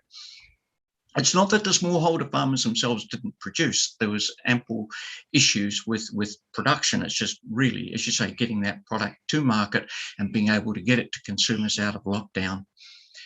There are also a range of other issues that can be explored, and we've seen this in other parts of the world where, for example, local government has facilitated and encouraged alternative market modes through things like farmers markets or through e-commerce particularly, which has enabled product to move them without that human contact. And of course, various other support mechanisms, as we've seen here in Australia, things like JobKeeper, where payments have been made to small businesses that have been able to show, for example, that there have been significant reductions in income. And in fact, to be honest, my own business, my own consultancy was a recipient of those grants because I was hit severely by COVID, my inability to consult overseas. So there are a number of government mechanisms. You'll find that there's just not one, but there are multiple mechanisms and support mechanisms that need to be brought in, depending upon what the root of the problem is, to assist and to facilitate those smallholder farmers. Yeah. So the facilitator for the farmers is the important thing to solve the problem.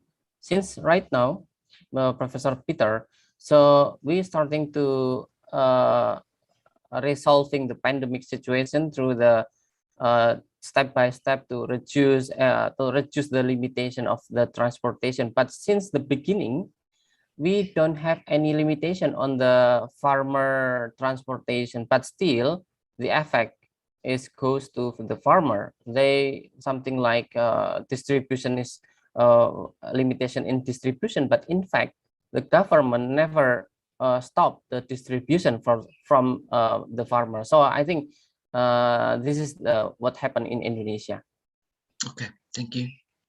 Yeah, thank you so much, Professor Peter. And then so let me go to the next. And then this is the question goes to Professor Peter again, but this is a long question and it is impossible to put here. So okay, I will try to change the slide into this slide because the question is so long.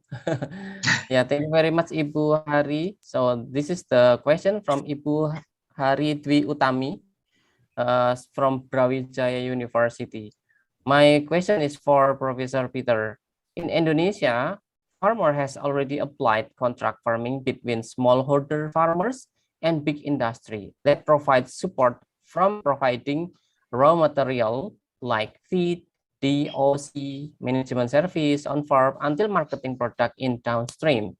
However, there is still farmer get small profit compared to the big industry, since all farming decisions controlled by big company that share highest capital in the farming. According to your experience, Professor, so what is the appropriate model integration farming for smallholder poultry farming? So I think this is a good question. So what do you think about this, Professor Peter? Great question. Thank you, Hari. It's a really complicated one. The best way that I could answer that for you, at least initially, is to recommend a publication to you from FAO 2016, or in fact, if you'd like to be able to send me your email, I'll send you the link for that publication. It was some work that we did in Mindanao in a very similar situation with the comprehensive agrarian reform CARP, to try to understand the extent to which smallholder farmers were able to benefit from the contract arrangements into which they had entered. There are a number of problems with the contracts, and this is what we're trying to solve here, is that the contracts are themselves in favor of the larger companies. And of course, there are two types of contracts. One type of contract where the farmer simply supplies the land and then the contractor does everything. Or I suspect in something like poultry farming, where the company probably provides the chicken shed and the brood stock, and the farmer then raises the chickens and sells them back. But the problem that emerges here is that the feed is often then supplied by the company. And the feed, of course, is supplied by the company at prices that are often much higher than what the farmers could ordinarily get other feed from alternative sources. In other words, the farmers are not encouraged to use their own on-farm food sources. So that presents all sorts of problems and difficulties. The other problem and issue which emerges, and which is very similar perhaps to chicken processing, then assuming that indeed is what happens, is that the costs of the processing are effectively where these large companies are making their money. And once the raw product then is effectively processed, it becomes very, very difficult to determine what the margins are then associated with the actual processing then of the chicken meat. And effectively, this enables them to draw, as you would suggest or have suggested, exorbitant profits from the whole process here. The only way in which we can effectively address the system when there is a process involved is to open up the market effectively by making it more cost effective potentially to import, because that effectively then makes and establishes a price that then makes it possible then for people to sort of see what's going on. And that then, of course, encourages then the efficiencies that need to take place within the processing sector for the processing sector to become more efficient and cost effective at what it does. There are other issues, of course, associated with disease control and issues, again, around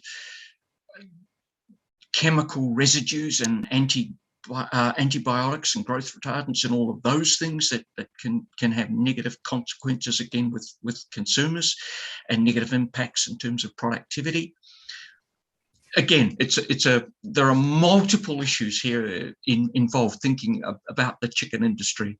But yes, it's actually going back to look at the contracts and to ensure that the contracts themselves are open and transparent and that they are equitable from the point of view that it doesn't give all the power to the processor to then demand or require the farmers to deliver products of certain specifications. And that would probably be the best way to look at how we can change things from the point of view of the smallholder farmers.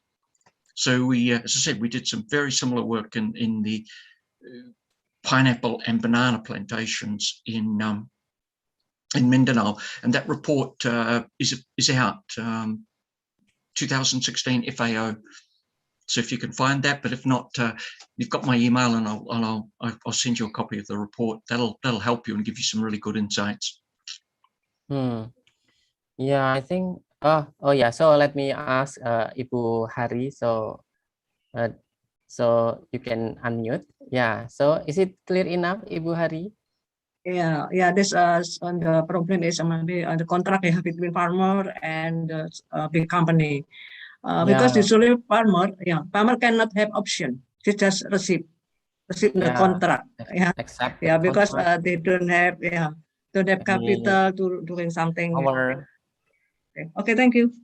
No, exactly, Buhabi, and that was the problem that we experienced, is that you supply and demand at work here. And if we take, for example, the bananas, for the banana suppliers in Mindanao, they were paid a price all year round. But yet what we know is that the banana prices from February, March, April go very, very high because of the production constraints. But there was no incentive for the farmers to be supplying at that point in time. And I would similarly imagine that within Indonesia, particularly around Ramadan, you would have the really high price for chicken meat going up.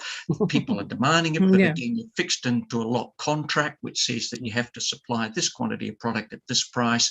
That's what makes the farmers unhappy, when they know that they could sell elsewhere for a higher price. And I talked earlier about this concept of pole vaulting or opportunism, where the farmers want to, suddenly the amount of chickens that they have available starts to disappear as they start to side sell to other people. So, and that undermines the contract. Yes. Yeah, I think that's interesting, Ibu Hari. So I think, that's a traditional problem since a long time ago. Okay, thank you so much, Ibu Hari, for participating in the question and answer session. Okay, so Professor Peter, thank you so much for the explanation. So let me continue to the next presenter, next question participant. So this goes to Prof. Hayakawa. This is came from Ibu Baik Rin Handayani. Thank you so much for the question. So this is since the allulose is rare, instead of producing allulose from sucrose, is there any plant or fruits which contain allulose in it? Okay, so let me continue to the next.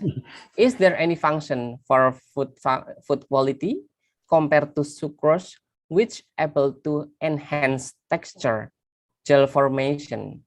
And then, so I think this is a question from Ibu Baik, but there is a question also from Papa. So wait for a minute. Taslim Shah, yeah, that have a question almost same. Is the low sugar giving lower pressure? Yeah, what do you think about this one? It is a good question. So I just answer the question at the second question. Is it unpleasant low sugar content? Okay, I also already shown the so low sugar beverage. Well, let me share the. Okay. Okay. Okay. Like this. Okay. So Yeah. calorie of beverage and calorie zero beverage, especially calorie zero beverage, just only the sucrose content is 1.25 gram in 100 milliliter beverage, not sweet. Actually, I agree with that question. But I have two answers. One is just accustomed to drink low sugar content, like black coffee and tea without sugar. But it's a personal favoredness. The second answer is to decrease sucrose. How to decrease sucrose? Just a replacement of sucrose by allulose, because the calorie of allulose is almost 0, and calorie of sucrose is 4. So if we replace sucrose by 50% of allulose, we decrease a calorie just half. It means calorie of beverage, sucrose 5 gram and allulose 5 gram are very sweet, are comfortable. So anyway, so calorie-free sucrose we should replace. Just a part of allulose is okay. And we feel comfortable to drink a beverage. This is just an answer. Okay, yeah, so it means we still want to eat the, we can food, still yeah. Appreciate sweet beverage. Okay. The sweetness is about 70%. Oh, 70%. But you know, Dr. Alvar, you know, when I stay in Indonesia, I usually ask lemon juice without sugar. Yeah. Oh, yeah. No sugar. But I know many people like to drink sweet beverage. Yeah.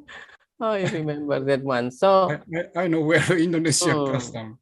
So it means maybe next time when you come to Indonesia, you can order, you can buy a durian without sugar. Yes, very sweet. Oh, please for the durian. I love sweet durian. If you love durian sweet is durian. not sweet, it's very difficult to eat. Anyway, so sweet one is okay. It's just my comment. Sweet food make us happy. That's why we develop the sweet products without calorie. Oh, yeah. Okay. Yeah, that's the recipe. Thank you so much. Okay. Yeah. Second one. Second one. Have a second. Okay. Yeah. Second one is the allulose is there. Instead of producing allulose from sucrose, is there any plants which contain allulose in it? Okay. as I told you, the heated processed food contains a small amount of allulose, okay, but not so sweet. And Yeah. some food has some products, for example, dry fig, dry dates contains allulose. Allulose. Oh. And another one is, okay, I'll show you the plant containing allulose. Yeah. Wait a minute, please. We can Can you see this one? Yes. Oh yeah, I can see a green one with this the. is a idea. In Japanese, zuina. This plant contains allulose. 10% of allulose is contained in dry matter of idea. Oh. It means sweet plant. So some people plant the idea to extract allulose, but it's quite difficult. It's very difficult to extract allulose from idea. Not good method to isolate. But anyway, idea contains allulose. Okay. And another one, is there any function for the food quality compared to sucrose? So once again, so share, please.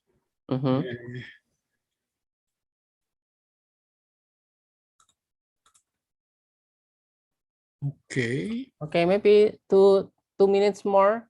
Okay. Sensei. Okay, 2 minutes. Simply say. Here. No. How come? Well, wait a minute, please. Okay. Here. So allulose. Okay. Physical properties similar to fructose and cream and bakery, sweet, dairy, and confectionaries. Especially when I made custard pudding, gelling properties increased. And another one, the starch products. We usually make a rice flour paste. So allulose can decrease the hardness, become soft. Yeah. So physical properties of processed food getting better by adding allulose. That's why I recommend to use many food products. Yeah, I think that's a very perspective ingredient in the next future. Yeah, but still expensive. Yes, we can use allulose as most of the processed food. Yeah, okay. We can improve qualities of the processed food. Yeah, okay. Thank you very much, Hayakawa Sensei. And now the time is over. Sorry for participant who has a question, but I should deliver this to you, Hayakawa Sensei. Good morning, Sensei. I'm Mulyana, your student in Kagawa University. Thank you so much for coming in ISFA's conference. Thank you for providing enlightenment regarding rare sugar. So I think this is from Mulyana. So he is here also together with Ali also in this seminar also, Ali Sang.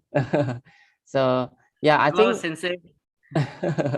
Thank you so much for attending our symposium. You're welcome. Yeah. I'm happy to meet you. Okay.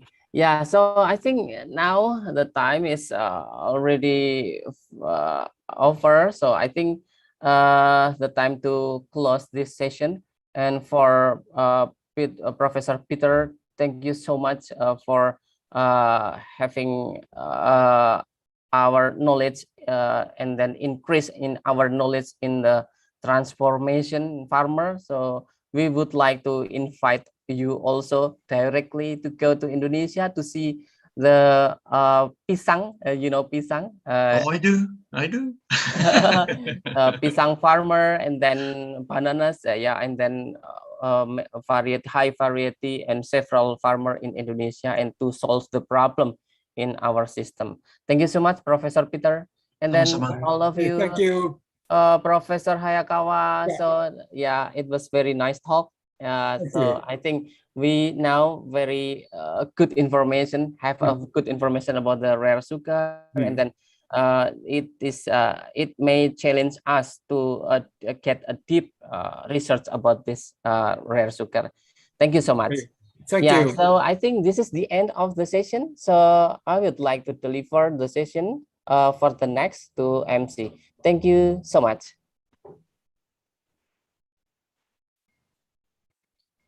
All right, thank you, Mr. Albari. We would also like to thank you, Professor Peter G. Bat, for an outstanding presentation. And now we're going to give a thank you card to the operator. Please share the thank you card.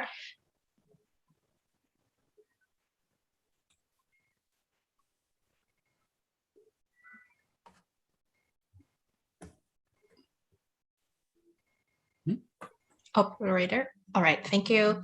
And we would like to ask for Professor Peter G. Bat's consent in taking a photo by screenshotting this Zoom to the operator. I will give the sign in 3, 2, 1. Thank you. We will also like to thank you, Professor Shigeru Hakawa, to the operator. Please share the thank you card. Thank you. And also, I would like to ask for Professor Shigeru's consent in taking a photo by screenshotting this Zoom. To the operator, I will give the sign in 3, 2, 1. Thank you, Professor G. Bats and Professor Shigeru. We would also like to thank you, Mr. Albari, for leading this session so well. We would also like to give the thank you card. Oh, thank you so much. Wow.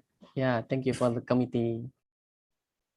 To the operator, I will give the sign in 3, 2, 1.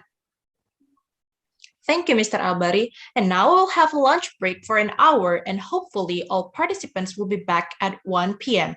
But before, don't forget to fill the link of the attendance that has been shared in the chat room. Enjoy your lunch. Thank you. See you at 1 p.m. Bye-bye.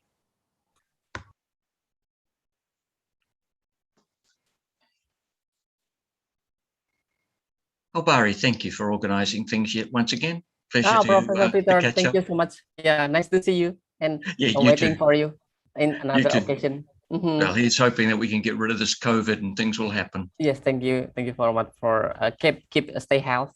Bye bye. Yeah, my pleasure, buddy. Till next time. Okay, thank you. Bye Bye-bye. bye. Thank you. Okay, everybody. Bye. Okay, thank you very much. Thank you. Very much for high Meet you, conversation. Bye-bye. meet you again in Bye. Indonesia. Yeah. Look forward to it. Yeah, both of you. We are waiting for both of you. Thank you so much. Bye now. Yeah, see you. Bye bye.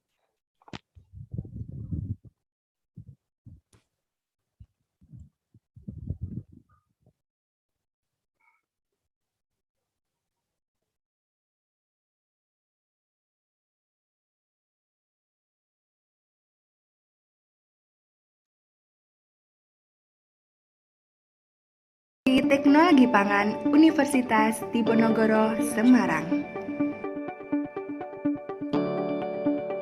Memiliki visi menjadi program studi unggul bidang iptek pangan berbasis hasil pertanian kawasan tropis tahun 2026.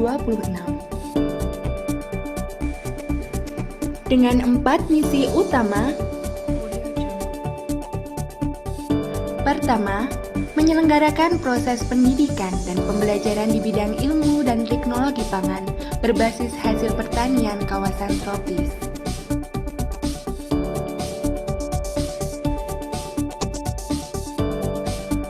Kedua, menyelenggarakan penelitian akademis dan terapan dalam bidang ilmu dan teknologi pangan berbasis hasil pertanian kawasan tropis.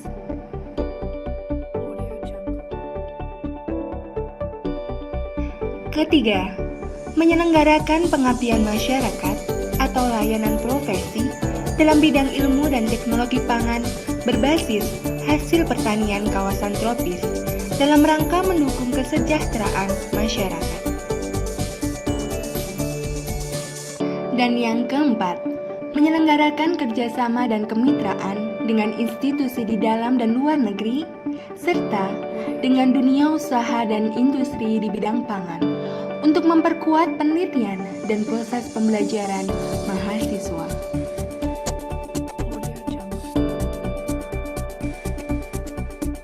Berikut adalah staf pengajar teknologi pangan.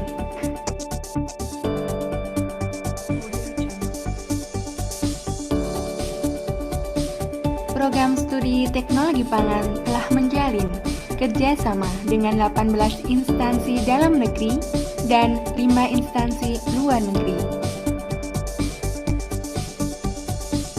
Teknologi pangan mempunyai fasilitas, diantaranya 2 laboratorium, perpustakaan laboratorium, dan akses ke laboratorium terpadu tingkat fakultas dan universitas.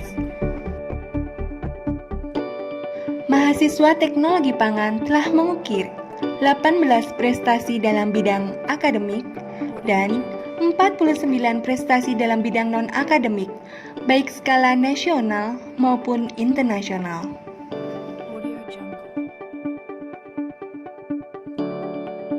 Dukungan penelitian menuju visi teknologi pangan Undip 2026.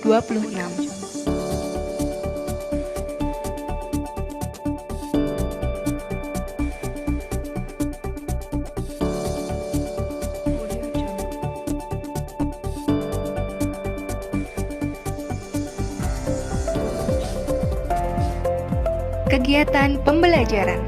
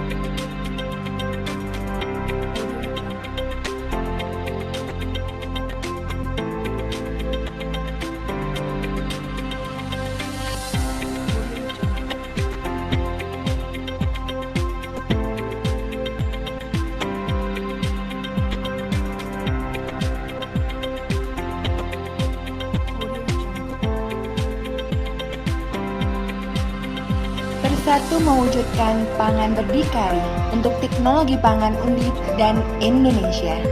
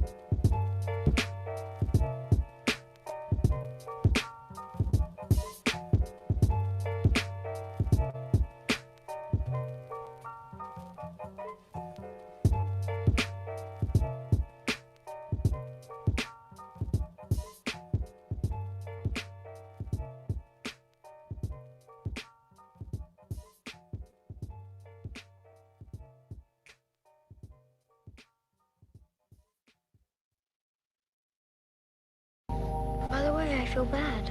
I never asked you how your love life is going. No. As you know, that was a done deal long ago.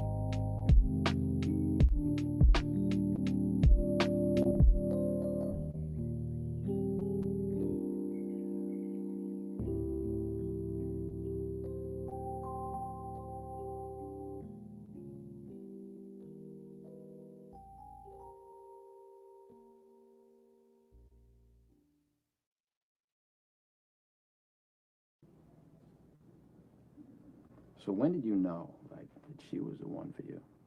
October 21st, 1975. Jesus Christ, you know the fucking day? Oh, yeah. Day of the game. We're sitting in the bar waiting for the game to start. And in walks this girl.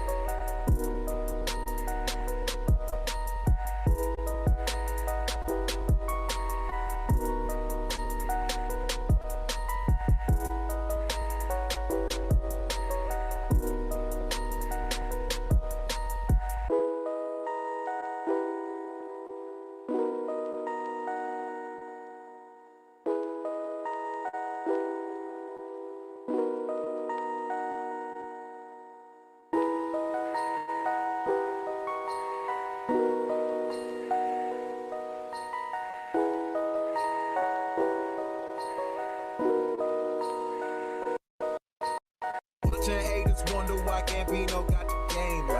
Half-tied thicky, all she wanna do is bang her. Got her hair done, front braids, now she ASAP. You know, so insensitive, she asking why you say that. And I'm chillin', real nigga feelin'.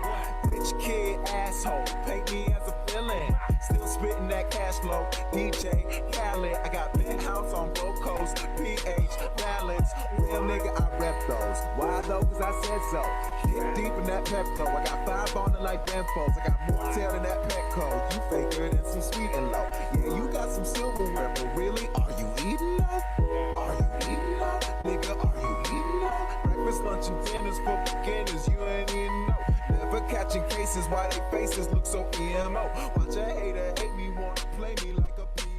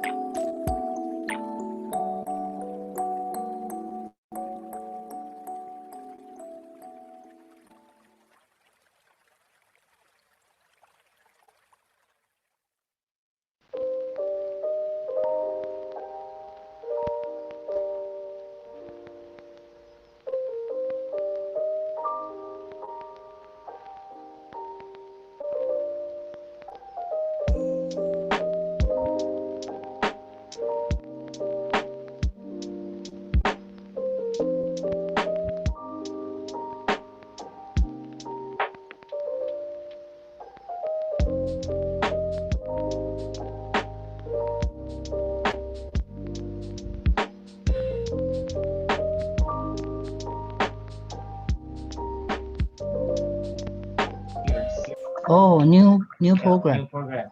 Okay, okay. Oh, I see. And Okay. I am is the first, Really? the Graduate. first graduate. Oh, okay. So, okay. What about Ochi? Also graduate from your own No, is the from Brawijaya University. Good afternoon, Brawijaya. Professor Hello. Greetings. Marisco, Yes. Maurisco, Yeah, Sorry. Morisco. Oh, We really? have 3 minutes to one, so we Okay. have 3 minutes. So, Yeah, I'm ready. introduce myself. My name is Didi Wisnu Wijayanto, Professor Ku. Yeah. And thank you very much for you willing to be one of the speaker of our activity, the third International Symposium on Food and Agro-biodiversity. This ISFA activities held by the Faculty of Animal and Agricultural Science, Professor Ku. Actually, I've been many times to Taiwan, to Taipei, to Taichung, to Kaohsiung, but I never Really? been to Thai. Yeah. Oh, okay. So yeah, next time last year when I went to drop by National Jai Universities. Yeah. Yeah. We have Yeah. alumni here. Come here. Yeah. I think Ready. your my colleague is one of my my colleague graduated from Jai University and Yeah, was yeah. supervised by yourself. Her name is Ms. Rosida. Yeah, Ms. Yeah, Rosida. Rosida. Yes, Yeah. I know her. Unfortunately, now she is in the in the hospital. Should be bed rest or something like that. So okay. maybe in the few days he will be recovered soon. Yeah. Mm-hmm. So yeah, if you okay, then maybe next time when COVID gone, maybe I may go to CI University doing what is called research together or something like that, if possible. Sure. Yeah, If you yeah, will you're do most it. welcome to visit with us. Yeah. Okay, thank you very much. Yeah. Because I quite often go to ASEAN city in Taichung. Yeah. Yeah. I have a close relationship with Professor Cheng, Ying Hui Cheng from Asia University. Mm-hmm. Yeah. Mr. Didi, sorry for interruption. Now is one. So, Okay. yeah. Mr. Didi, so would you please to open the video, Mr. Didi? Oh yes. Sorry. Okay. Okay, thank you. Yeah, this is me, Professor Ku. I'm sorry, I forgot to open my video. So Yeah. Okay. Yeah.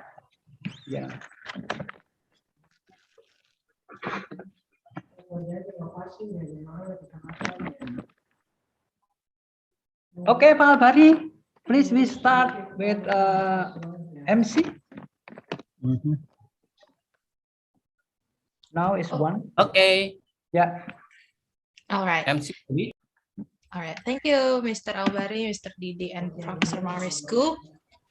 I would like to welcome back all participants. Hope you enjoy your lunch and are ready to the next presentation.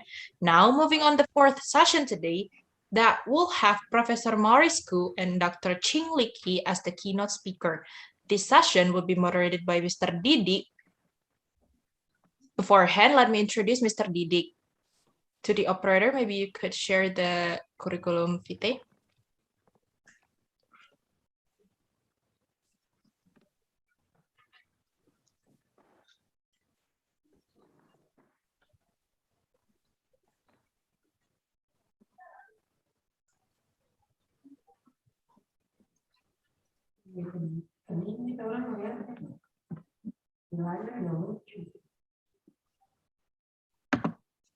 To the operator, I would like to introduce Mr. Didi first.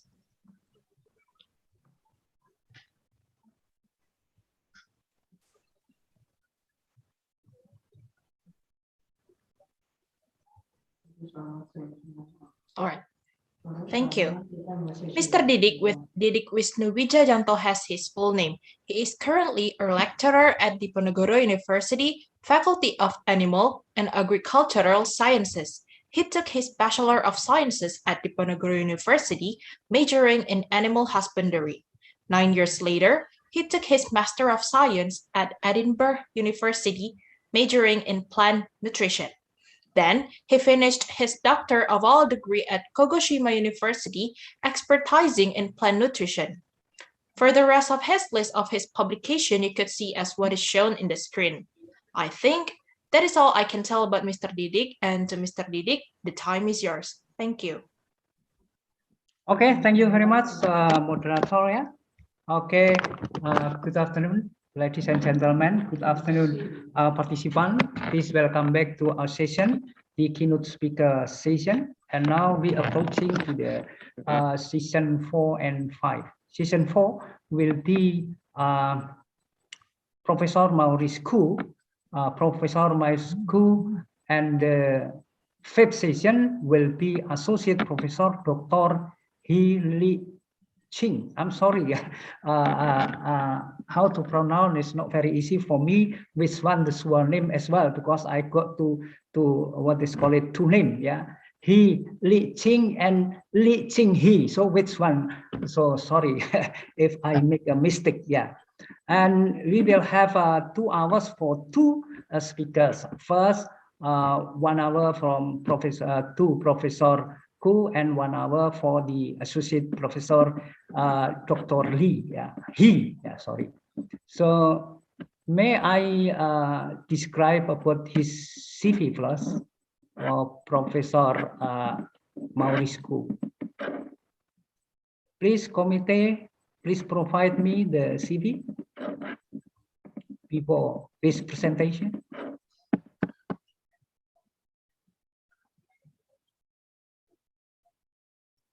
Well, this is the CV of Professor Maurice Koo.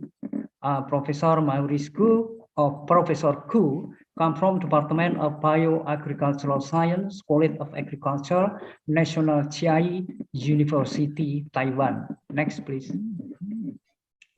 He is at this time a distinguished professor of Institute of Agricultural Biotechnology, National Chiai University, and Professor Emeritus of School of Biological Science, Washington State University. He started his higher education to Bachelor Science from National Chung Hsiung University of Taiwan, 1964-68, and then Master of Science, University of Guelph, Canada, 1969-1972 in Crop Science. And then PhD from University of Wisconsin-Madison, USA, 1972 to 1976, plant psychology. And then we are what is called got invited as Professor Koo has experience on the professional involvement, like Sigma 11, the Scientific Research Society, American Society, and American Society, American Association for the Advance of Science. Next, please. Well, this work experience, I think a lot of things. So maybe I do not. I'm sorry, Professor Koo, if I read all, maybe the time is only for me. So that's okay. Yeah, I just read from the 2006, 2006 Vice President at National Chiai University. At that time as well, at Dean at College of Agriculture, National Chiai University. 2005 to 2006, Director at Institute of Agricultural Biotechnology, National Chiai University. And 2005 till now, Distinguished Professor at Institute of Agricultural Biotechnology, National Chiai University. 2003 and till 2005, Director at Plant Transformation Laboratory, Central for Integrated Biotechnology, Washington State University, USA. 2001 to 2002, Visiting Professor at Department of Biology, Chinese University of Hong Kong. Next, please.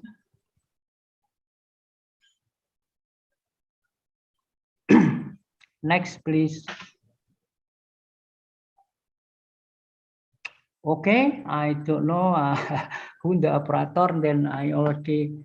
Okay, there's the last 5 years publication. I think Professor Koo is still very active, yeah, because in 5 years he saw 7 articles published mainly in USA. This is very great reputation for commission, yeah, proceeding National Academic Science USA, and then many things in USA. So that's all of Professor Ku curriculum vitae. And then could you follow by Associate Professor Dr. He CV?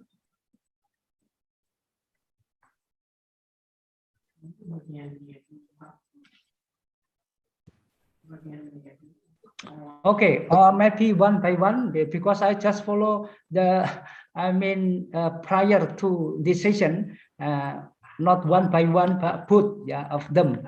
Okay, now I think one by one to what efficient to this thing. So now for 1 hour, it's time is yours, Professor Ku.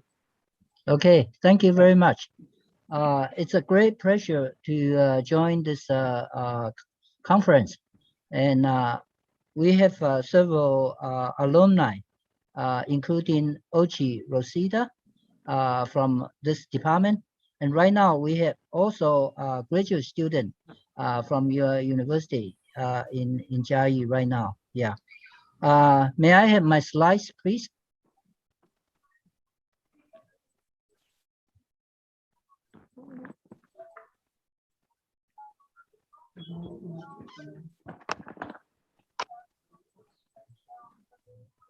Okay, thank you very much. Yeah, I would like to use this hour to share with you some of my research in the past 15 or 20 years. Yeah, too fast. Okay. Yeah. So what I'm trying to present is our work on production of C4 rice in terms of a sustainable agriculture, especially in facing climate change. Okay. Next slide. Next slide. Okay. Production of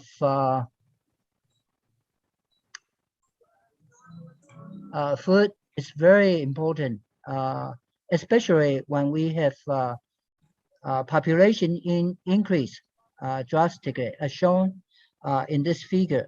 Almost every 10 years, there is a 10 billion people increase, and it's projected that by 2050, the Earth would have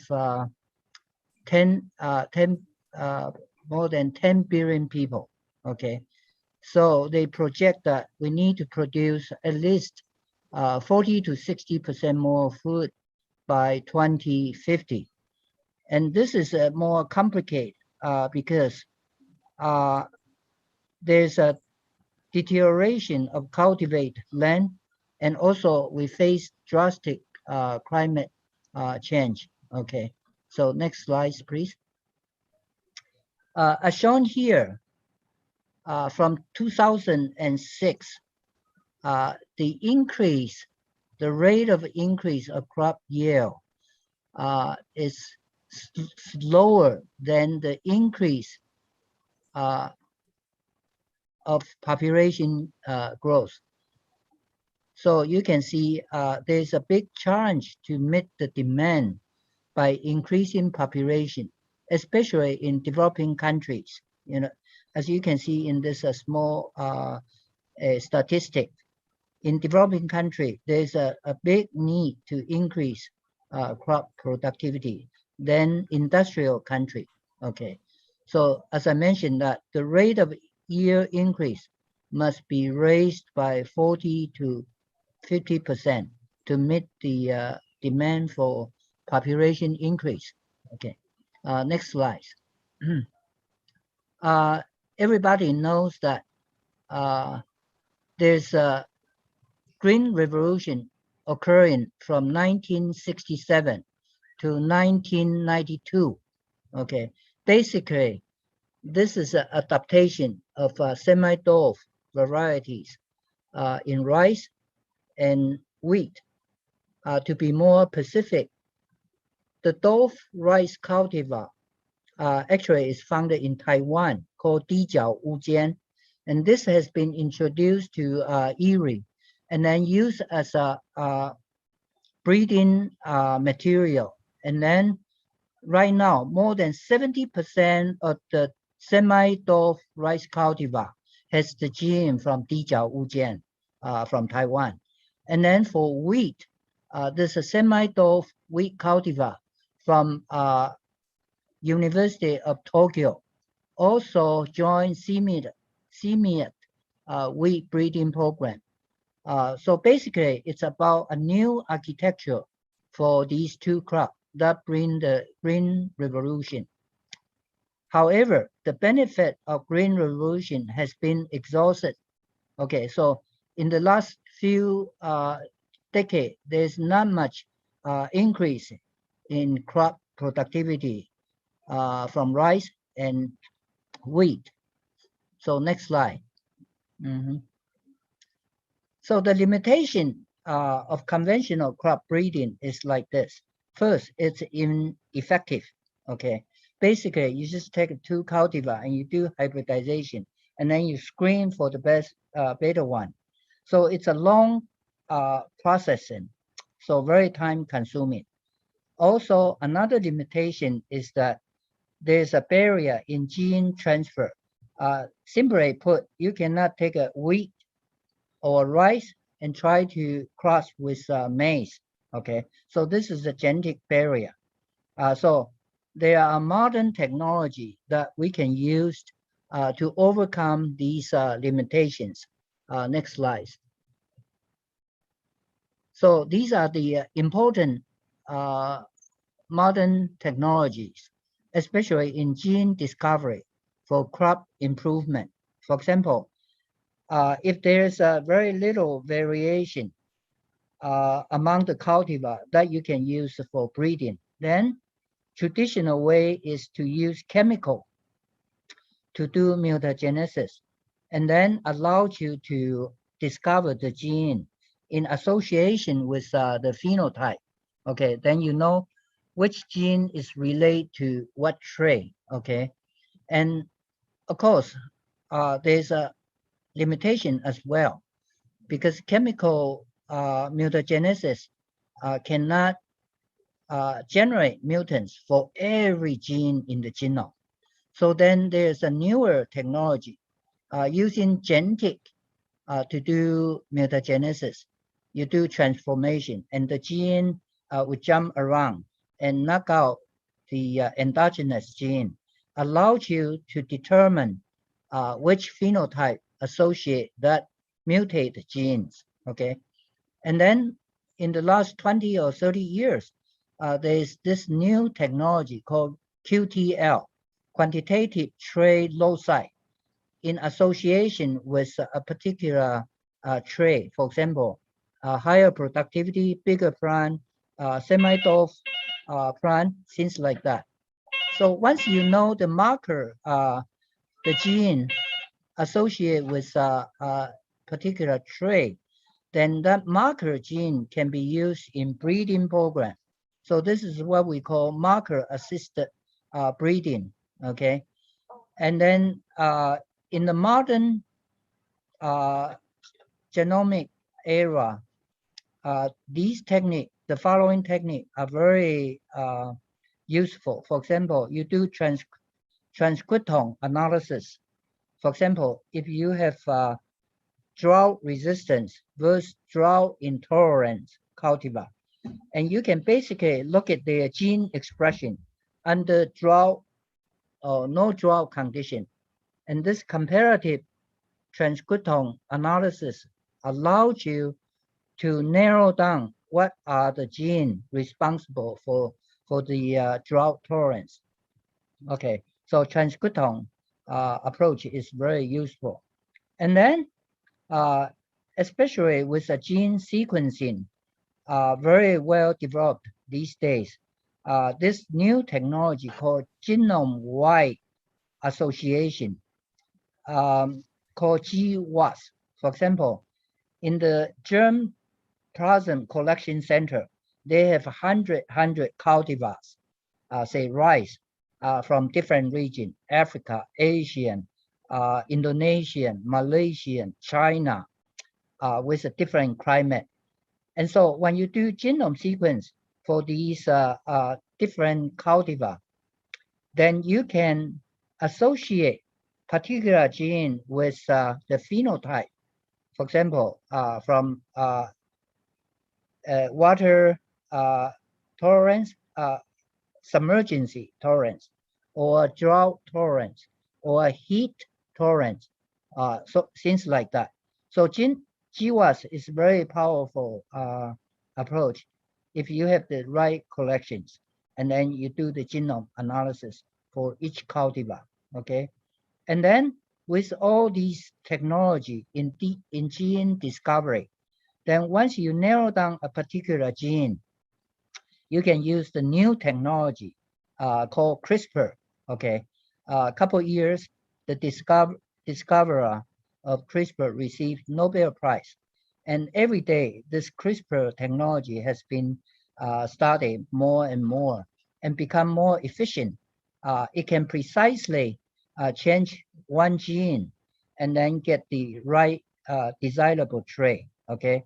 And then if these are not useful, then you can do genetic transformation to bring gene from different variety or different crops to make a new traits. Okay, next slide. Okay, so about 20 years ago, we had a first workshop in Erie, the International Rice Research Institute. We say that the second green revolution is needed by increasing rice photosynthetic efficiency, okay?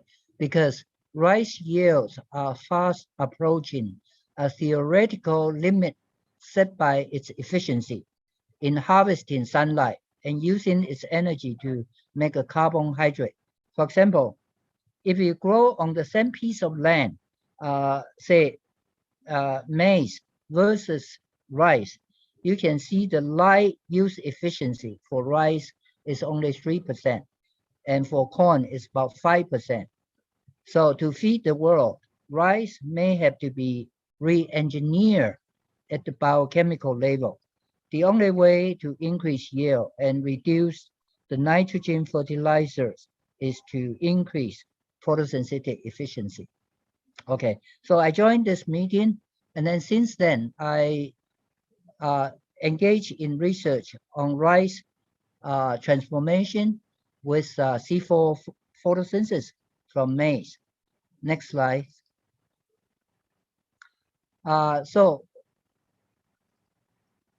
if you look at the photosynthetic mechanism in higher plants, say maize versus rice.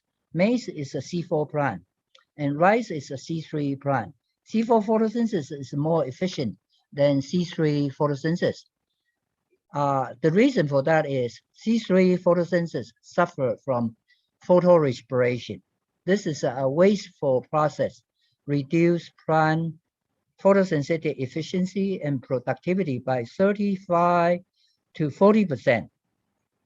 Very unfortunately, many major crops, rice, wheat, soybean, potato, are all C3 plant.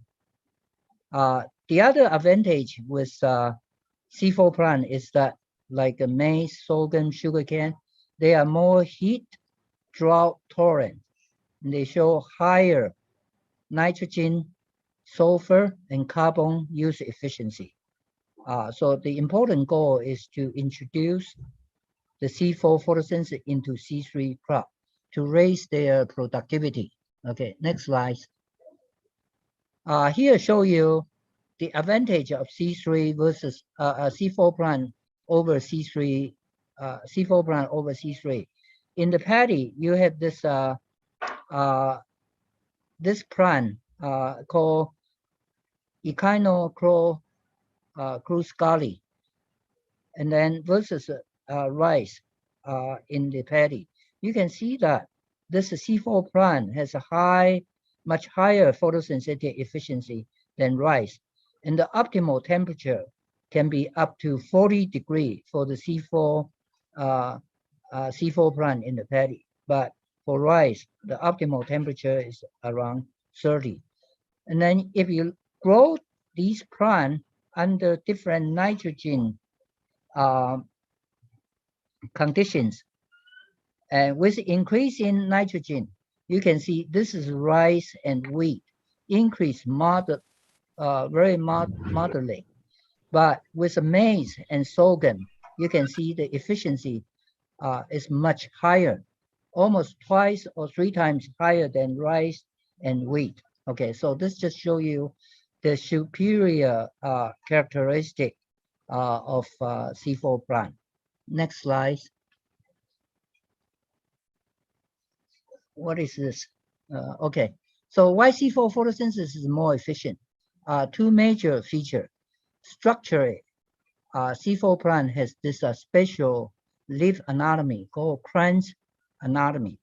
This increases the efficiency of nitrogen, carbon, sulfur assimilation. And most importantly, there's a biochemical pathway, the C4 pathway of photosynthesis.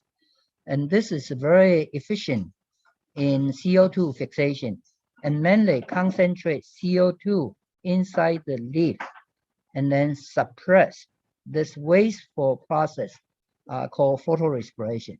So next slide. Next slide. If you take a cross section of rice leaf and versus maize leaf, you see a very distinct structural difference. In C3 plant, this is 2 vascula. Between 2 vascula, you have 7 to 9 mesophyll cell. And then the vascular bundle sheet cell is relatively empty. So basically, the vascular bundle is for water mineral transport from the root, and then transport of photo assimilate from the mesophyll cell. So they have a far distance to do this. But if you look at the anatomy of maize plant, you see a beautiful 1-to-1 ratio of mesophyll cell versus bundle sheet cell. And the bundle sheet cell around the vascula are well developed with the organelles, okay? And so in terms of a transport efficiency, C4 plant are much, much superior, okay? So this is a structural difference. Next slide. Photorespiration is a wasteful process in C3 plant, like rice, wheat, many other C3 crop, because this enzyme called rubisco, it has 2 functions. One, it can react with CO2 and generate net photosynthesis, but oxygen in the air also compete with the CO2 to react with rubisco and then generate CO2 released from mitochondria, okay? So this is wasteful. See, on one hand, C3 plant try to fix CO2, but on the other hand, they produce CO2 from mitochondria during the life, and without any net CO2 cannot be refixed. So this is a big disadvantage for C3 crop. So what about C4 plant? Next slide.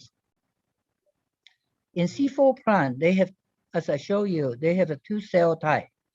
This is a mesophyll cell, and this is a bundle sheet cell around the vascula.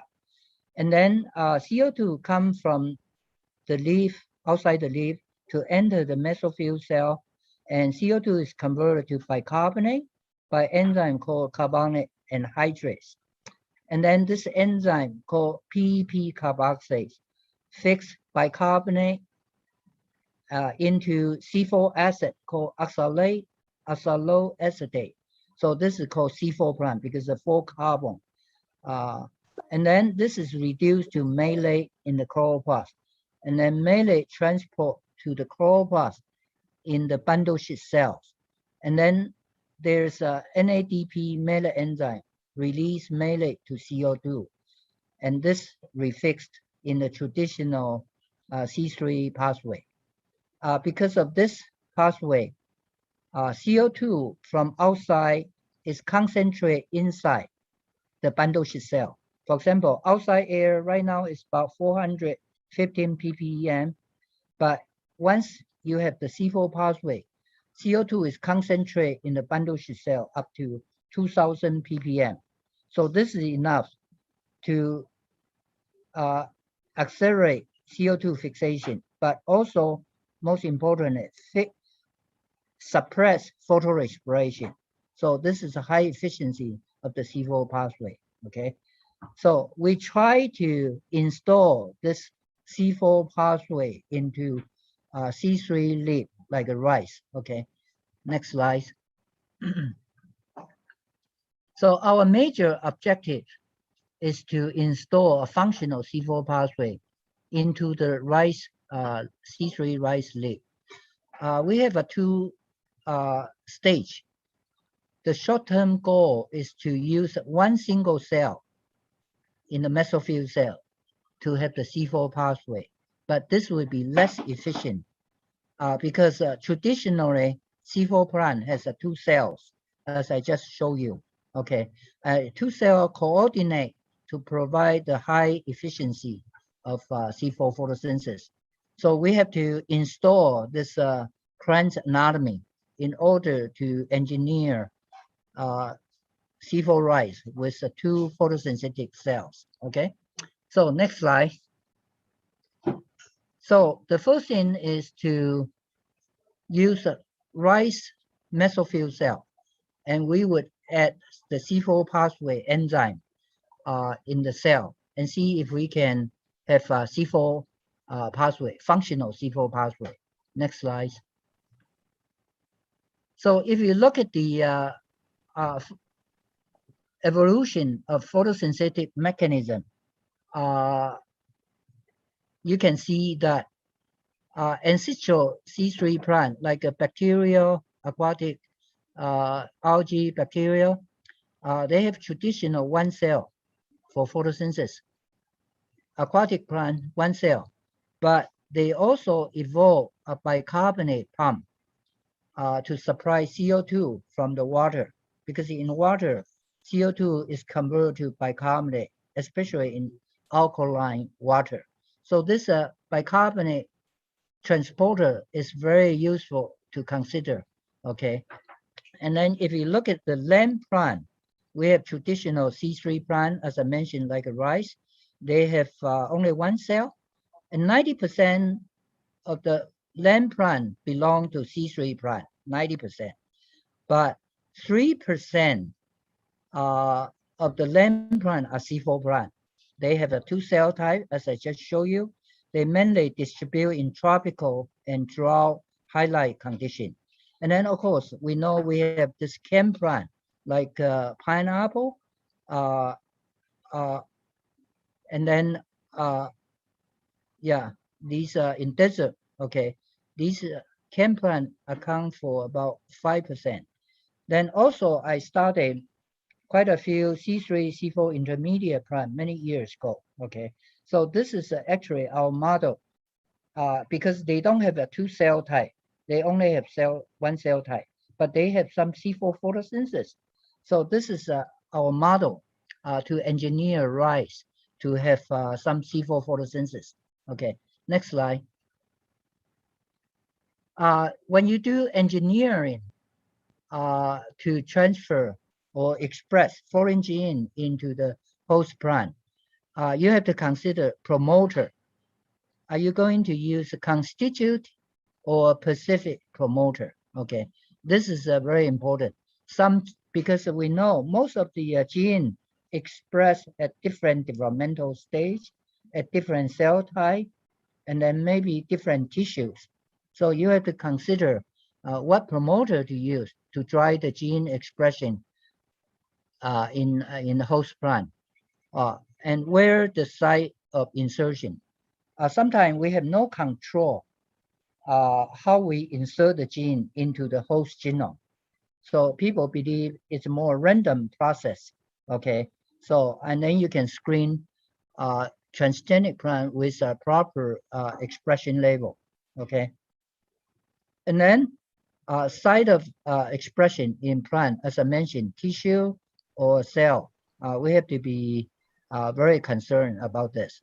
Of course, our goal is to express these C4 gene or enzyme in rice leaf. Okay. Also, finally, you have to be careful about gene expression label. Sometimes low expression, you don't see phenotypic impact. But if you have a high expression, that could be a problem too. Okay, so these are the major factors we have to consider. Next slide. Almost 21, 22 years ago, I first published this paper in Nature Biotech. High-level expression of maize phosphoenolpyruvate carboxylase, or the PEPC, in transgenic rice. So this is a first breakthrough. First in rice transformation using agrobacteria. This is a work I collaborate with my Japanese colleague in Nagoya University, especially in Matsuoka Sensei's laboratory. Okay, so since then we continue our transformation with rice using different genes from maize or from some other crop. Next slide. The first one we put in there because the PEPC would take CO2 to C4 acid, but then the C4 pathway require a decarboxylation enzyme to release the CO2 from C4 acid. So we choose this enzyme called NADP malate enzyme. And you can see that we take the rice gene versus a maize gene and express it in transgenic rice. But to our surprise, if you look at this panel, the growth of these different plant, the higher the expression level, the worse the plant. Okay, so this is a very big discouragement for us, because when we have high level expression, the plant look very poor in growth rate, or they don't do well. So what is the reason for that? Okay, next slide. Next slide. So this explains why when we take the NADP malate enzyme gene, either from maize and rice, and then we try to express in the mesophyll cell of rice, and we had a problem because when we take this enzyme can only work in a chloroplast with only contain photosystem 1. There are no photosystem 2. The stacked region has a photosystem 2. Okay, so when I take this gene and put into mesophyll cell in rice like this, then we generate a problem because the electron transport is not very efficient. Okay, so make the plant sick. Okay, so this is a stumble we had. So next slide. So here is the alternative route. We try to engineering rice to have a C4 photosynthesis. So we take the bicarbonate transporter from cyanobacteria that would transfer the supply bicarbonate into mesophyll cell, and this can be used for PEPC to produce a C4 acid. Okay, and then if CO2 diffuse in, we hope we can increase the cytosolic carbonic anhydrase for converting CO2 to bicarbonate and then to C4 acid. And then we direct the C4 acid, oxaloacetate, to the chloroplast for decarboxylation by this enzyme called PEP carboxykinase. okay? And then that would release CO2 in the chloroplast, mesophyll chloroplast, and then refixed by the C3 cycle. And then PEP is recycled back to cytosol. So this is the model we are using to engineer C4 rice right now. Okay, next slide. So far, we introduced these individual genes into rice plant. For example, bicarbonate transporter, we say I, carbon anhydrase, C, PPC, P, PEP carboxykinase as a K, pyruvate PI dikinase D, or transporters. And then we have used conventional breeding to integrate these genes into the same plant. So we generate a plant with 3 genes, I, P, and K. Okay, we also have 4 genes into the same plant, or 5 genes into the same plant. So this is a long processing. We use conventional hybridization to produce these plants. Okay, next slide. So let me just quickly show you how do they look like. Okay, this is a wild type, not transformed, wild type, and this is a ICTP transgenic plant, and this is a PCK plant. As you can see, that PCK plant grow a little bit inferior compared to wild type. However, our PEP transgenic plant also ICTP and PEP transgenic plant, they are doing much better than wild type. Okay, and then PEP and PEP carboxykinase not so much difference from wild type, and then IPK plant worse than wild type. So you can see, depending on the combination of these genes, our plant can have a very different phenotype in growth and productivity too. So next we ask the question, can we improve to overcome this problem with PCK expression in rice? Okay, next slide. Oh, here just show you we do the enzyme activity for PEPC. As you know, wild type rice has a low PEPC, maize has a high PEPC, and our transgenic plant all have high PEPC, as demonstrated by the protein label. Okay, next slide. So we do a lot of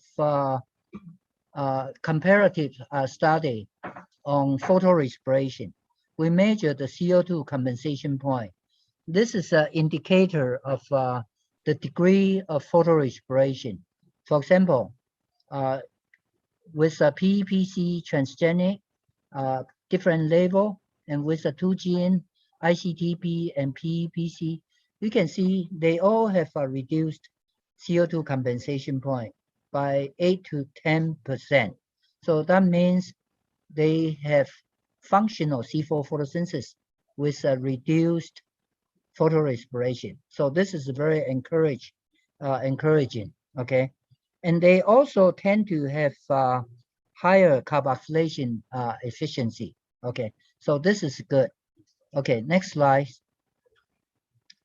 So this is a photosynthetic rate. As you can see, this is a ICTP slightly higher than wild type.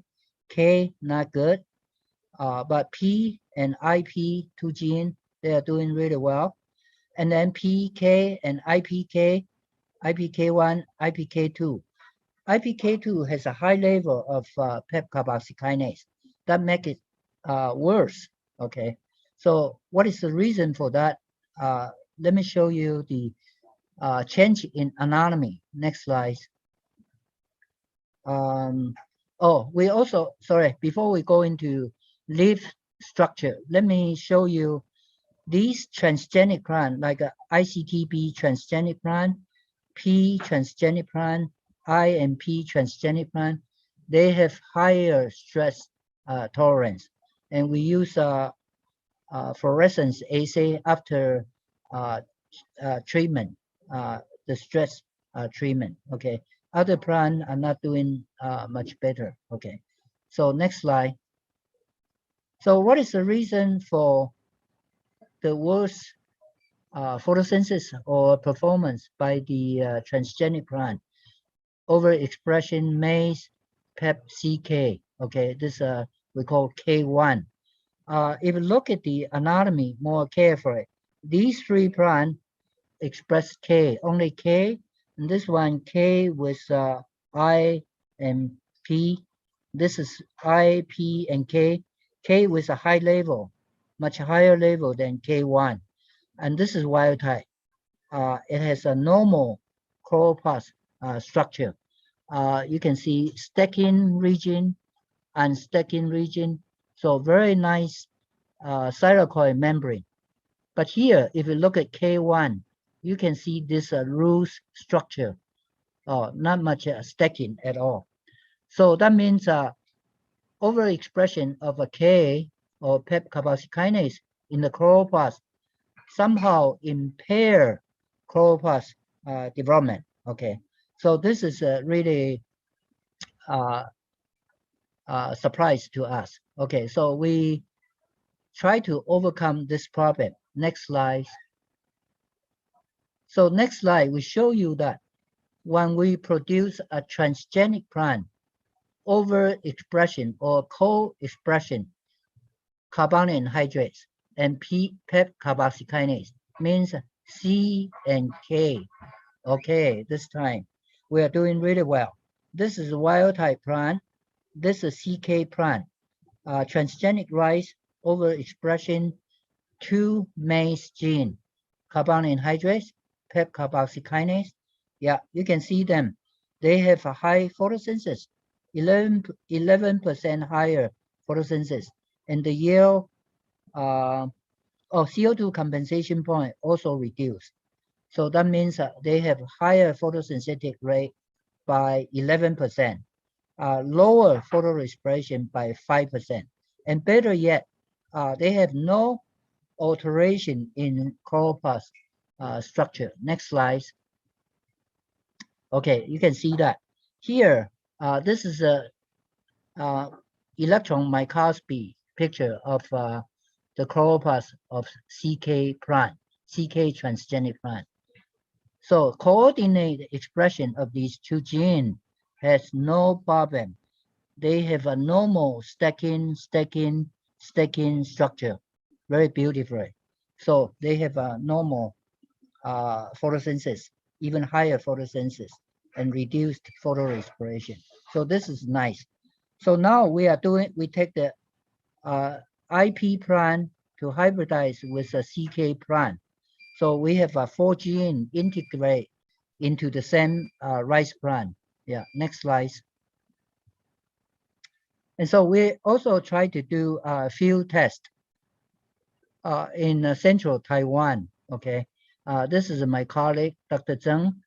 He helped the field trial in Taichung. And we were joking because our transgenic plant grow very quickly and they provide a better shade. And the mother bird lay their egg among the transgenic plants. So we were joking, okay? But this is very true, okay? Next slide. So you can see that the grain yield of these eye plant better. And then I think that this is, I couldn't see this, IP, and then, yeah, I forgot what plant is this. But anyway, our transgenic plant with IP, and they are doing much better. But IPK2 are not good. They need C, the carbonic anhydrase here, okay? So next slide. So the next goal in our research is to install a functional C4 pathway in the C3 rice leaf, hopefully with a cleansed leaf anatomy. So in other words, we like to understand the regulatory network that produce this type of leaf in maize. So hopefully we can modify rice leaf structure from this to this. Of course, this is very challenging, okay, because we simply don't know very much about the regulatory mechanism or network that would convert maize leaf structure into this structure like a maize. Okay, next slide. So so eventually, I think to make a C4 rice very functional, very beneficial, we need to have a full C4 rice with a crunch leaf anatomy. Okay, so luckily I found a good collaborator, Dr. Wenxiong Lee, formerly at University of Chicago. Now he's back in Taiwan, so he's my close collaborator. We form a big team, try to understand the regulatory network that control the development of this unique leaf structure in C4 plant, like a maize. Okay, next slide. So how do we, what approach do we take to understand the regulatory mechanism of crunch leaf anatomy? Okay, so we do, as I mentioned earlier, transcriptome analysis is very powerful. Okay, at the other one, we compare rice, C4 plant, maize, C3 plant leaf. We see the gene expression in different cell type, or during leaf development under light or dark, or tissue-specific regulation, like a leaf versus another tissue. Okay, because in maize, the leaf has a C4 anatomy, but the husk or the buds, they don't have crunch anatomy. So this very contrasting tissue or cell allows you to dissect the gene responsible for crunch anatomy formation. Okay, next slide. So, and then how do you say this particular gene is associated with vascular or bundle cell development? Luckily, in the literature, there are two important genes that has been shown that regulate the vascular bundle development. One of the gene called SHR, the other gene called SCR. Okay, this gene jointly regulate the vascular bundle development. Okay, so these two genes are very good marker for us to infer other gene associated with crunch anatomy, because the crunch cell are associated with the vascular development. Okay, next slide.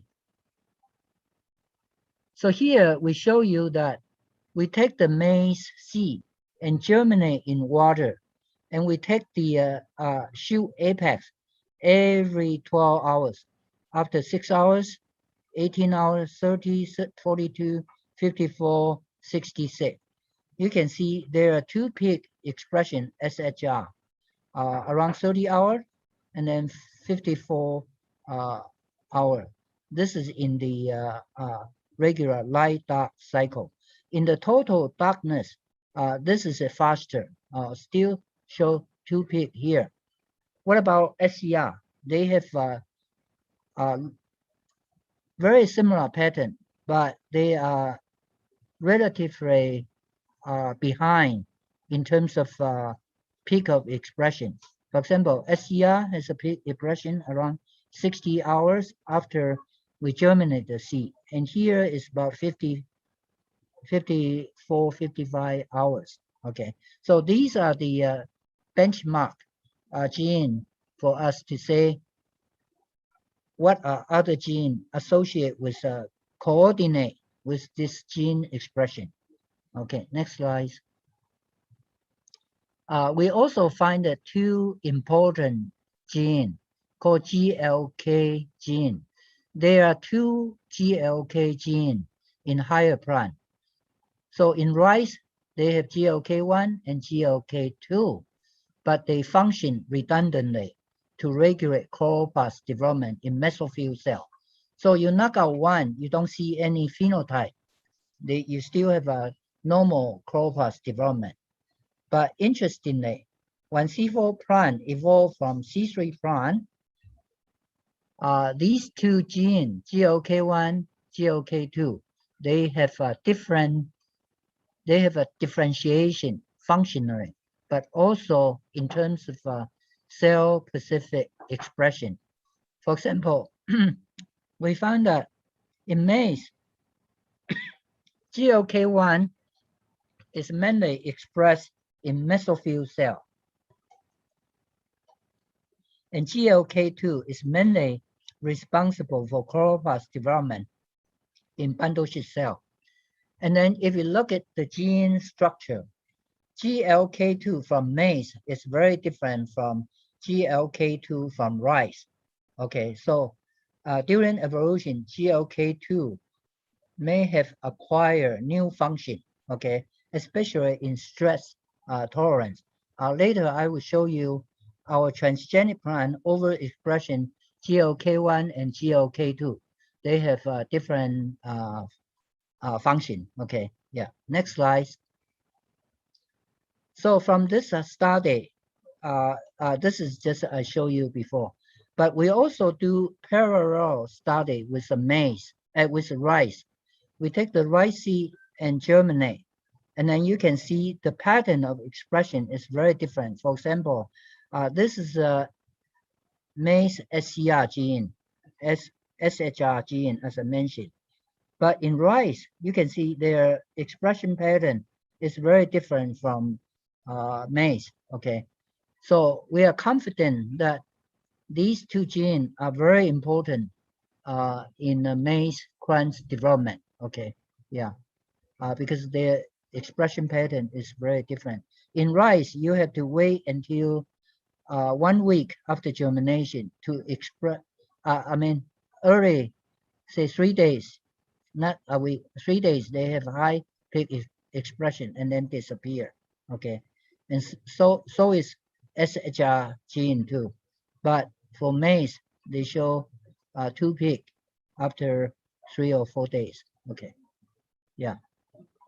Next slide. So we do a lot of what we call bioinformatic analysis to make sure that the gene we see from this transcriptome analysis are the real regulator of maize plant anatomy.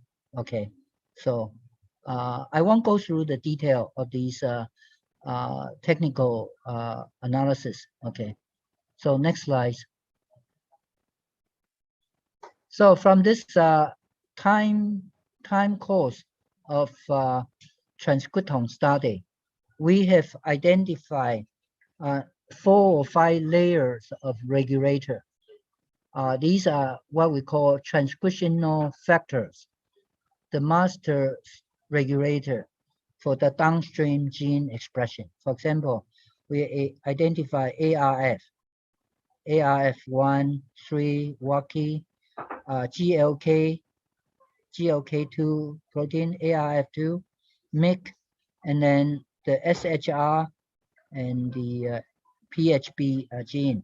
So you can see we identify quite a few ARF gene. So what do they mean? ARF means auxin response factors.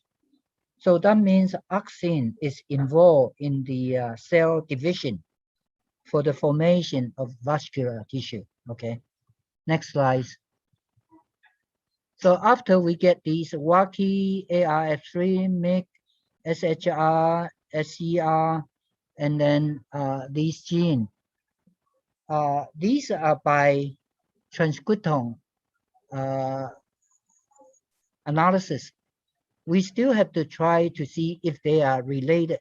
For example, we want to know if ARF1 actually regulate MYC or regulate SHR.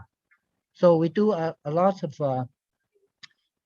verifications research. Okay, make sure which gene control the expression of the downstream gene. For example, you can see that ARF1 regulate MYC117. It also regulate SHR. And then another gene, ARF3, it regulate MYC and SHR1. So this is complicated regulatory network, okay? But in any case, after we establish this regulatory network, what we try to do is to verify their function in Kranz anatomy, okay, especially in maize. So next slide. We also have a postdoc. They do this called dissecting of a single or a few cells to study the gene expression associated with a Kranz anatomy. Okay, if you look at this very early stage, you can see this 3 cell, and these 3 cells eventually would develop into Kranz anatomy. So you can see 3 cell, 5 cell, and then have a up and down cell division, become more complicated, and then next day you see it have a primitive Kranz formation here, and then more complicated, and then more complicated, more complicated, and complicated. So eventually you have from xylem and the bundle sheet cells, and then of course you need to fill the organelle into the bundle sheet cell. So our postdoc used this laser guided micro dissection to dissect the gene expression at different developmental stage. Okay, yeah, next slide. So eventually his work showed that in order for this very progenitor, if you want to call stem cell, to become vascular and then bundle sheet cell, these cells need more auxin from the neighboring cell type. And then 2 transporters are important. The first transporter is called PIN1. It transports auxin from the neighbor cell to this these stem cell. And then the stem cell need auxin importer gene called LUX2 to accept auxin from the neighboring cell. Okay, so this is his study. And his work also identify 2 transcription factor control the transporter. One is called ARF20. The other one I cannot see, called HDT101. So if you don't want to express directly the transporter, you have to express their regulator, the transcription factor ARF20 and HDT20. Okay, so next slide. So after we gain so much information from this comparative transcriptome study, we have to do functional validation for these upstream regulator. For example, we want to knock it out these transcription factor from maize plant and see any change in Kranz anatomy. On the other hand, we want to do gain of function to knock in these genes into C3 plant like a rice or wheat to see if we can see Kranz anatomy develop in rice leaf. Okay, so next slide. So just make the story short. I want to show you here in this slide. This is not transformed. You can see between 2 vasculars, we have 8 to 9 mesophyll cells. When we overexpress SCR, this is control vascular development. You can see we reduce mesophyll between 2 bundle sheet cells to 6 or 7 mesophyll cells. For example, here 6 mesophyll cells. Here 8 to 9 cells, 9 cell, 8 cell. And then on the other hand, when we express SHR, you can see we increase the mesophyll number to 12. So in maize leaf, these two genes, SHR and SER, they work together to control the cell number, mesophyll number between two vascular tissue. Okay. But anyway, so we generate a number of transgenic plant overexpression these regulator. For example, in this one, we have only 6 mesophyll cell developed. Okay, we have SCR cross maybe I could not see what here. And this one we have 1, 2, 3, 4 genes, and we can reduce mesophyll cell number down to 5. Okay, 5 and 5 here. So we are not quite close to the maize plant anatomy yet, but this is a reduction from 8 to 9 cell to 5 to 6 cell. So we are continuing our effort to make it more like plant anatomy in the maize leaf. Next slide.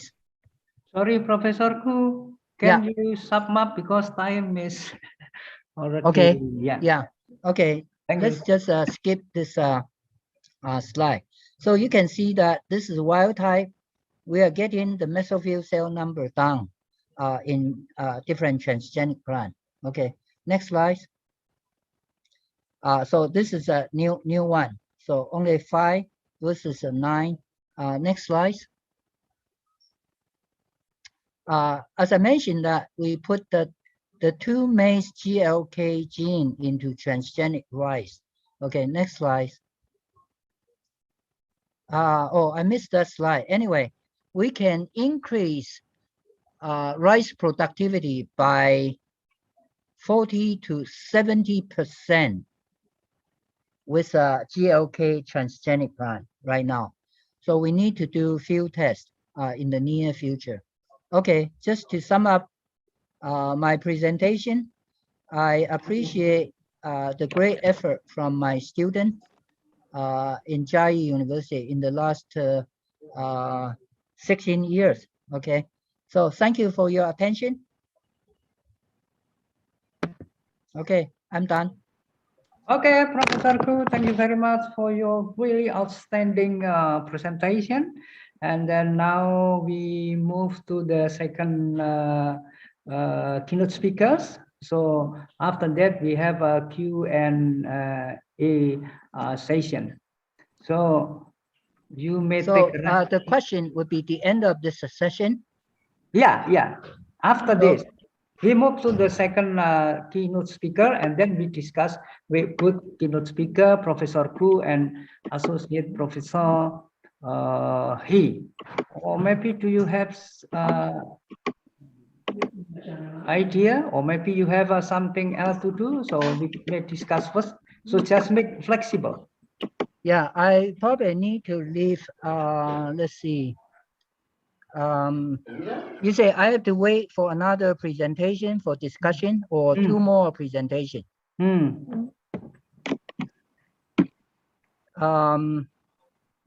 That may be a problem for me because I have appointment around 7 o'clock here.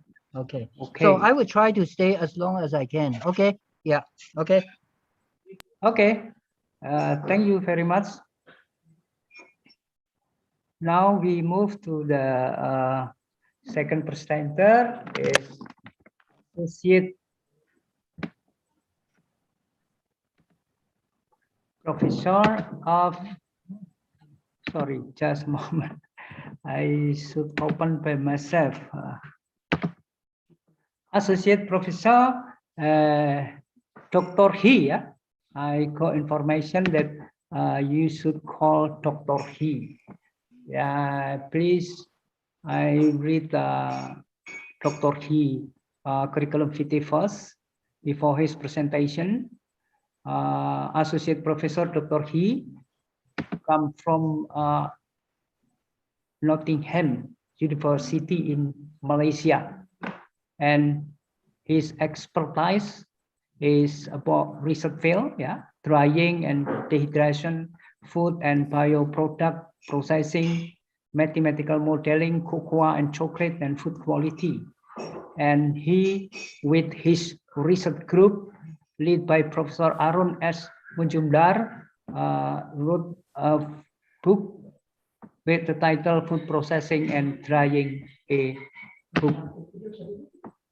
Education, Dr. Lee got Bachelor Engineering honor from UMIS 1996 in Chemical Engineering, and then Master of Science from UVM, University Pertanian Malaysia in 2004, Food Processing and Engineering, and PhD from University of Nottingham, Malaysia, 2010 in Chemical Engineering also. Work experience, 2012, Chair of the Second International Symposium on Processing and Drying of Food, Vegetable and Fruit, 2015, Vice Chair of the 8th ASEAN Pacific Drying Conference. And then in the last 5 years, wow, this is very, very outstanding because only 5 years, but he wrote about, he wrote 28 publications.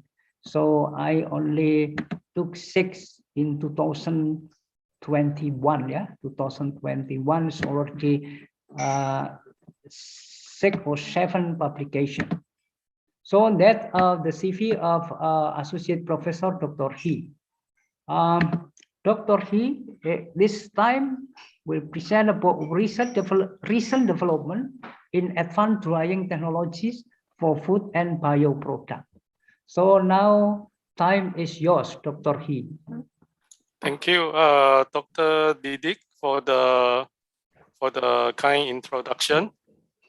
Just to double check before I start, can you hear my voice loud and clear?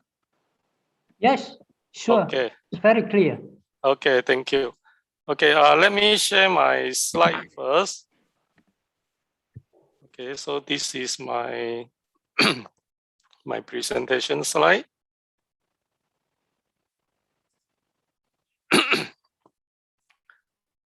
Good afternoon, ladies and gentlemen.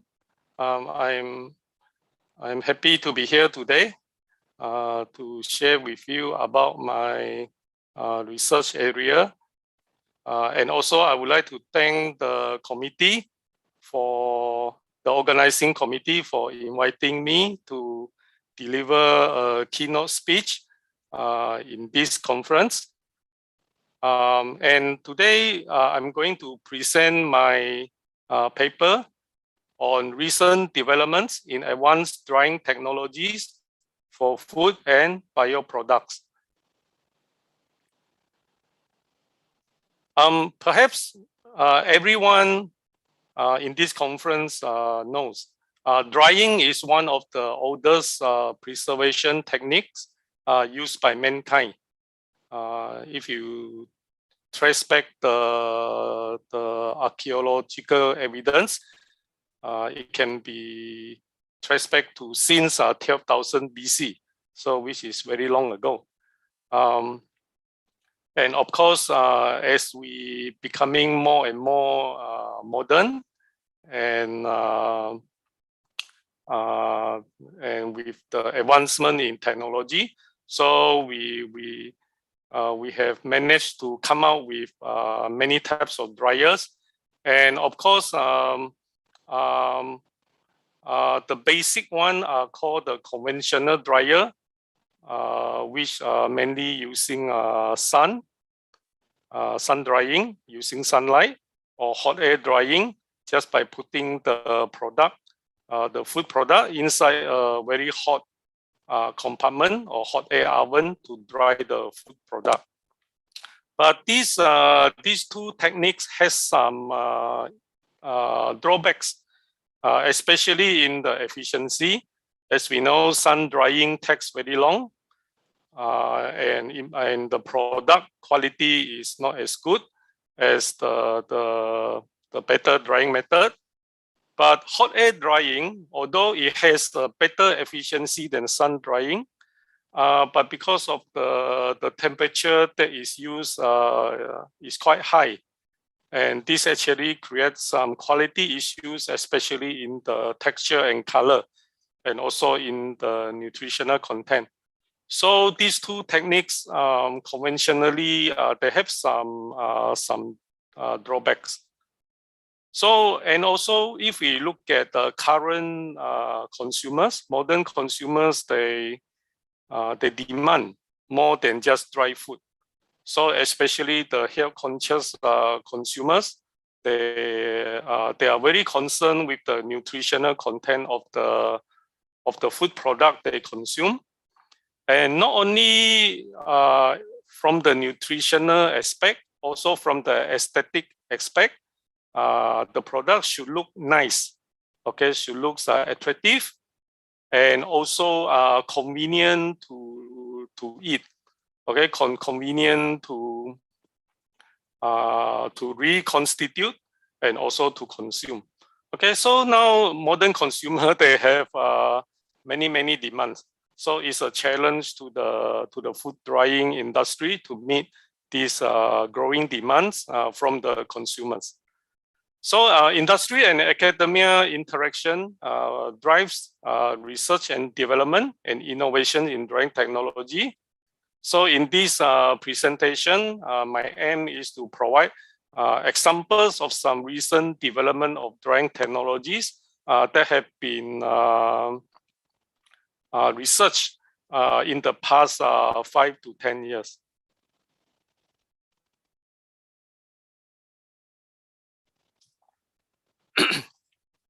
So this is examples of conventional dryer.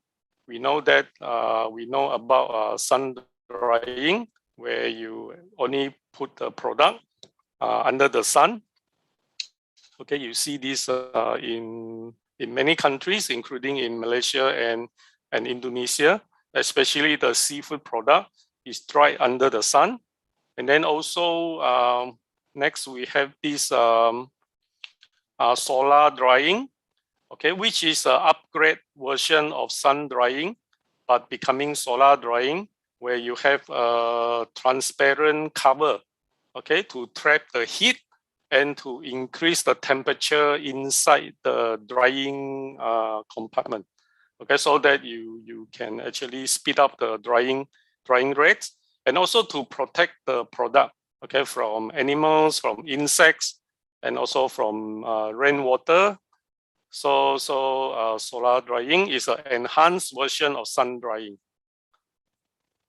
And of course, to dry in bigger volume and to have a much better drying rate, so you have the hot air drying, okay, where you put the dry product inside a compartment, okay, oven compartment, and increase the temperature. Usually the temperature is higher than 60 degrees C. It can be from 60 to 100. Okay, and then the product can be dry in a few hours depending on the quantity and the thickness. So this type of dryer actually can have a bigger capacity compared to sun and solar drying. And then quality wise, it has better protection as compared to sun drying. But if you are not careful with the temperature, it might actually spoil some of the nutrients in the food product. Okay, so based on publication, the evolution of drying technologies actually follow this trend. Okay, this is a paper from this author published in 2020 in drying technology. So initially, everything is dried using sunlight or wind and also air movement. Okay, so it's by natural sources. So this is the very primitive drying method. So this picture shows the dry product. Okay, so usually the dry product is just put under the sun to dry using natural dryer. Okay, after that is the hot air drying, where you actually dry using a much higher temperature. But if you look at the picture of this product, the color is not attractive. And then the texture is also not attractive. There is a lot of shrinkage and browning, okay, because of the oxidation reaction. But after that, researcher has come up with a vacuum drying technique, okay, such as a vacuum dryer or the freeze dryer, okay, where you can have a better quality product. For example, in this picture, you can see the shape of the product is very nice, almost as good as the fresh product. And then the color is quite close to the fresh product. And then in terms of texture, is more porous compared to the hot air dry, which is very hard. Okay, so as we have more and more R&D in food drying, so researchers start to combine or integrate dryers and come out with a hybrid system hybridization. Okay, one example is the microwave vacuum dryer, where you combine microwave and vacuum in one drying system. Okay, of course, because nowadays, because of fuel costs, energy cost is getting more expensive. So researchers also start to look at combined or hybrid solar drying. Okay, where you actually use solar drying in combination with other drying method. In the past, there are studies that have done by using heat pump with solar drying, and also adsorption drying with solar drying, okay, and many more. Okay, just to make full use of the free and renewable solar energy, so that the fuel cost can be reduced. So some of the examples of modern dryer are such as spray drying, which is used to dry particles, where the hot air is used to dry the solution droplets into particles, so you get the fine powder. Okay, if you are familiar with this equipment, you know this is a freeze dryer, very popular among the food scientists or the food technologies. And also next, there is this microwave drying, okay, where drying is actually carried out using microwave. Of course, there are many more examples of modern dryers, like infrared dryer, free dice bed dryer, heat pump dryer, okay, ultrasound dryer. There are many more. So here I only show some examples of modern dryers. So based on the published literatures, the same author, okay, the same author over here, he actually conclude advancement in drying technology actually fall under 3 categories. First is upgrade on conventional dryer. Okay, second one is novel dryers. Okay, third one is hybrid system. But in my opinion, I feel that there is no need to actually make it into 3 categories. Okay, but we can actually, I can actually conclude 2 categories are good enough to actually summarize some of the recent advances and innovations in food drying technologies. So the first one is in terms of dryer development, which can cover hybrid and novel drying. And the second one is quality monitoring, where this is an example of this is the smart drying. So I will explain two of these area in my next slide. Okay, so hybrid drying actually uses more than one dryer. Okay, so the basic definition is a combination of more than one dryer or use multiple modes of heat transfer, okay, to achieve the desired dryness, product quality, drying time, and manufacturing throughput. So in this case, you can actually combine or integrate two or more drying methods. Okay, so for example, there are many drying methods here. You can combine freeze drying. Oh, sorry. You can combine freeze drying, let's say with spray drying. So you have spray freeze drying. Okay, you can also combine microwave with vacuum drying. So you can have microwave vacuum drying. Okay, you can also maybe combine freeze drying with freeze bed drying. Then you can have freeze bed drying. So there are many possible combination. Okay, so there are many possible combination, and then you can design or build the dryer all in one unit. Okay, so meaning one dryer, there are two different drying mechanism, or you can do the drying stage wise.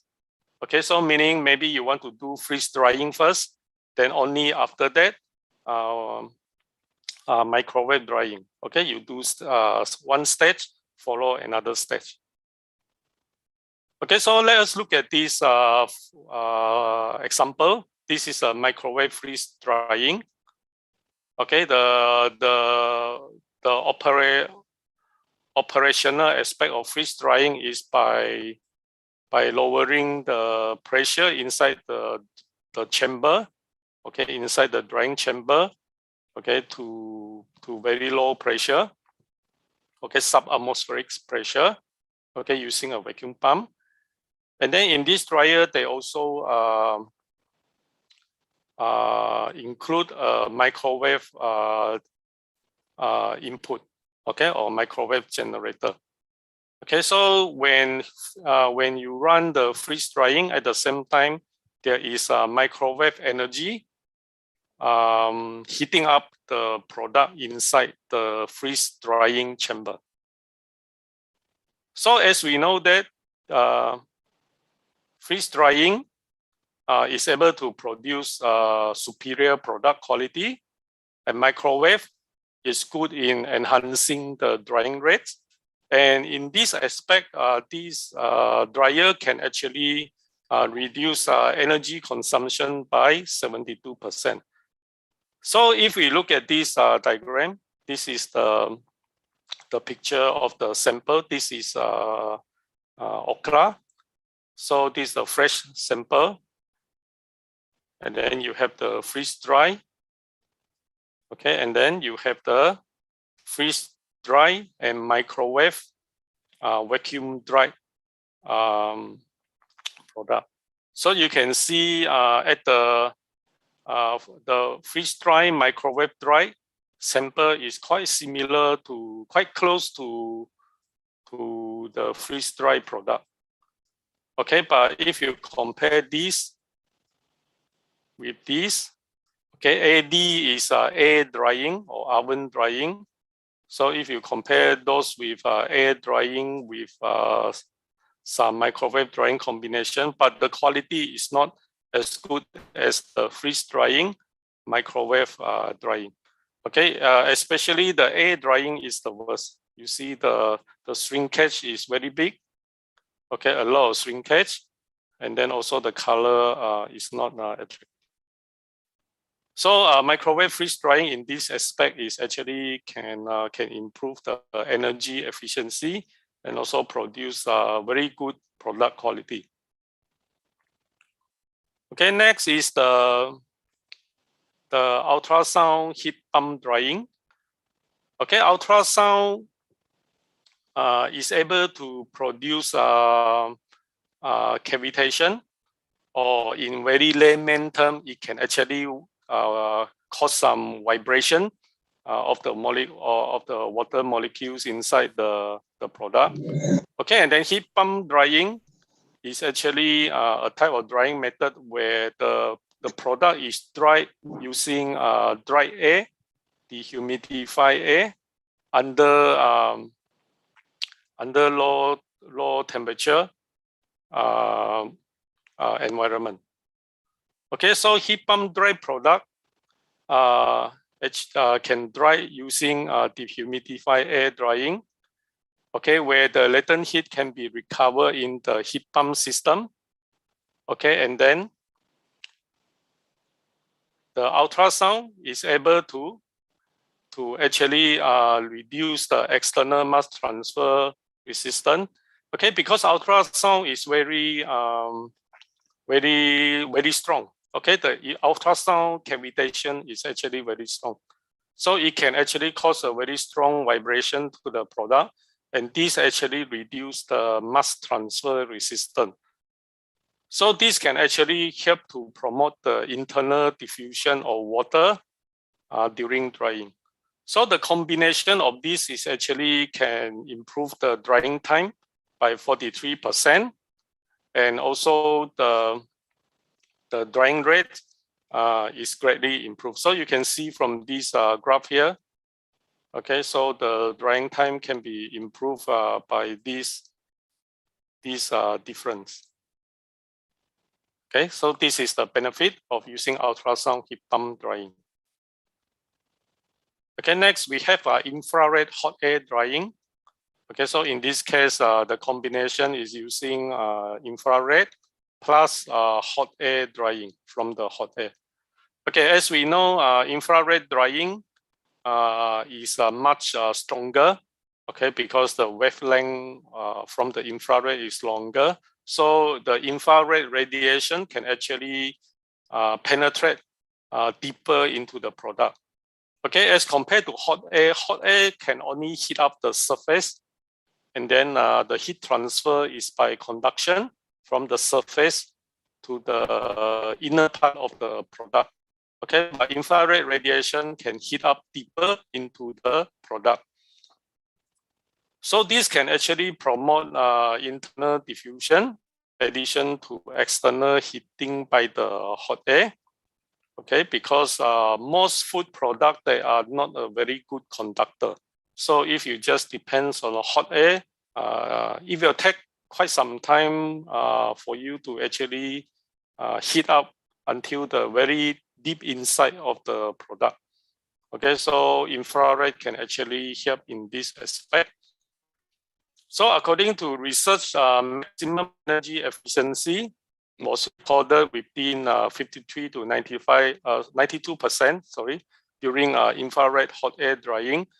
This is actually very high, okay, because in normal drying, normal hot air drying, the efficiency is normally around 20-30%, okay, which is quite low. So by using infrared hot air drying, it can actually increase higher the energy efficiency.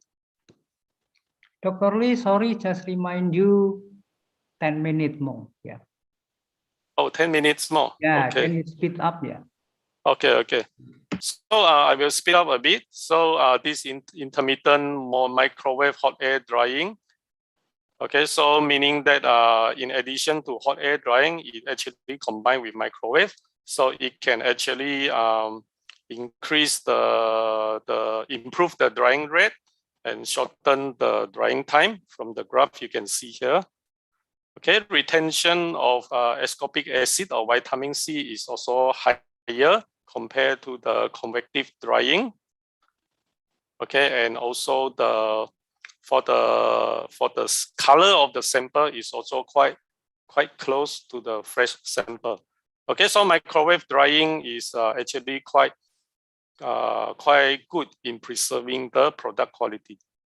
Okay, so for the comparison and limit comparison between the benefit and limitation, I think I will skip this part a bit. So basically, the benefit is there are improvement in drying rate energy efficiency. Okay, you can apply or integrate easily and reduce some space. But the limitation side is mostly at the cost. Okay, because now you are using two dryer in one unit, so the cost will be high and also more expensive to maintain. For example, the microwave and vacuum, and high running costs because you need electricity. Okay, let's say the infrared and microwave, you need the electricity, and the pump, vacuum pump also you need electricity. Okay, next I go to smart drying.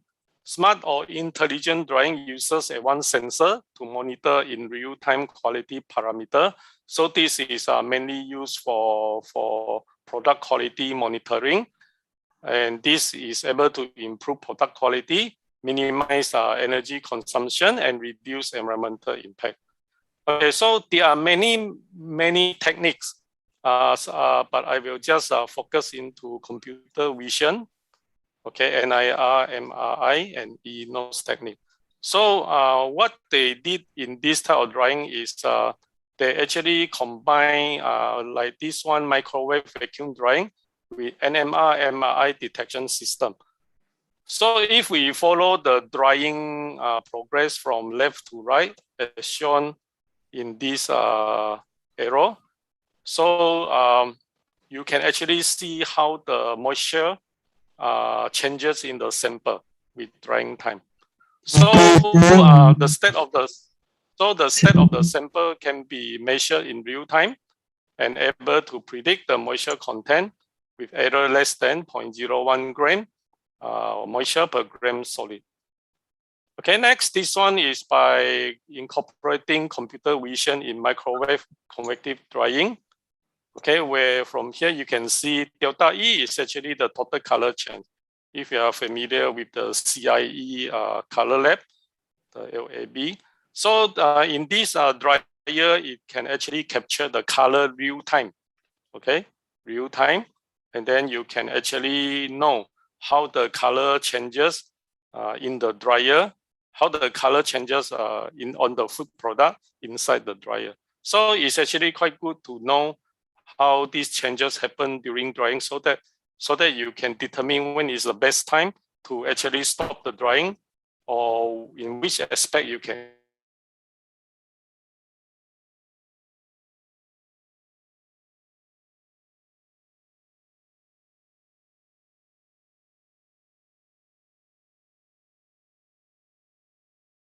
result is compared with GCMS, okay, gas chromatography.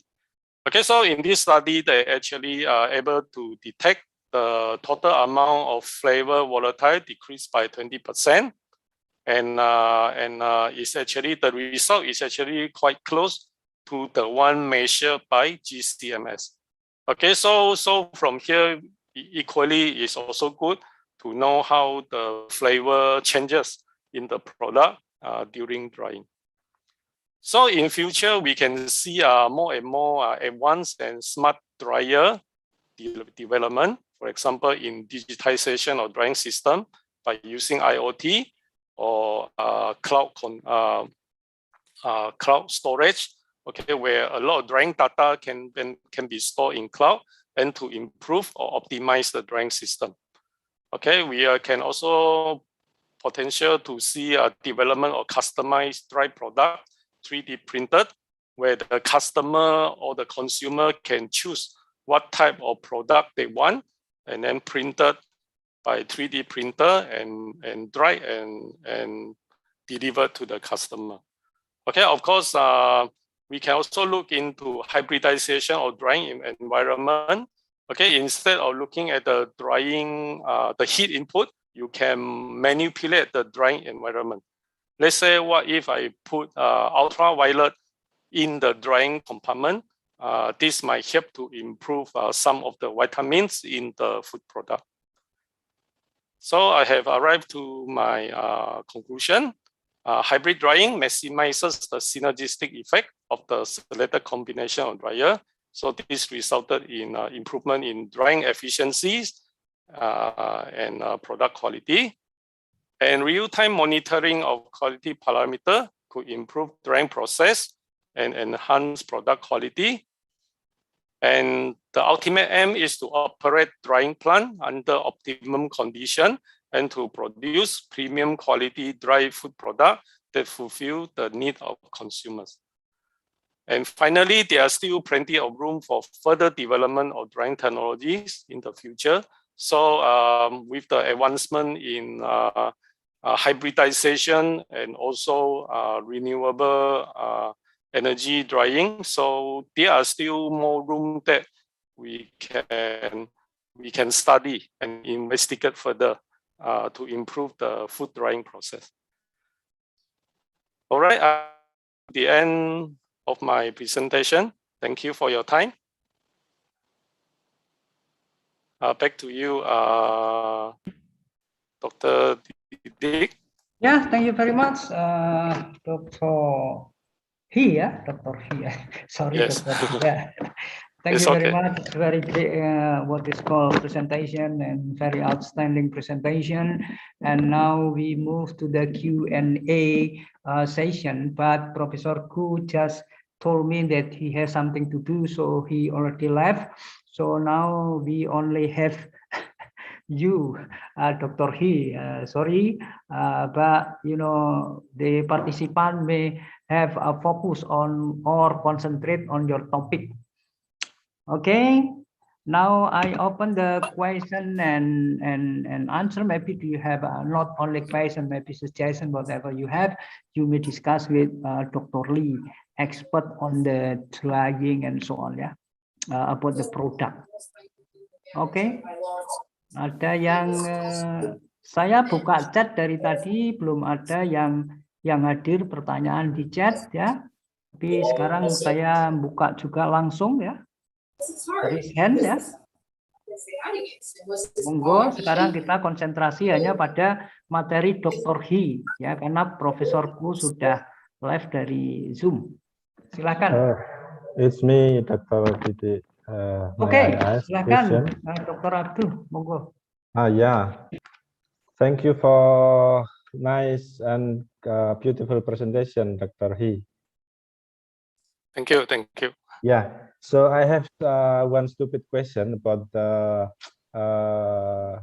microwave, because microwave is one of technique that is involved in the develop drying technique. While what I knew, microwave is used usually in liquid. I mean, the sample is dipped in medium, either water or vapor or something else, and then the microwave is generated. And in this case, how microwave is run and what kind of medium used during drying in the chamber, drying chamber? Thank you. Okay, basically, thanks for the question. Basically, microwave drying, if we just do pure microwave, just like at home, if we put the food inside the microwave oven, and we turn it on and then we dry it for some time, it's not recommended because it will burn the food. Okay, because the moisture content inside the food product, depending on the type of sample, so some sample don't really have so much moisture content, so it will burn the food very fast. Okay, so in terms of medium, meaning that when we start the microwave, the microwave fuel, okay, the microwave fuel will actually excite the water molecule. So the medium that actually help to absorb the microwave is only the water molecule or the moisture content inside the product. Yeah, that's it. But in order to use microwave, we need to do it in hybrid. Okay, so let's say if we run microwave hot air drying, microwave is only switch on intermittently. So Okay, yeah, so maybe you only use let's say I just roughly give some range. Maybe you turn on microwave 1 minute, and then after that hot air drying for 5 minutes, and then 1 minute, 5 minutes, 1 minute, 5 minutes. Okay, so that you don't burn the product. If you run microwave for 5 minutes non-stop, the whole thing will become charcoal. Yeah. So that is why microwave is only recommended for intermittent use. So you Okay, can microwave hot air, microwave freeze drying, microwave heat pump. Yeah. I hope I answer your question. Yes, thank you, Dr. Thank you. Happy? Yes, and Dr. Didi, Prof. Ku, as I was informed, has joined already. Okay. So question is okay, Professor Dr. Abdul? Yes, thank you. Okay, so I think because Dr. He is come from Malaysia. So do you speak Melayu? No, Yeah, saya boleh cakap. this is international, but most of the participant is come from Indonesia. So okay. I'm wondering if they want to ask, but blah blah blah blah. So if you speak Melayu, then maybe audience I can encourage audience or participant. If you have any question, you may say in bahasa Indonesia or bahasa Melayu. Okay. I try to understand the bahasa Indonesia, but I also will try my best to understand in bahasa Melayu. Okay. Monggo, para participants, if you want to or have Pak Dr. Yoyo ini, please. Okay, thank you. Can hear my voice? I will ask to Dr. He, if we drying of animal product, can you give me recommendation which one is better if we compare the others? Thank you. Actually, for among all the dryers, if we compare the normal dryers, okay, normal dryer means like hot air, freeze drying, or vacuum drying. Of course, any product, freeze drying is always the best. Among food technologies or food scientists, they will say freeze drying is always the best. But of course, freeze drying will take very long time, and it's not economy because of the cost and the high energy cost. So for meat product, actually instead of freeze drying, you can try another type called heat pump drying. Heat pump drying, actually the concept is quite similar to in Europe. Okay, they dry the sausage, they dry the meat product at the mountain. Okay, they dry the meat product at the mountain because the air is very dry. The relative humidity is very low, and then the temperature is also low. Okay, because the mountain is very cold, and then it's winter time. So the same drying environment, you can actually replicate in heat pump drying. Okay, so heat pump drying actually generate low temperature air, like our air conditioned room. Okay, like our office temperature. Let's say 24 degrees C, and then the humidity is very low, can be until 8% or below 10%. So this type of drying condition is actually quite conducive for many food products, including meat. Okay, so probably you can try this one. Actually, in the Ponegoro University, Professor Jaini from chemical engineering. He is expert in adsorption drying. Okay, adsorption drying is also quite similar, not exactly the same, quite similar to heat pump drying. Okay, but the temperature is slightly higher. Okay, but the air is also very dry. Okay, so maybe you can also try to use those type of dryer for meat drying. Yeah. Thank you. Okay, thank you, Dr. He. Okay, back welcome. to moderator. Thank you. Okay, thank you, Dr. Yoyo, Dr. He. Now we have two hand raise here. First is Dr. Sunati Darniadia. Pak Sandi Darniadi, please. Sandi, yeah. Okay, thank you, Dr. Didi, for the opportunity, and thank you, Yes. Dr. He, for the presentation. It's a good talk about the drying and the advanced drying, also the smart drying. I would have two questions for you, and the first is maybe in your presentation you didn't mention about the drying for the grains like rice or maize. Could you please explain further for the grains? This is the first question, and the second one is for the freeze drying and also for the microwave freeze drying. Can you please explain about the porosity and the bulk density of the product? I mean, for the both product from microwave, the hybrid one, microwave and freeze drying, also versus the freeze drying. Thank you, Okay. Dr. Okay, thank you.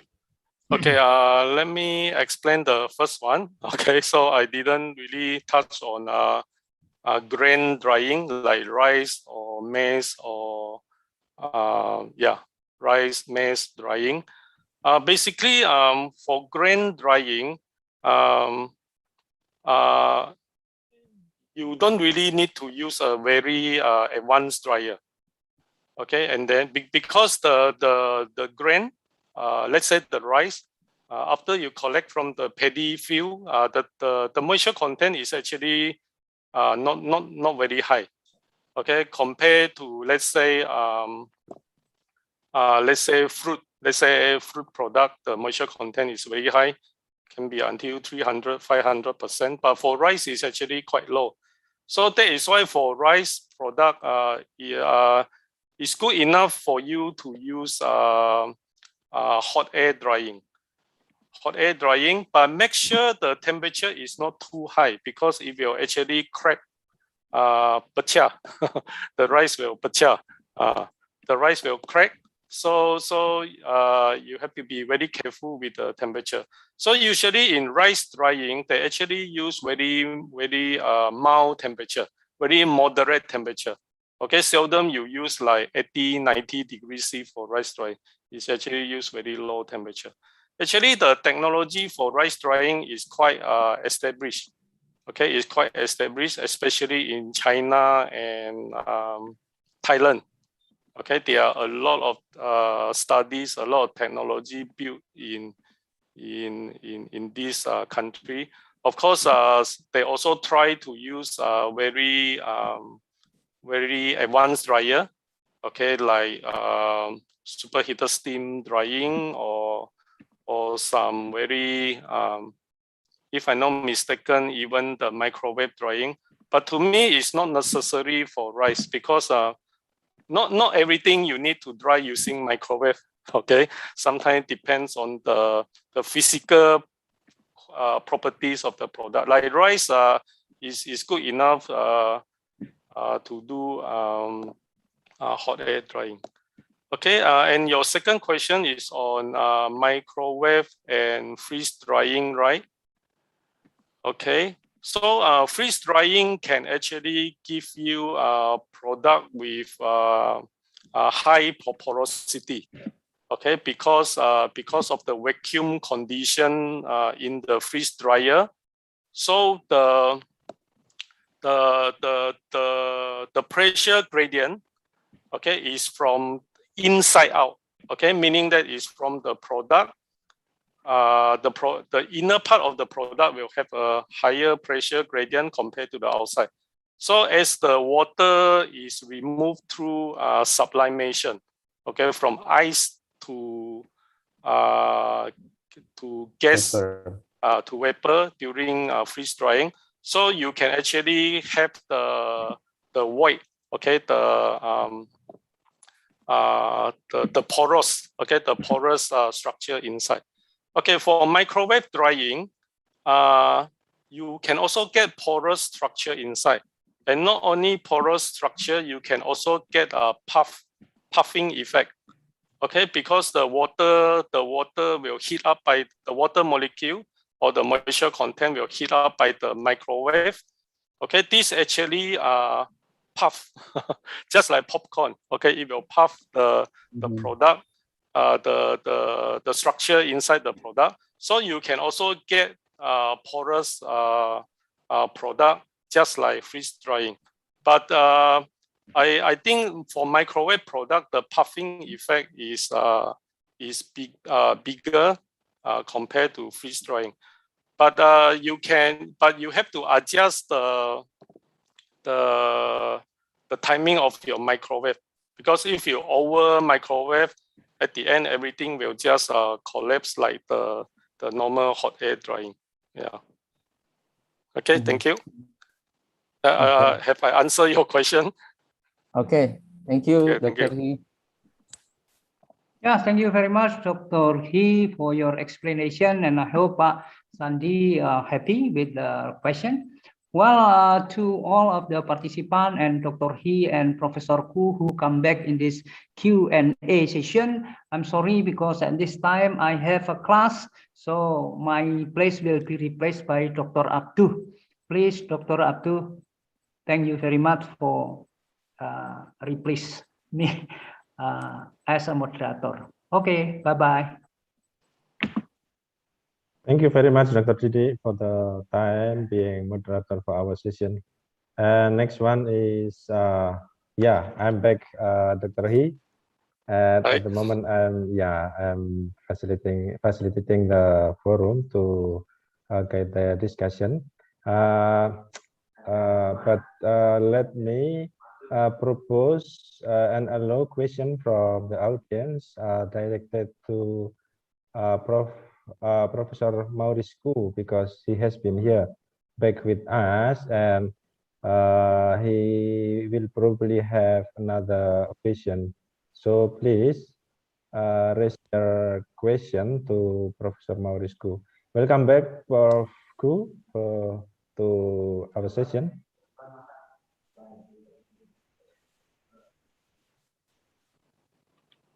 Yep.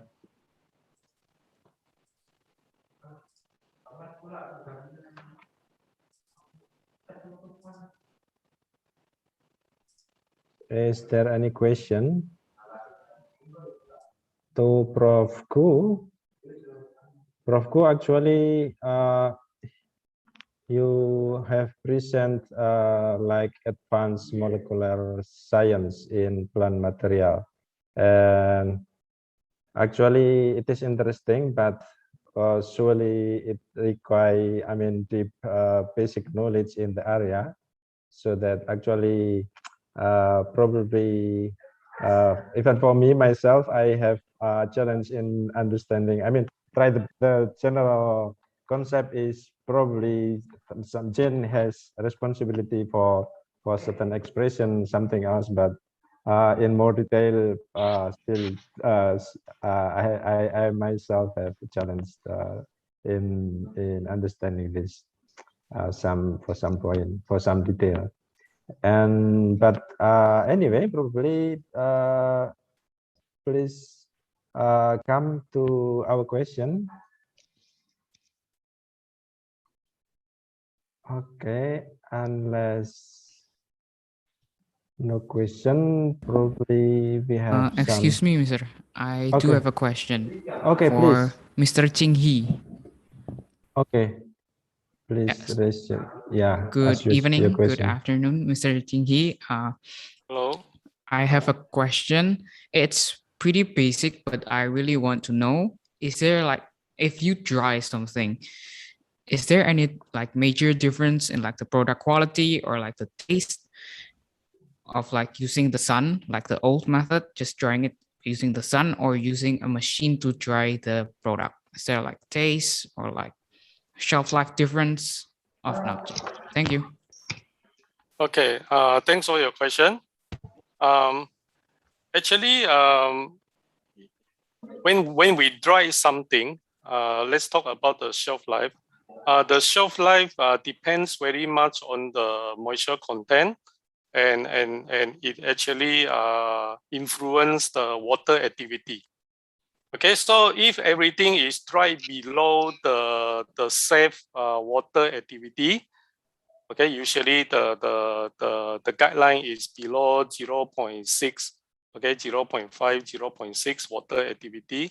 So even if you use sun drying or solar drying or hot air or any other drying method, as long as the water activity is below 0.6, then it's good for shelf life. Okay, so you can keep the dried product longer.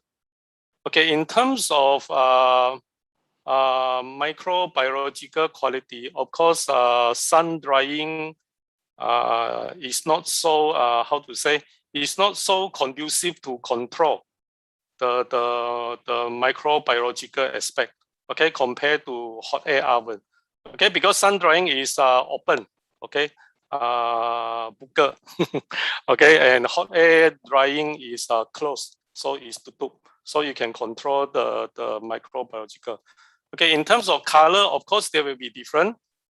Just now I showed the sun drying, hot air drying compared to freeze drying. Okay, so most likely sun drying and hot air drying will give you a lot of browning. Okay, so the product is very brown.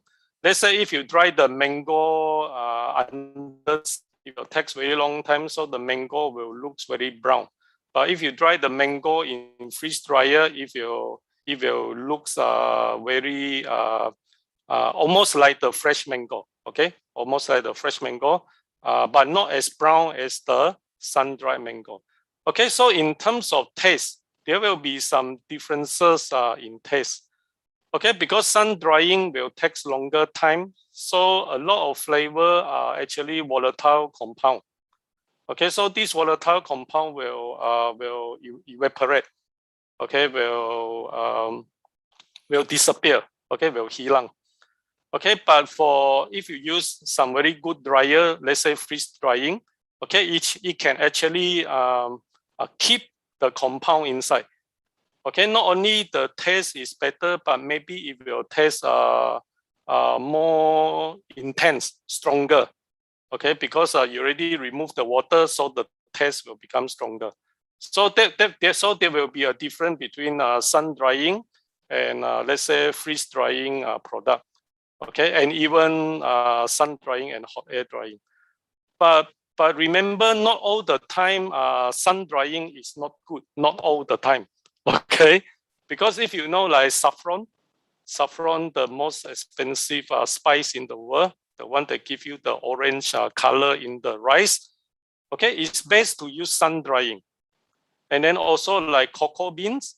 Okay, Indonesia is one of the biggest cocoa bean producer in the world. In fact, sun drying of cocoa bean give you the best flavor compared to any other method. So that is why sometimes when you choose a dryer, you have to know the physical and the chemical characteristic of the product.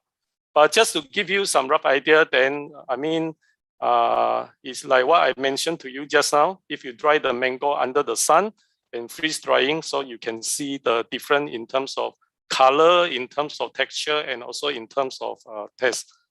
Yeah. Hope I answer your question.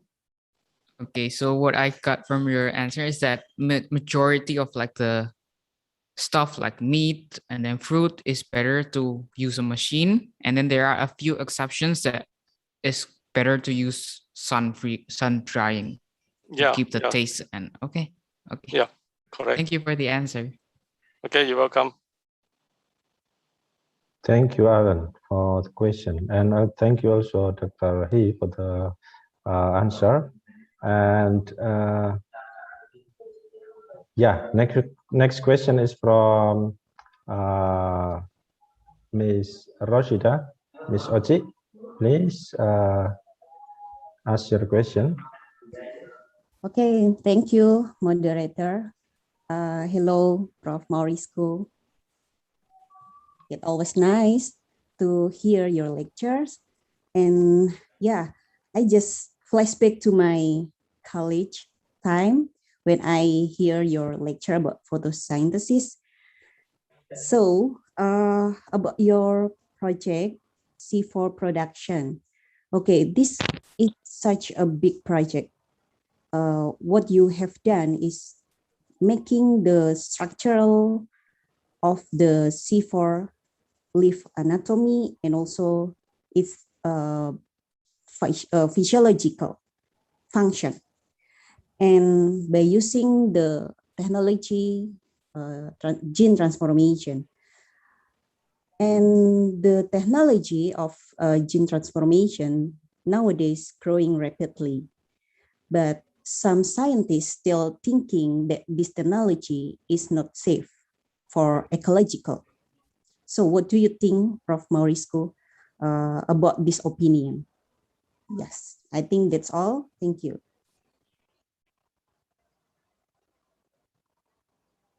Prof. Ku, probably you are still mute.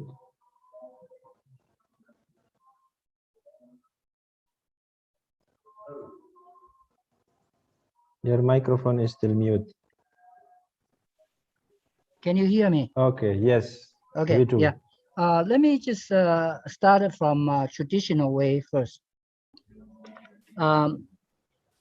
Before any modern transformation occur, conventional breeder use a natural mutant to do crossing.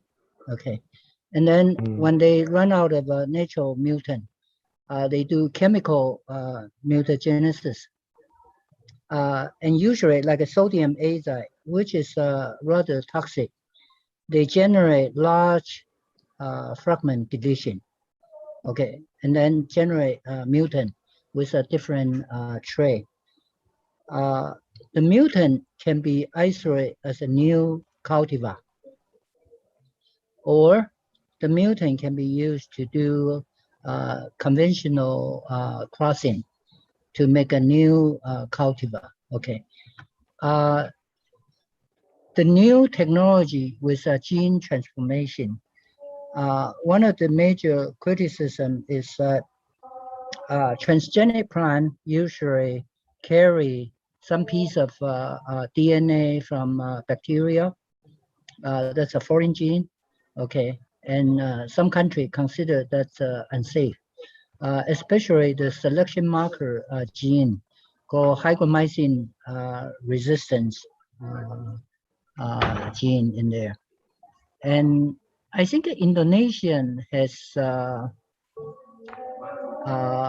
waived that concern because I know many countries already accept transgenic plant with this hygromycin resistant gene from some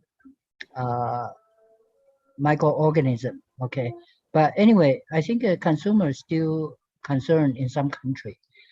In Indonesia, for example, my colleague from University of Jember, Sugiharto, Bambam Sugiharto, he produced a transgenic sugarcane by this agrobacterial mediate transformation. And I believe his transgenic sugarcane has been approved for commercial production in East Java. Okay, but anyway, so it's a matter of consumer acceptance. But I want to point out that the newest technology, as I mentioned in my talk, by CRISPR, this technique, CRISPR technique can be done very precisely only alter one base pair substitution and then change the gene function without introducing the bacteria or microorganism gene. Okay, so that technique has gained popularity in many countries. Like a European country already consider that it's safe because it's just like a natural mutation, change one point or few bases of the DNA. Okay, so it's relatively safe.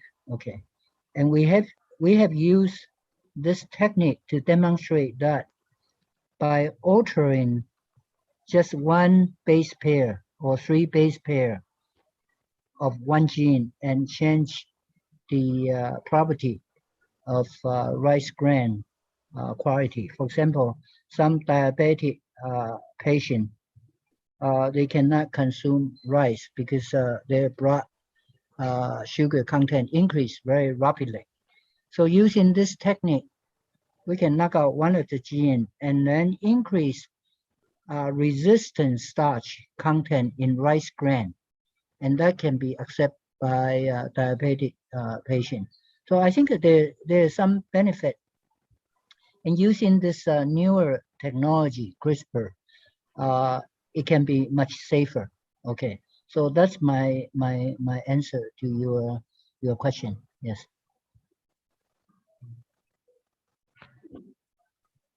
Thank you, Prof. Gu, and thank you. Thank you, Prof. Morisco. Very clear explanation. Yes, so everything is back to the consumer preference. And yeah, and maybe more question, please.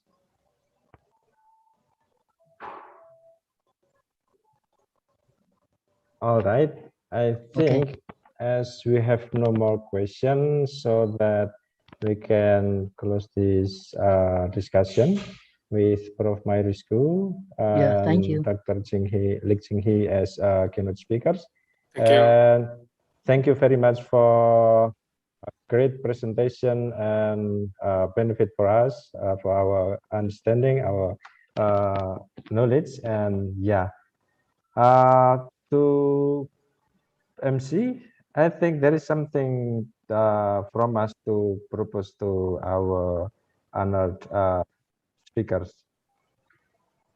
All right, I will hand in the time to MC, please. All right, thank you, Mr. Abdu, and you were right. We would like to thank you, Professor Morisco, for an amazing presentation. Now we're going to give a thank you card to the operator. Please share the screen. Thank you. Thank you. And we would like to ask for Professor Morris' consent in taking a photo by screenshotting this Zoom.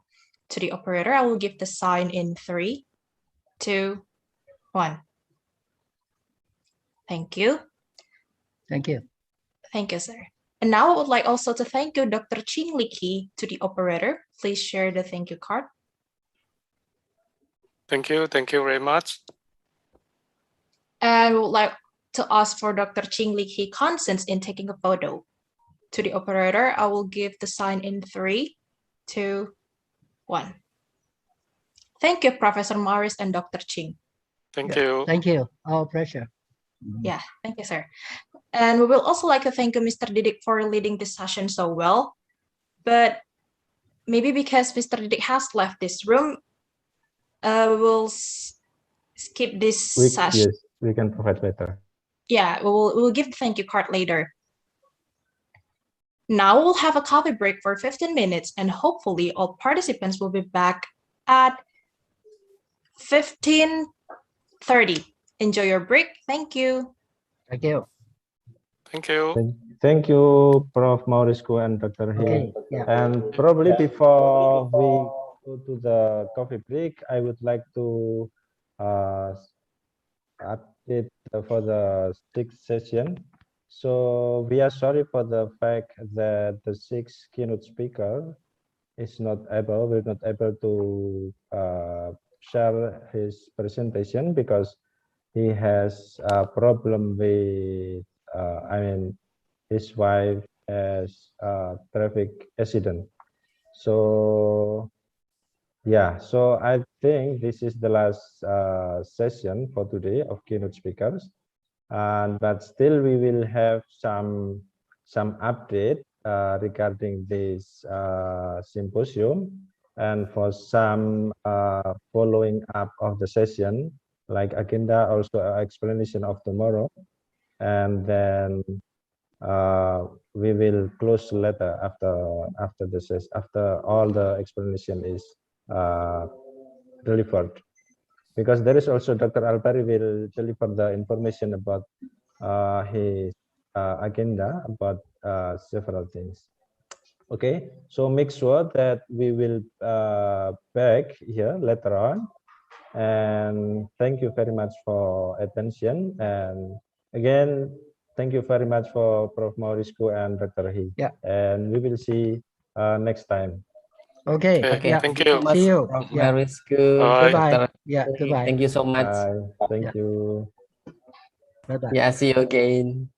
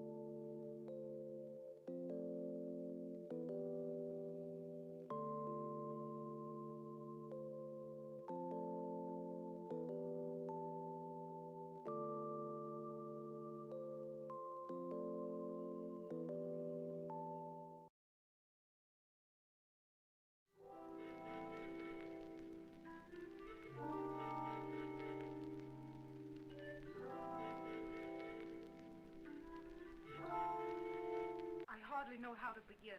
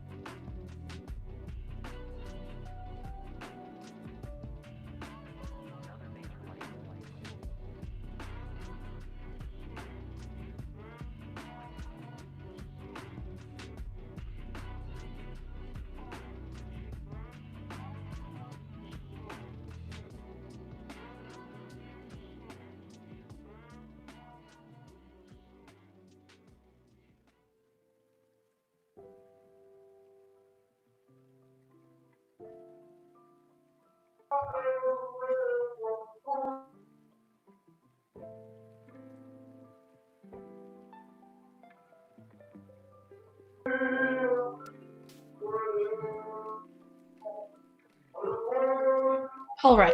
Welcome back to all participants. Hope you enjoy your break. Now, we have come to an end of the first day International Symposium on Food and Agro-biodiversity. I hope all participants enjoy and get the knowledge that is hopefully useful in the future.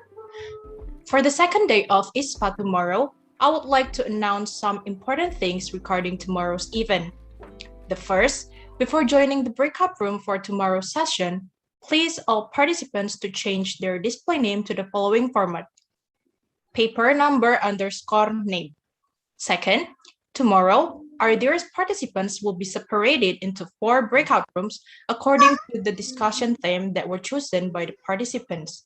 You could check the Zoom link for tomorrow's session in the guidebook that have been shared before. The third, before joining tomorrow's session, we hope that all participants will have already completed all the necessary administration that is required. We, as committee of ISFA 2021, would like to apologize for any mistakes that may offend you, whether it is intentional or unintentional. We hope to see you again tomorrow on the second day of the 3rd International Symposium of Food and Agro-biodiversity. Goodbye, stay safe and stay healthy. Thank you. I will give the time to Mr. Abdul or Mr. Albari if you would like to give any other words to the participants. Thank you.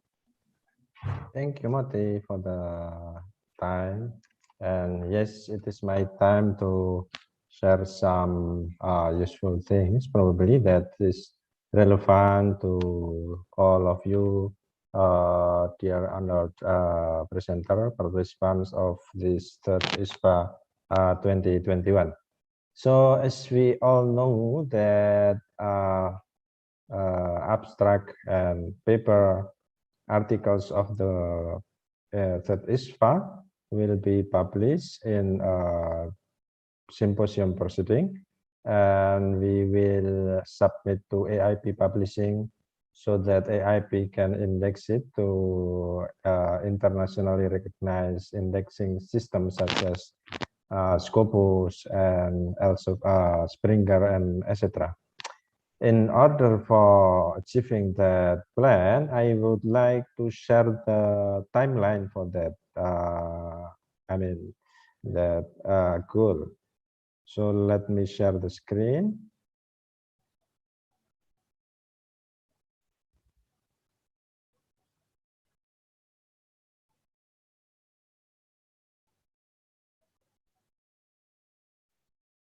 All right. I hope that my screen is seen over there. Okay, perfect. All right, thank you. So dear everyone, all respective participant and presenter of tomorrow parallels presentation. Here I am presenting and I'm showing you the deadline, several deadline of our plan, of our step to submission of our symposium proceeding.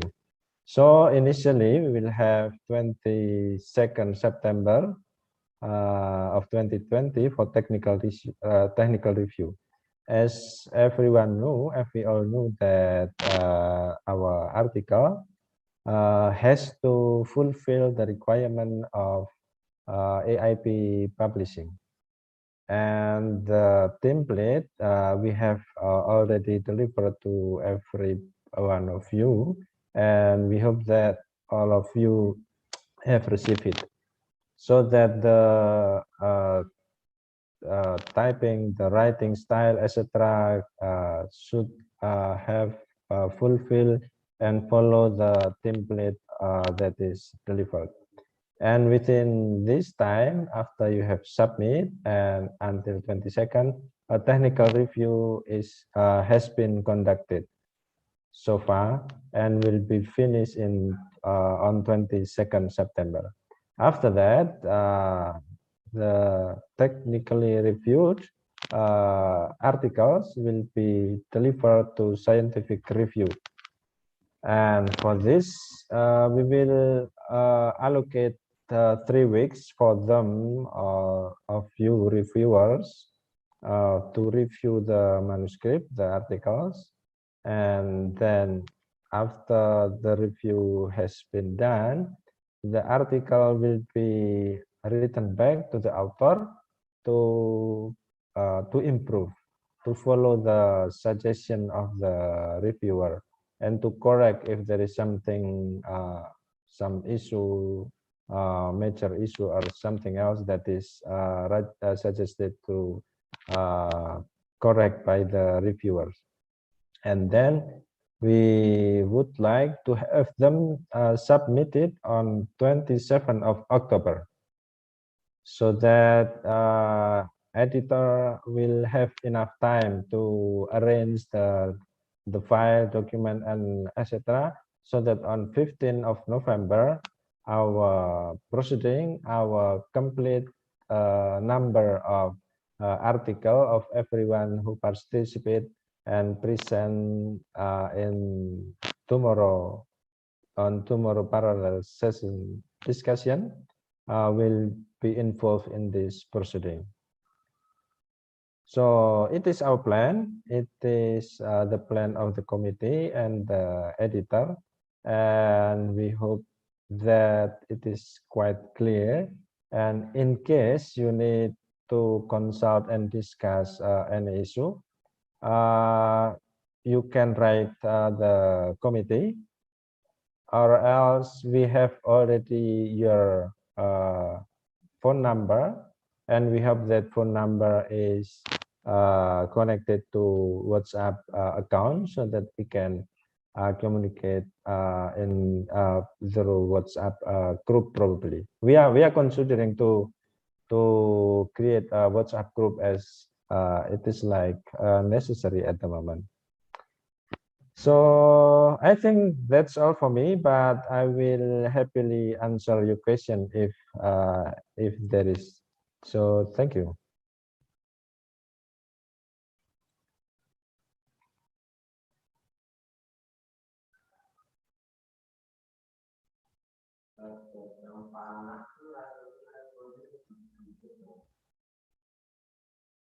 All right.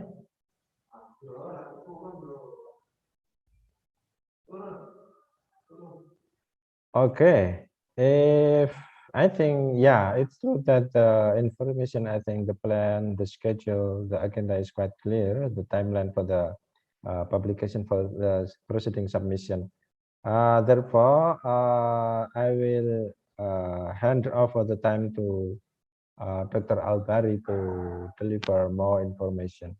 Thank you very much. And yeah, please, Dr. Albari. Thank you very much, Mr. Abdu. So it is nice to have this kind of meeting with you, all of the participants, and we would like to conduct the Congress for tomorrow. So we will would like to invite you, all participants, to enroll our Congress after the parallel session.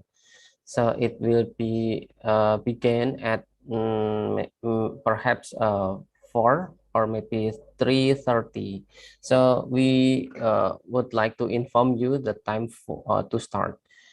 And through this meeting, so we would like to inform you the our program, since our program is very important to deliver. So I would like to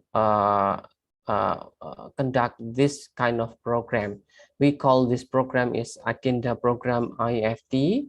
There are 2 programs. The first is a research cluster, and then the second one is minute meetings and published to Scopus book.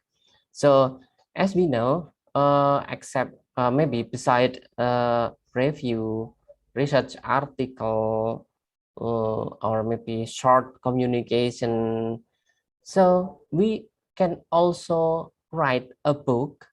Then the Scopus will be indexed our book. It means not only book but chapter.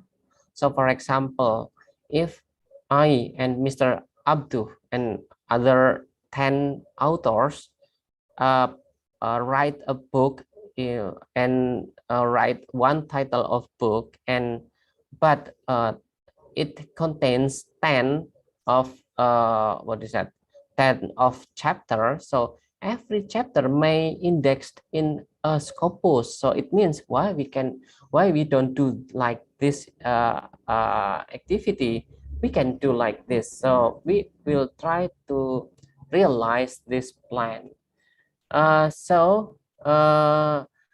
Thank you so much for Unsud and Untitar for always together with us. And through this research of cluster, we would like to invite all of participants here to get involved in a cluster, namely food and agro-biodiversity. So this cluster will be very something like interactive and interesting, I think, because on the only one in Indonesia, and we may conduct the focus group discussion in this FGD. We will have a sharing of our idea, and we also may conduct the minutes meeting. So as we delivered to you in the previous, this minutes of meeting is something like having talk, all of us gather in a one meeting, and maybe, for example, in this meeting consists of 15 or maybe 20 participants, and we may select this participant, then go for this meeting. In the meeting, the participant should talk, talk at least maybe 10 minutes talking, and the participant may also send a chapter of book.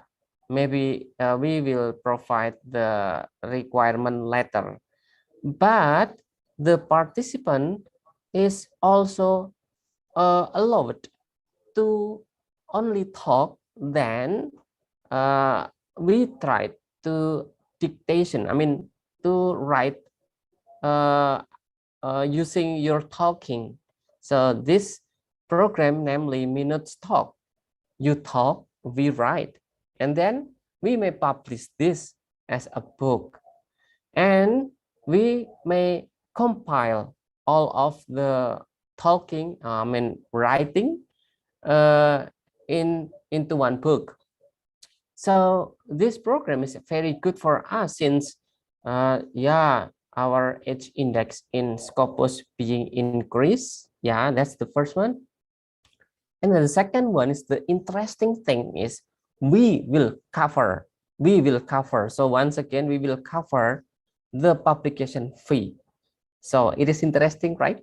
So I think I can share this detailed information tomorrow. So please come with us, and please wait our information detail about this. Okay, so I think that's all. Thank you so much, and thank you very much. Also, we deliver to all of pendamping. Pendamping, so it means mentoring staff who always guiding the all of the author here to be submitted the abstract, and then we need your help for this one. So hopefully you still have time with us in this kind of program. I think this all, Mr. Abdul. Thank you so much.